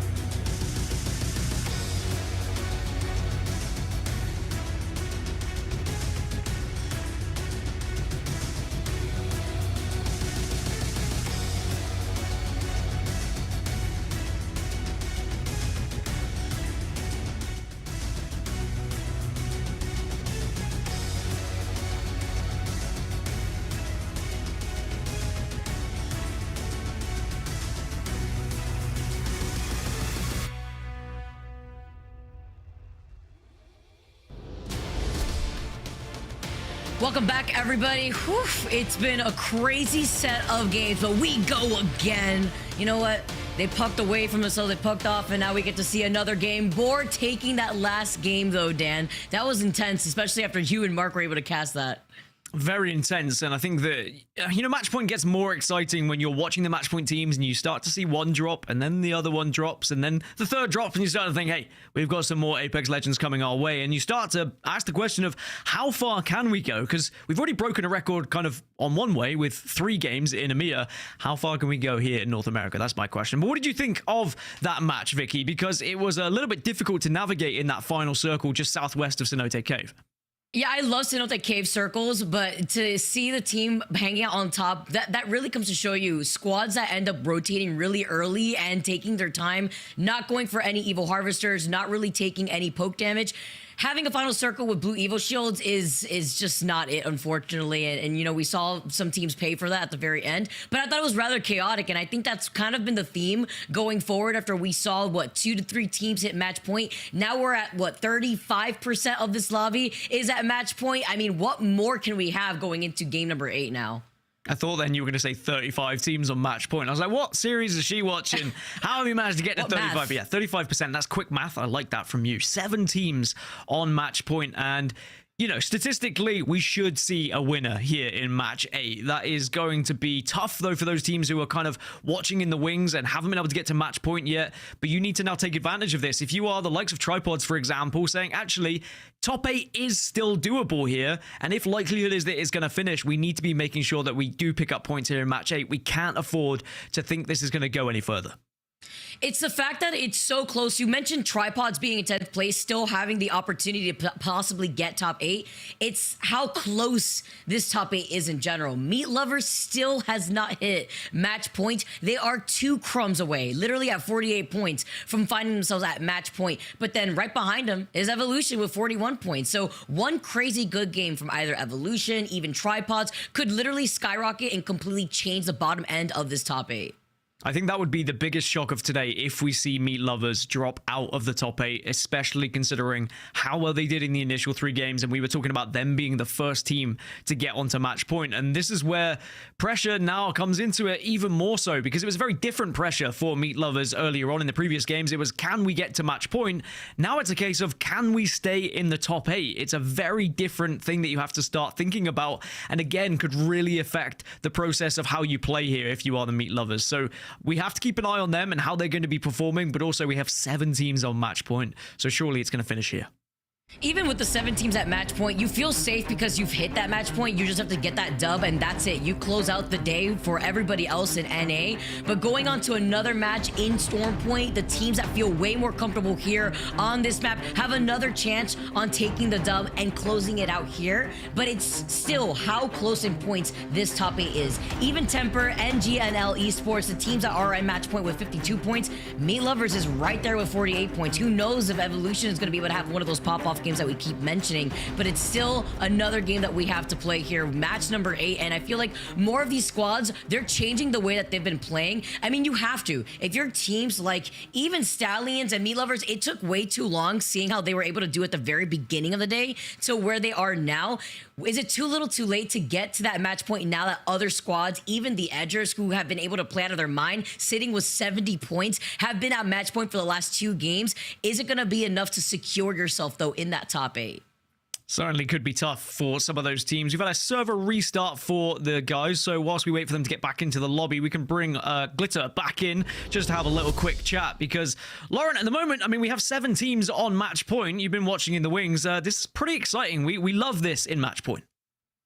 Yeah, and I think this is also one of those things that we haven't mentioned yet here on the show, but the longer this goes on, and it's kind of the point you were just talking about, Vicky, when is the point where they kind of get past the point of being in a good groove? When do they start slowing down and it starts opening up those doors of opportunity for the other teams who have just made it onto match point and might be a little bit more hyped and still have some of that energy going? I mean, we've seen match point go for quite some time, depending on how far back in the history of competitive Apex you want to go. So there is potential for this to hit match 9. And does that then boil down to experience with being able to handle those longer play days, or being able to keep yourself in the right state of mind after hitting match point for an extended period of time, Vicky? Yeah, I mean, burnout is a thing. It's a thing in every game, and you're playing in the highest level of Apex that you could play in right now, trying to fight for a spot in the Split 2 Pro League. Because for anybody tuning in right now, this isn't for LAN. This is just simply to compete in Split 2 Pro League, to play online, to see if they have a shot at maybe playing for Split 2 LAN if they make it there. But it's the fact that you have to keep this going for who knows how long. If it doesn't end here, yeah, we got that game 9, and at that point, I would hope to maybe see at least 45 to 50% of the lobby at match point. Again, we are at 35%, so if we don't really call it here, I'd be surprised, but it's not like it wouldn't be the first time. Oh, absolutely. I mean, I wouldn't be surprised either if we end up with more teams on match point. If you guys are just joining us for the first time, we can also take a look back at our series standings so you can see exactly who we're talking about, what we're referencing when we're saying where all of our teams are when it comes to this match point. And you can see 7 squads are currently on match point, which means if any of these 7 teams win the next match coming up around the corner, then they will end the competition. They will win the whole thing, but also end the competition. So whoever is in top 8 right now will make it through. But if that's not the case, I mean, Meat Lovers 2 points away, Evolution only 9 points away. There's still more teams that could end up on match point, and Tripods. I literally said this before we went into the last match, because they were in 17th prior to the last match. One pop-off performance now puts them in top 10, right outside of the rest of the teams that are on the bubble. They could easily make up a 12-point gap to hit match point in this next match and then put themselves in that same arena with the rest of these teams. Yeah, it's the scariest position. It's Meat Lovers being in 8th place and not being on match point, because anyone who's on match point can secure Pro League by just winning. Like, if you win, you are guaranteed it. You don't have to worry about how many points you are, where you are. You just guarantee yourself in Pro League. And then there's the teams that are on the more healthy side of the points, 1 through 3, maybe even 1 through 7 with how things are going. But you're going to have teams who say, all right, even if it ends here, we're probably not going to get caught up. Meat Lovers, however, do not have either of those options. Instead, they're saying we have to get to match point, but B, we also have to get enough points so we stay ahead of the likes of Evolution and Tripods. It is not going to be easy for them whatsoever. We'll take a look one more time at the second page and just kind of see where everybody's at, because even 36, the 37, 38, all those teams in in that area are still technically within striking distance. If by some powers, miracles that be, if all 7 teams go out that are on match point, literally anyone within anywhere with the next 5 to 7 spots, if they have a pop-off performance the same way Tripods did, they can easily completely shake up the standings, rocket themselves up this leaderboard, and then be another front runner for the next match. There's so much chaos that could happen, especially when we consider the fact of the map that we are on. I think it's ready to go though, guys, so let's dive into it. Thank you so much, Glitter. I love that deep dive here too, because we're highlighting the stakes of where the teams that are in match point are standing, but what's at risk for the team, specifically Meat Lover, being in that 8th place spot, what it means to have the 7 to 6 point differential between them and Evolution, who are sitting in 9th place with 41 points. You said Meat Lover, so is that just one individual on the Meat Lovers or not? I want to know who loves meat more out of the Meat Lovers, because we have to find out. It's match 8 in the PLQ here, and there is only 8 spots available in Pro League for Split 2 from this tournament. So who is going to be able to knuckle down and find a victory? 7 different teams. Surely, Vicky, surely this is going to be now when it ends, but we have seen crazier things happen.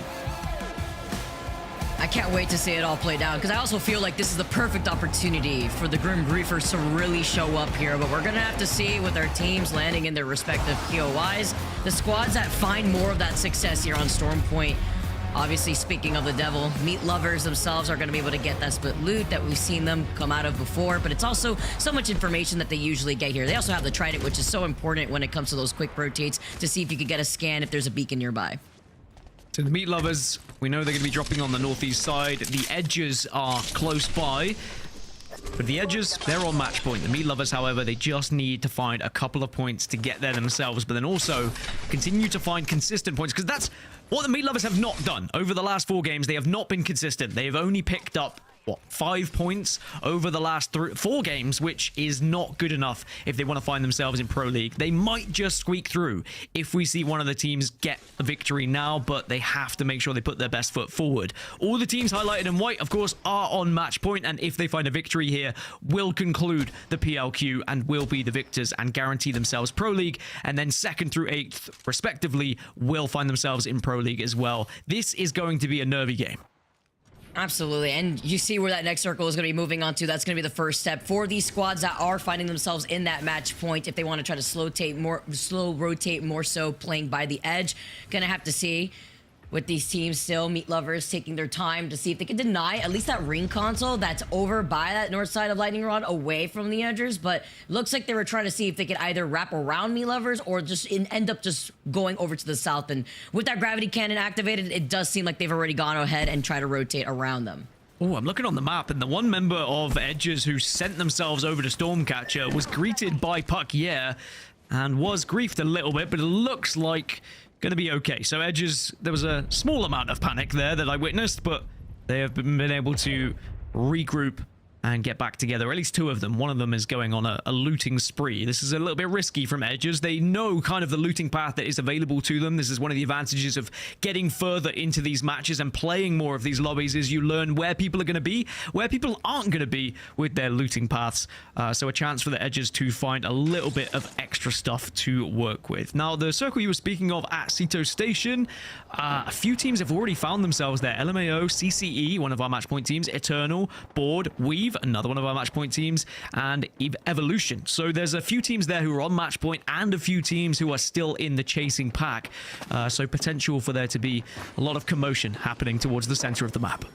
What I'm mostly worried about is if this is one of those whiplash circles and if people try to set up in Cedo, but it ends up pulling towards the outskirts of Jurassic, that is going to be a bloodbath for the squads that want to very much rely on that final circle positioning. We're going to have to see as Board, being one of those squads in the middle, could find themselves pinched in a situation like this. Yeah, they have the caustic gas traps, but I do not like this positioning right now with so many other squads rotating. Stallions are going to be right behind them. Eternal, here another squad coming up from the skies, maybe Evolution. Gonna have to see as they actually just landed right there on the north side of Cedo Station. Other teams looking at them from a distance.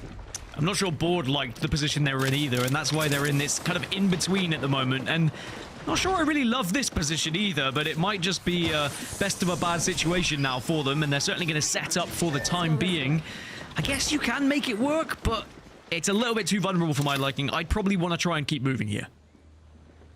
Other teams even landing right here. Temper trying to get out of the line of sight of the squad that has height. Nice smokes though, but still taking a split angle on the low ground of Cedo. Once again, there's like 5 to 6 teams that have already taken control over the different buildings that neighbor Cedo. You have NGNL, you have Brown, you have Temper, you have CCE on the north side with the Loba, the Rampart already set up, LMAO to the south side. So many different squads here. Oh, and a knock with one shot already. That was easy for them to clean up. That's Evolution. Gone. Done. See you later. Thank you for coming. Temper. Make sure they reinstate their chances of being able to win this thing by eliminating a team who was nearby. That was more like de-evolution right there. They were literally one shot when they took some shots at them with that Havoc blaring through the sky here. Other teams have now started to land once again on the other side of Cedo. This time it's going to be Puck Yeah Bud, and Jojo is not loving this one. He's going to have to reset here on the other side of the lip while the rest of his squad had already moved forward. So Puck Yeah, 19th. When we speak about miracles, we speak about the impossible happening. If Puck Yeah were to get into Pro League, that would be a story we would tell for the remainder of our years in a casting profession. They have such a long way to go. They would have to not only hope that one of the teams on match point does not win here, but also have a victory themselves with a good amount of kills to put themselves even in the question of top 8. But I have seen crazy things happen, so I'll never say never, because I once, Vicky, on a commentary said never. I said that a team would not win as a solo, and I said I was so sure of it. I said I would shave my head, and you know what happened? They went and won, and that was the biggest regret of my life. You may ask, did I shave my head? Absolutely not. I never would, and I wish I hadn't said it, because now Mark never lets me live it down. Mark just wants you to match with them, maybe one land. You gotta give it to him maybe once. Didn't you do the same thing this today, though? You did the same thing saying that, CCE, they totally got it in the bag after, game of 6? And, yeah, then we saw what happened with the evac towers instead. So maybe you're just cursed. I am cursed, but I didn't say I'd shave my head, at least. I've learned my lesson there, and I'm sure no one really wanted to see that. Now we're in match 8, so it's starting to get a little bit further away from that traumatic time for CCE. I still think they're going to be a little bit annoyed that they weren't able to get the victory, as now Fury are going to be pushing up onto ICBM, another team who need a miracle if they're to qualify for Pro League here, but they can still disrupt the rest of the lobby if they're able to get a team wipe. Same with Fury being on the other side, though. They were able to get the knock here. Now they have the number advantage. This is the fight for that Evo Harvester, too. So important in terms of positioning as ICBM closing the gap. They see one left for Fury, and they take him out, send him back to the lobby. 17 squads left remaining here, and the majority of this lobby is already on the outskirts of Cedo. Wow, I mean, it's starting to get scary over towards Cedo, isn't it? You can see tripods are making their way on the northwest, and they're probably going to rotate through the choke and try and push from the northern side. So Edge's Temper, CCE, Stallions, NGNL, and Weave still alive, but Board eliminated. So that's one of our match point teams have already fallen. We're down to 6. How many more left here for that next circle? We're going to have to see. No Name now rotating right behind Stallions. The Edgers, though, had taken a really interesting rotate. We saw them rotating all the way over to the east side of the map, but they had used that pathing to prioritize the Evil Harvesters. There was 2 on their way as they make their way slowly into that next circle, avoiding some of the fights like this, actually, as we're seeing more of these squads rotating from the north side of Cedo. Edgers are slowly going to start making their way on the other side of Cascade Falls, actually. Tripods managing to get away from ICBM, but it looks like ICBM have just been trying to take these fights, constantly chasing after these teams. So 10th position in the moment for Tripods. They are within touching distance of the top 8, though. They were able to put themselves in that spot after an incredible match 7 performance, but can they replicate that to give themselves the opportunity of getting into Pro League? It really would be an amazing story for them, especially after their struggles they've had so far today. It's been a very up and down PLQ for them. They started off poor in winners bracket round 1, dropped to elimination bracket, won that elimination bracket series, and then came in a little bit cold today, which was surprising for me. Now you can see Abrelli and the rest of the squad are going to be more than happy in the building they reside in. ICBM, again, looking to try and ruin someone's day by taking a team fight. Again, always with the fighting. Now is when they wake up here, too. Talk about the teams that need some morning coffee at the very least. But ICBM, I believe this is against the Edgers here on the other side. And they were able to get a crack eventually before trying to split. But he turning around, question mark, gets taken out by Chase. The Edgers taking a repositioning, and they have height here, too. Yes, they both lose out on their shields. They're going to be able to pop the bat for right now. But the Presley was there trying to give some suppressed fire before. Now he inevitably pops the bat. It's a really interesting dynamic when you have so many teams on match point, because you can't play as slow. You can't just wait out and hope you can find yourself getting the victory. Instead, you still need to be thinking about accumulating points so you stay ahead of the chasing pack and don't drop out of that top 8. As Stallions being another one of those teams, they're on 54 points at the moment. They are on match point, and they finally have only just got to match point. Will they be able to convert? It happens sometimes that these teams who take a while to get match point are better at converting once they get there, as Abrelli. Great shots with the car, doing 100 or so damage. Abrelli has just been on another level today. You love to see the progress out here from a player like Al when he has a really nice IGL to really guide the rest of this team here too. The Cossack forcing back this team. They're just going to give them the respect, but they get taken down while Dayloan prevents them from running away. With the scan now, they're going to be able to close in the gap and get a lot more aggressive because there's no other team really in the area that can contest them other than Eternal that's on the outskirts of Jurassic. Stallions, they can't stay here forever, right? They're currently scrapping against No Name, but when that circle moves, they're going to need to move with it. And Eternal are kind of going to play spoiler here by holding out Stallions and No Name as well. And then the circle is going to get even worse for some of those teams that were over towards Cito. As what you were talking about, it's slowly pulling away from Cito at the moment. And it's CCE who are going to be slam bam right in the middle. Maybe they're going to get another opportunity to win PLQ here. That was so strange. No Name just called the Moby right in front of Stallions, almost as like a taunt, and they pay for it. Now that's just free KP. Stallions are gonna come up. They get another knock, leaving only one player alive for No Name. Gonna be tough for No Name now as a solo player. The solo should be able to get away. The remaining corpse of the other is just going to be enough to delay the Stallions so they don't push up. And the solo of No Name, it's a case now of, do you just try and retrieve those banners? I think you kind of have to go for that play. I don't think as a solo you're going to be doing much else. But also you want to be thinking about, can I get closer to match point? I mean, especially with this circle pool, because even if that solo tries to wrap around and not abandon the banners and just immediately go to circle, look at all the teams that you're going to be met with here. The teams that probably do not have circle info. There is a circle beacon and a survey beacon, but we know that's being gate-kept by two teams potentially. I'm looking at Brown on the left side there that probably already have that information, but it's about how they're going to rotate into that next circle. But the one team that called this right from the beginning, while everybody else made their way into Cito with evac towers, is CCE, who are sitting pretty still with that black market and the rampart walls. By the way, No Name did just get a couple of reses and we'll be back as a full team here, but the zone is going to chomp at them as we see Meat Lovers moving on in and moving on up. Can they not only survive and get to match point, but can they stay in the top 8? That's the biggest question we have right now. They're going to be on the far eastern side. Stallions down to just 2. Abrelli has fallen, so it's down to the remaining 2 to try and do something. It's not going to happen. So Stallions out. Another match point team eliminated. A lot of these teams who are not on match point, Vicky, are taking gunfights and winning them. Stallions got ripped apart, and the initial knock was from No Name that had just gotten the res, preventing that last player from Stallions from taking the evac tower. What a play there, and then Stallions dying immediately on landing. Chaos coming out here as Meat Lovers still alive. Ethan's gonna be able to reset here with the medkit, but they're getting pinged in the distance by another team here with the Nemesis. So just 2 points required for Meat Lovers to get onto match point. But then they may have to go on and win the entire match if they want a chance to even use that match point, but they might not even get there again. Serial Cat is taking damage. Tech's gone down, and it's just going to be the last remaining player here, and this could be so detrimental for Meat Lovers. Not for their chances to get on match point, but for their chances to even get to Pro League at this point. Remember, they are in 8th place. There are teams that are chasing them down, but they have just about reset to a 2 here. There is still hope.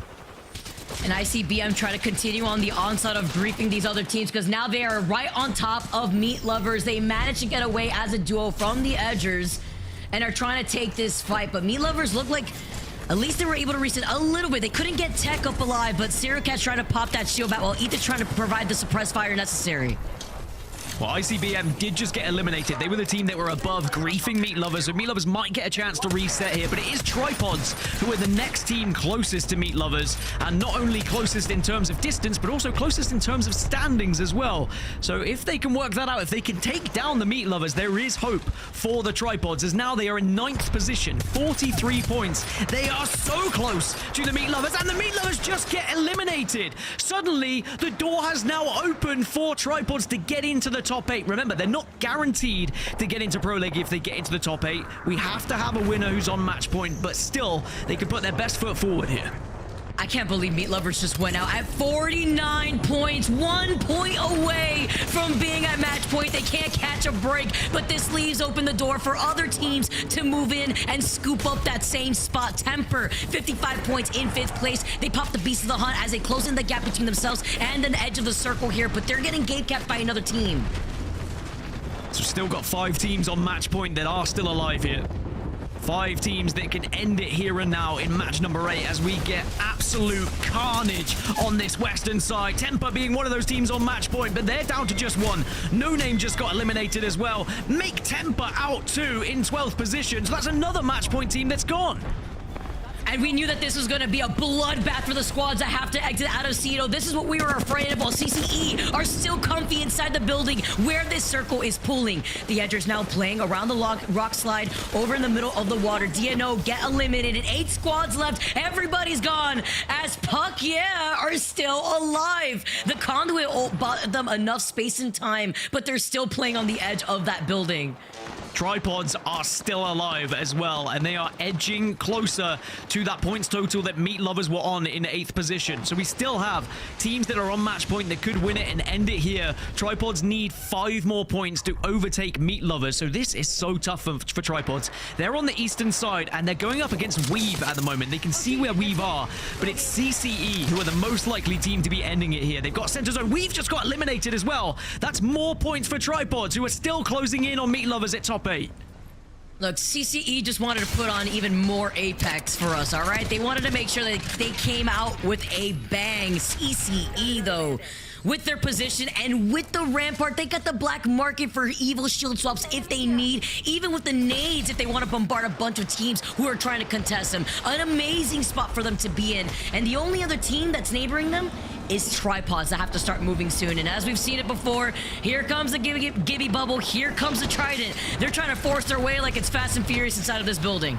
Puck's gone down. Puck's gone down. That gives the points to Tripods, who now should be at the same, if not ahead, of Meat Lovers. 49-49. NGNL, another team on match point. Edgers on match point. CCE on match point. We have 3 teams alive who could end things here and now. But for Tripods, they just need that 1 extra point to push themselves into the top 8. At the moment, tied with the Meat Lovers. This is insane how this is ending right now. But will it actually end? That's the real question. Gent's gone down. Omnu's gone down. The Tripods trying to survive, but they might fall.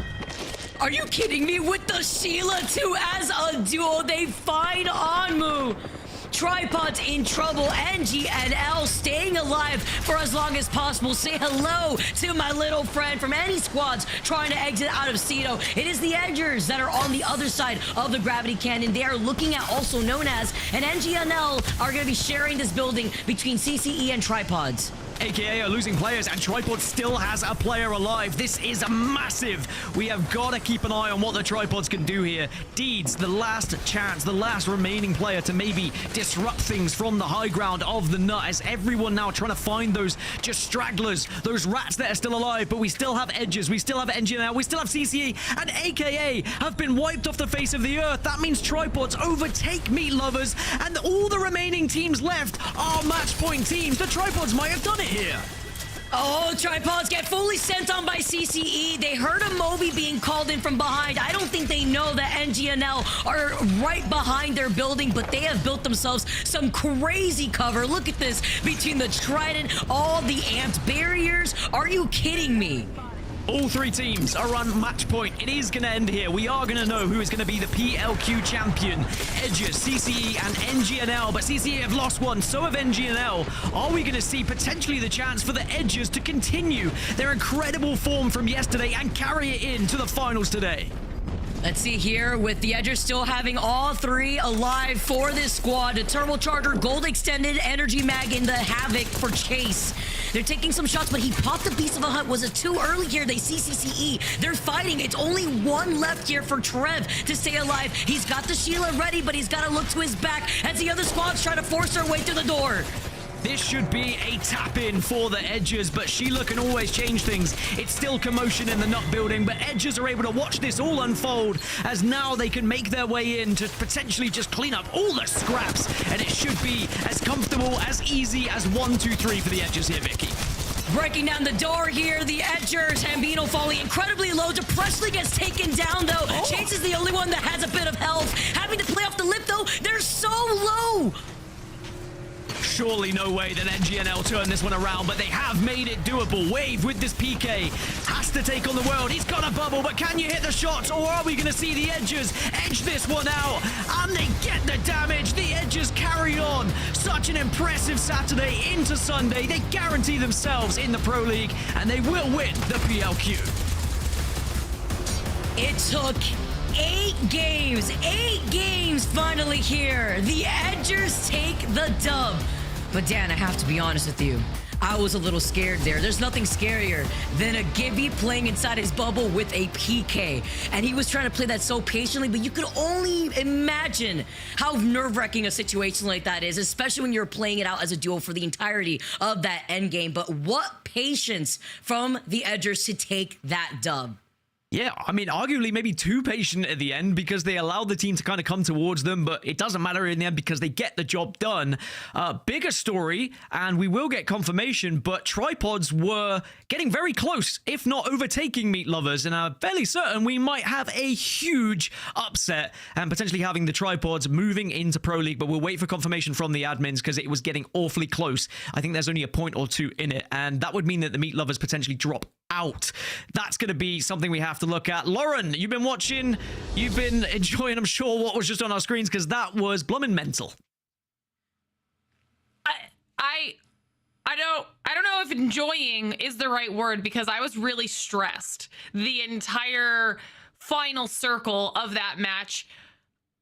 The fact that NGNL was able to get in with 2 on the Trident and nobody looked at them for a while. They were able to get themselves reset down below on that low ground. Edgers just kind of waited in the wings for everything to play out in their favor. I really thought CCE was going to be able to hold the building and use the rampart walls to their advantage for a little bit of cover. I almost think when they peeked out to clean up, it was Meat Lovers on the top of the building, right? I think that afforded too much opportunity for the other teams to see what was going on inside the building and start kind of poking them down. They had to get a couple resets in and it was just chaos at the end. But I know we're crunching numbers, standings, trying to figure out what some of these teams finished. So while that's all happening, we'll take a look back at the last couple final circles to close out the day because this was pure chaos.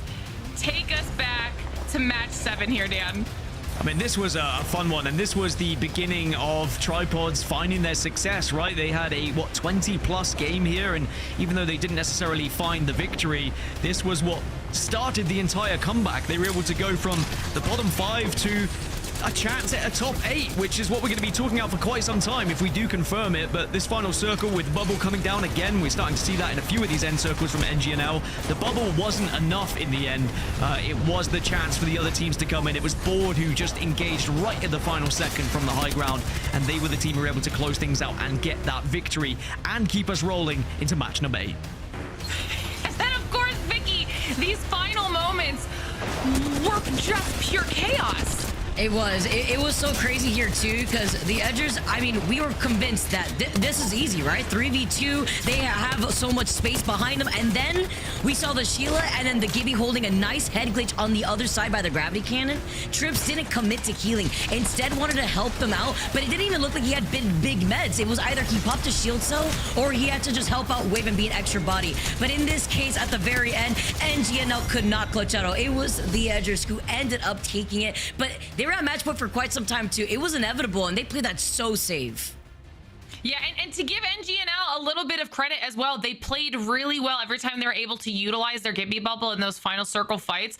It was definitely very reminiscent of back when literally everyone was using those Gibby bubbles, and the last one to pop was the one who was usually going to win. But we saw such a more even playing field here in NA, and just how scrappy these teams really had to get in order to even get themselves into top 8. I feel like at this point, Dan, it wasn't even a battle for who was going to win on match point, because we ended up with 8 teams on match point when it was all said and done. It was just whoever could stay in the running in those top spots. Yeah, we've had 2 very different styles of lobbies from EMEA to NA. We had a team reach match point and win it in 3, and then everyone knowing they only have 6 matches, so you can approach it in that way, to then the question mark of when is this going to end? We have to be consistent. We have to be finding points in each game.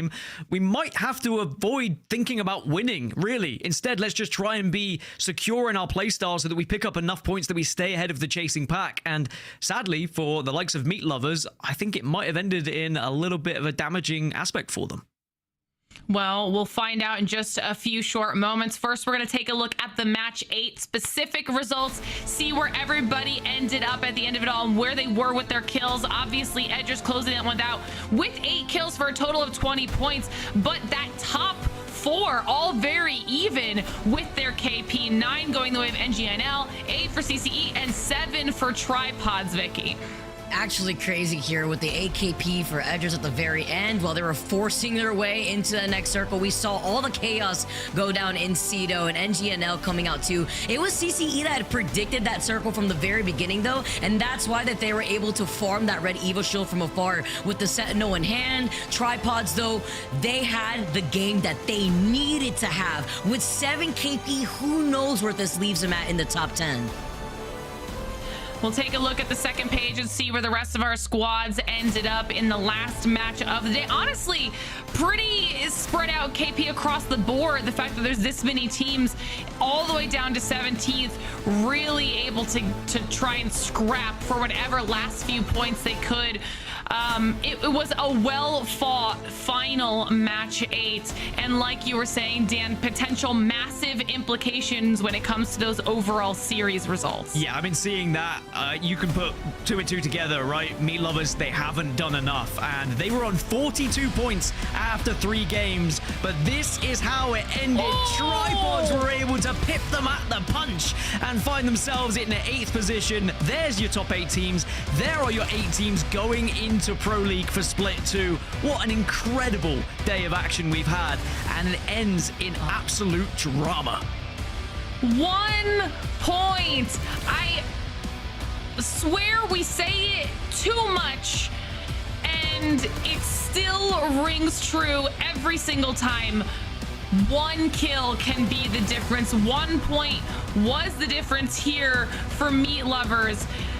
They have just got to be absolutely crushed. But on the flip side, talk about the comeback out of Tripods, able to sneak in those final moments, Vicky. Weren't they like in the bottom 10 at one point? Yeah. They won that one crazy game, and then now they're in the top 8. Are you kidding me? That is crazy. I think in that last game alone, Anmu got 5 KP, Deeds got 2. Anmu literally helped out this team get the points that they needed at the very end, aside from the placement and help that Deeds was able to put in at the very end for this team. I mean, by 1 point, look at that. Meat Lovers was at what, 48, 47 for like the last 3 to 4 games. They barely really were able to squeak in any points, and that had allowed other teams like Tripods to just come out and wait and take the opportunity to get it. Phenomenal performance. This is why we always say whenever you're looking at these leaderboards, you literally cannot count anyone out until everything is said and done. You can see just how close these points are, even all the way down to 14th with 39 points, a 10-point gap between that and 9th place. That's not insurmountable. All of these teams fought so hard to try and do whatever they could in a lobby that was just really difficult. It took us 8 matches to even close it out because that's how level the playing field was. So at the end of the day, honestly, well fought on behalf of everyone that even made it to the stage of the competition, Dan. Yeah, of course, commiserations to those who did not get into Pro League, especially I would like, even though it's crazy to see and we talk about meat lovers dropping out, commiserations to them guys as well, because it's going to be the most difficult for them how close they were, but sadly won't be in Pro League. And just a reminder, though, to everyone at home who's wondering, there also will be an LCQ later on in the year. So we still have lots of Apex action to go. We have to get through Split 2. And, of course, we have a LAN right around the corner. So opportunities abound for all of our players. But it's time for us to highlight an individual player for MVP on the day. And this one was tough, okay? When you end up at the end of the day with 8 teams who hit match point 7 before the final match, there are so many opportunities to try and highlight people, but at the end of it all, it had to be Chase Mob on the Bloodhound for the Edgers. Now, the Edgers were obviously one of our first 2 teams on the day that were able to hit match point, and then they had to battle it out, try to stay in the running for, what was it, 4 more matches, I think, if I'm not mistaken. They had to put in a slog, but Chase was able to bring utility, able to bring information, and so much added slaying power to the trio. So at the end of the day, it had to be Chase Mob, and congratulations once again to the Edgers on being able to close out, which would have surely gone on potentially a few more matches if it didn't end there, because everybody had just managed to end up in a flow. But it is time for us to get into our interview to close things out as well. And if we're speaking of impressive players, Hambino is no stranger to being an impressive player. Bring him in. Let's chat. We've got the voice of Hambino. Dude, congratulations. What's going through the mind of the team right now?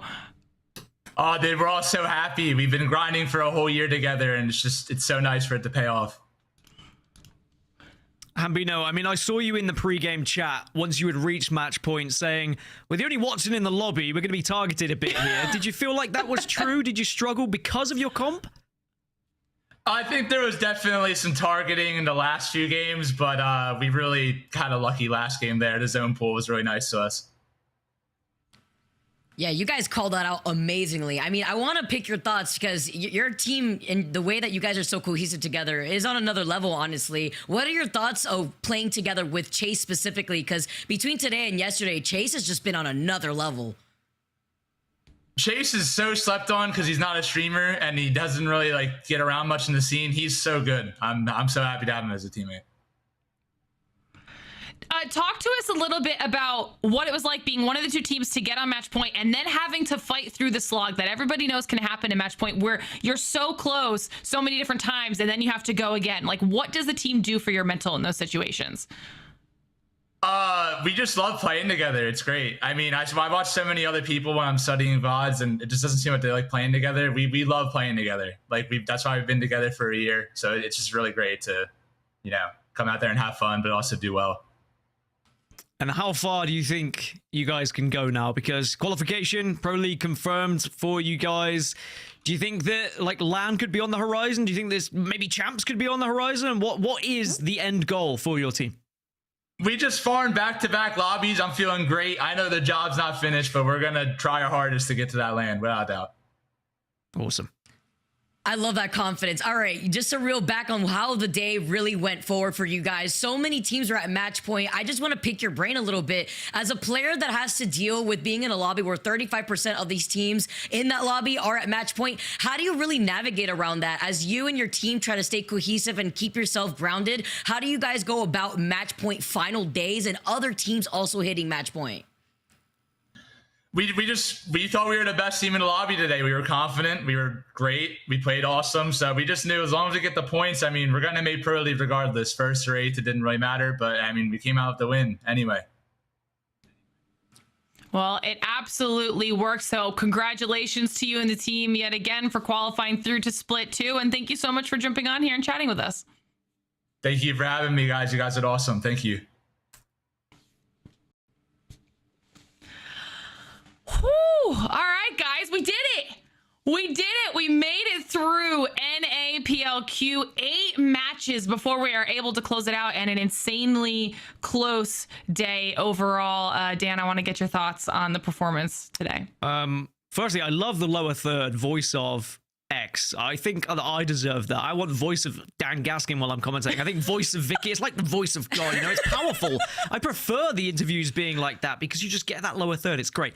Amazing day, honestly, from EMEA to North America. Two very different ways of playing out match point, but two very entertaining ones as well. Really was just on the edge of my seat throughout, whether I was commentating, whether I was watching. I love getting to do this. I love seeing players happy about their achievements and being able to get back into Pro League. I feel really sorry for those who aren't going to make it, but hopefully they continue with the grind. They don't make too many team changes, and they'll be back at it again and potentially back competing in Pro League one day.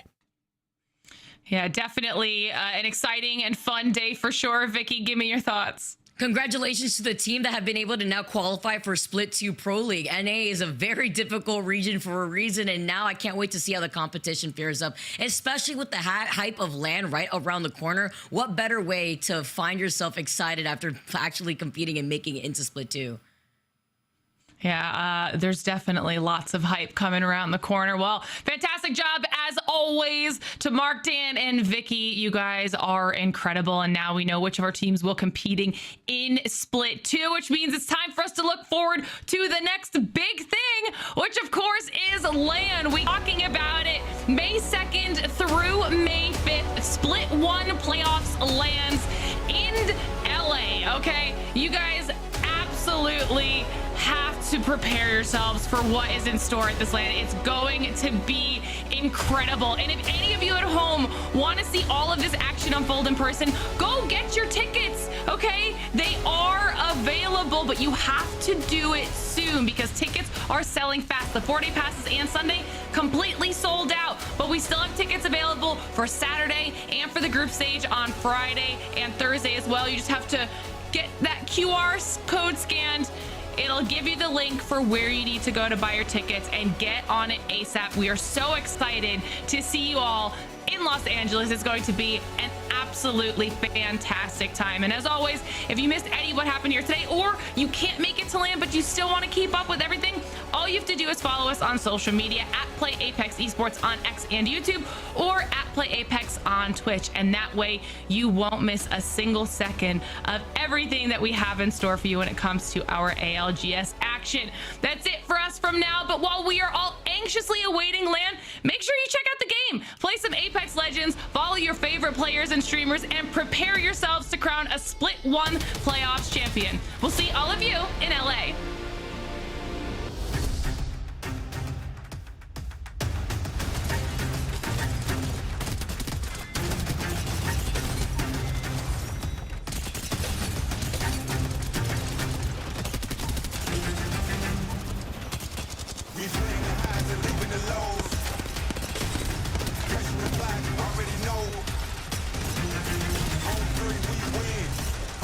Bring it in. We go out and give them the business. We come and take over the scene.